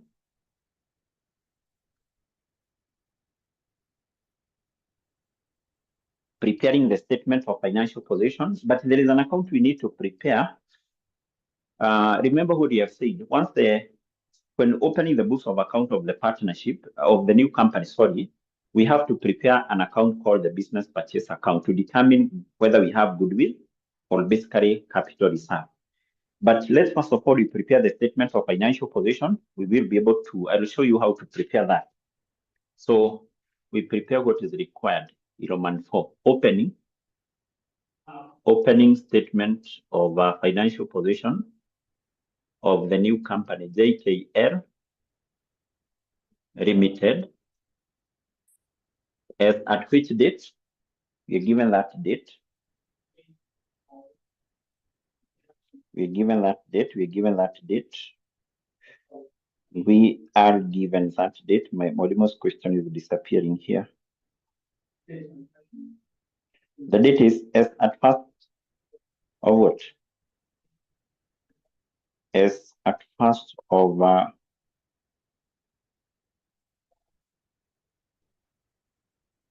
my question is disappearing. Yes, it's at 1st of July 2024. This is basically immediately after the new company took over the business of who? Took over the business of the partnership.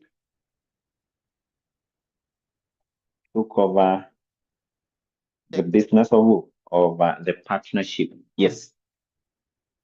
We are recording, so now we have missed something, but no problem. So we are saying, so maybe just a recap. So we have said time value of money, it is that the fact that over time, the value of money changes. The value of money does not remain the same. And I'm saying, assuming here, now, that is year 0 today, and we have 10 years to come. 10 years to come. So we have 1 million shillings today here. Shillings 1 million. And here we have shillings 1 million. So we're saying the value of 1 million shillings today. This, it's like, if you remember what I said, assuming someone tells you that I give you 1 million shillings today, or you wait, I give you 2 million shillings after 10 years. I either give you 1 million shillings today, or you can wait, I give you 2 million shillings after 10 years. Which one is better? And we said, holding other factors constant, because there are other factors, that can influence your decision. Maybe you are going through a difficult time and you don't care what you're going to get after 10 years, but holding other factors constant, just look at the 1 million now and the 2 million after 10 years. You said you would rather go for the 1 million because this, it may be, if you determine what is the present value of 2 million shillings expected in future, because remember, this 1 million is in present value terms. This one is in present value. Present value means now. But this 2 million is in future value. This one is in future value. If an amount will be received in future, we say it is in future value form. If it's been received or paid today, we say it's in present value terms. So before you make your decision on whether to go for the 1 million or the 2 million, you're supposed to ascertain what is this 2 million in present value terms, because I'm being promised the 2 million in future value terms. But what is the present value of this 2 million in present value terms? That is, you bring it to present value terms. See, tumeanza kurecord. Oh, okay, yeah. So that was earlier. So what is this in present value terms? So when you ascertain the present value of this 2 million, that is bringing it in present value form, you may realize that it is 0.8 million. So if it is 0.8 million, you will say, I would rather go for the 1 million shillings today. Yeah, are we together? You would rather go for the 1 million shillings today. but you cannot compare 1 million and 2 million. Those two figures are not comparable because one is in present value terms, the other one is in future value terms. You cannot compare an amount in present value terms with an amount in future value terms. If you want to have a fair comparison, or if you want to form an even ground for comparison, you must either take this 1 million to future value or bring this 2 million to present value. And the most important thing, it is bringing, okay, either way can work. So, but you must compare the two amounts in same form, either in present value terms or in future value terms. And that is where now the concept of time value of money comes in, determining either the future value of an amount or the present value of an amount. Now, let's say something now about the time value of money. So time value of money, we've said here we have present value,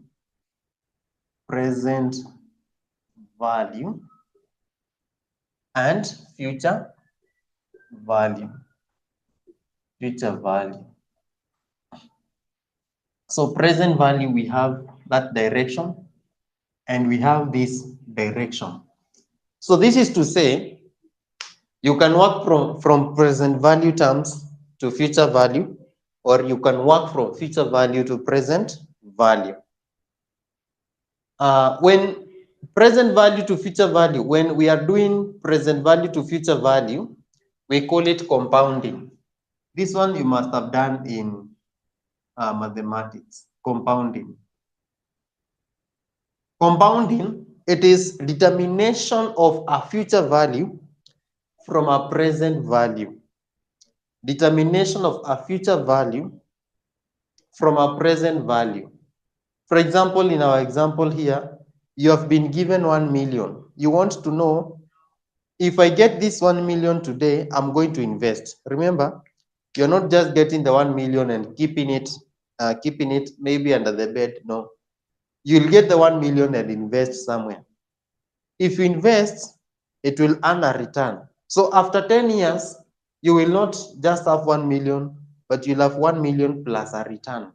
So we want to know this 1 million plus the return that you're going to earn, how much will it be after 10 years?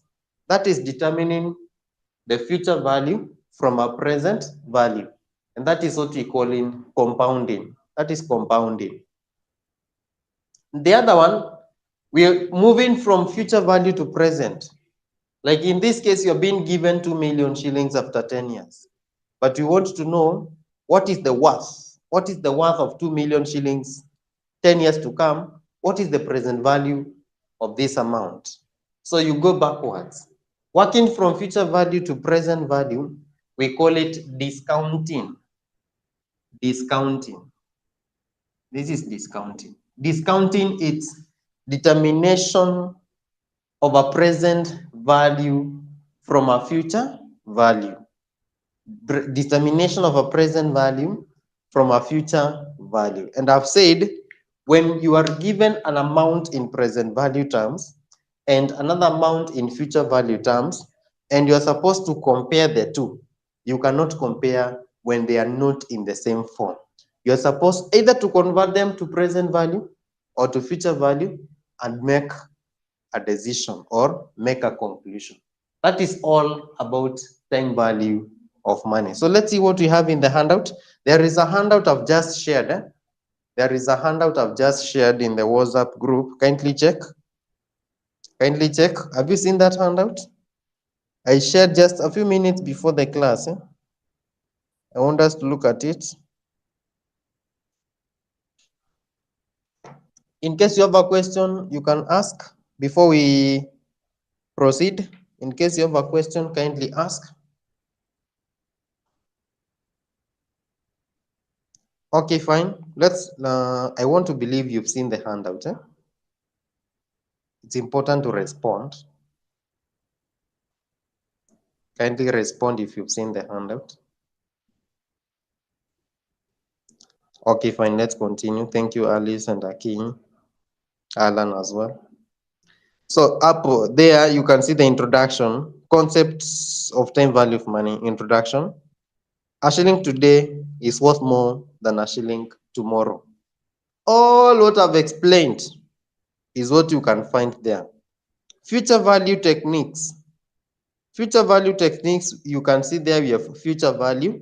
That is what I've explained. An amount that will be paid or received in future, we call it a future value. Then we have present value techniques. Present value, I've said, is an amount today. As an amount today, present value.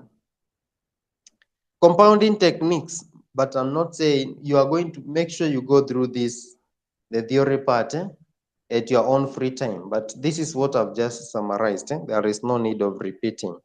I just want us to walk through. Compounding techniques, we've said, okay, this is what we did in mathematics. Simple interest and compound interest. So again, that is not important, so much important. I just want us to look at the, but let's, yeah, we are under compounding techniques. Here we've talked about two concepts, the concept of compounding, the concept of discounting. So I want us to start with compounding. That is compounding techniques. That's the reason why there they are saying compounding techniques. Compounding techniques. So we start with the compounding techniques, number one. Determination of a future value from a present value. Compounding techniques.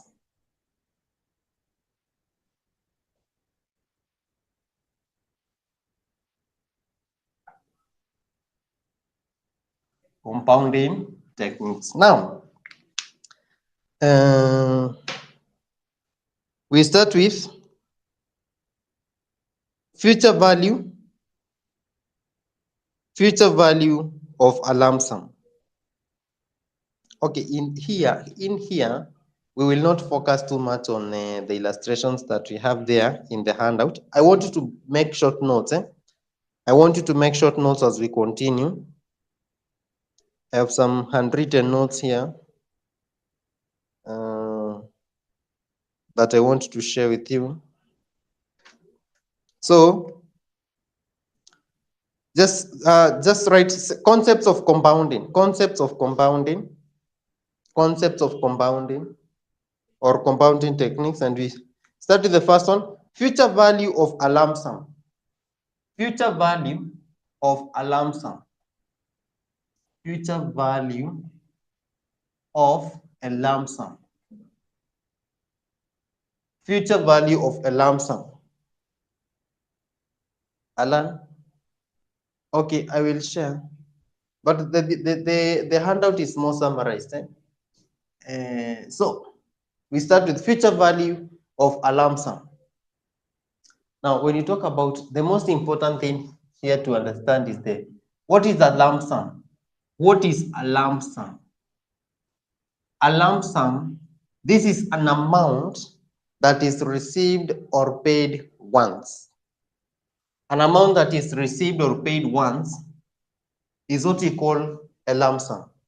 For example, let's say if you pay or receive 2 million shillings today, that is a lump sum. Or if you invest, let me show you. Let's first understand. We have two things here. We have a lump sum. We have a lump sum. And we have an annuity. And an annuity. So here, let's say we have periods. We have period 1, 2, 3, 4. So we have amounts. Let's start with lump sums. Lump sum amounts. Lump sum. Let's say in year 1, the amount is 300,000. In year 2, it's 550,000, 600,000, and 700,000. These are what we call, all these are lump sums. Okay, let's have annuities. Annuity amounts. These are like installments.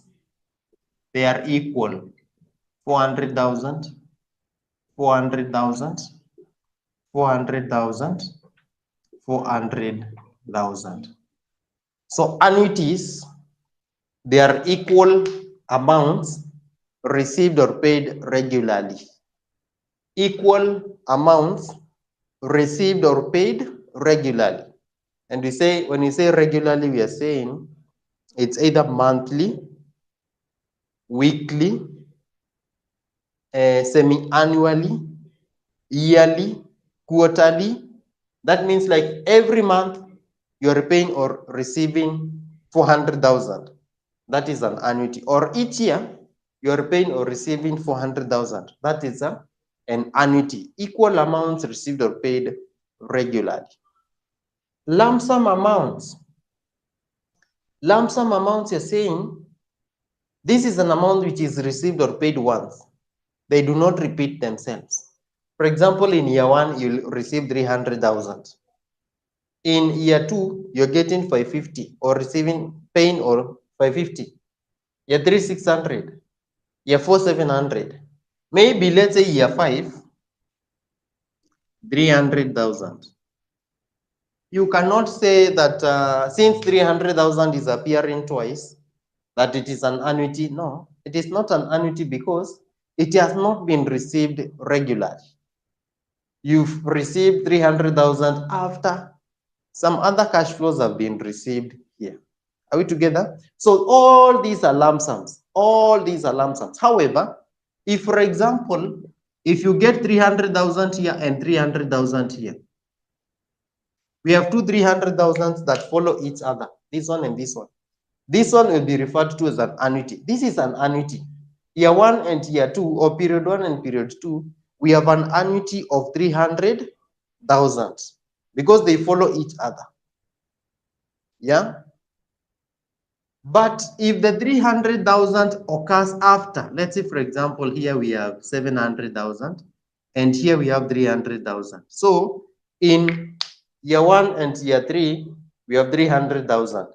These are not annuities, they are lump sums because in between them, there is a figure that is different from them. I want to believe that is very clear. That is clear, a lump sum and an annuity. This is a concept that we are going to use a lot in financial management. And that is why I want you to be able to differentiate lump sums and annuities. Again, so this was 6. Let's say this was what? This was 500. Let's say now, yeah, 300,000 there. 300, yeah, let's say 300,000 here. So in year 4 and year 5, the 300,000 becomes an annuity because they follow each other. We have two 300,000s that follow one another. So they are annuities. So I want to believe that is clear. That's okay? Okay, fine, let's proceed. So we now looking at future value of a lump sum, future value of this kind of cash flows, future value of this kind of cash flows. So when you want to determine the future value of a lump sum, future value of a lump sum, future FV, its future value of a lump sum is equals to present value, or let's say principal, what you are used to, principal times 1 plus r power n. Principal times 1 plus r power n. And this is what you call present value.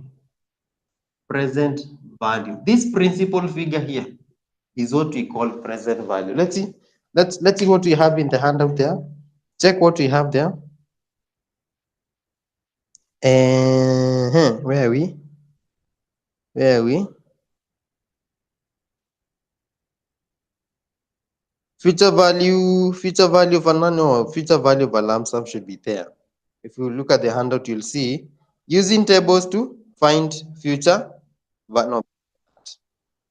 Equation for finding future values of a single amount is derived as follows. How it is derived is not so much important to us. The most important thing is this.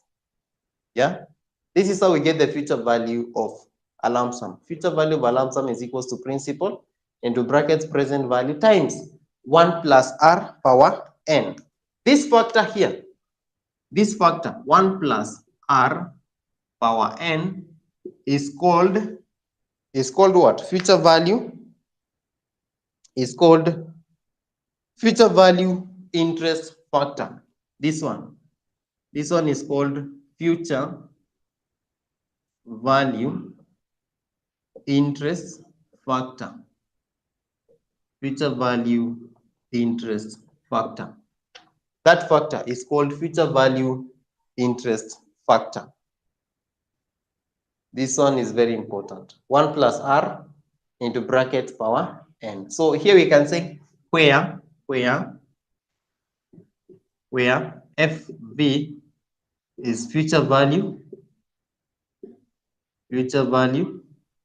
R is the discounting, or not discounting rate, but rate of return.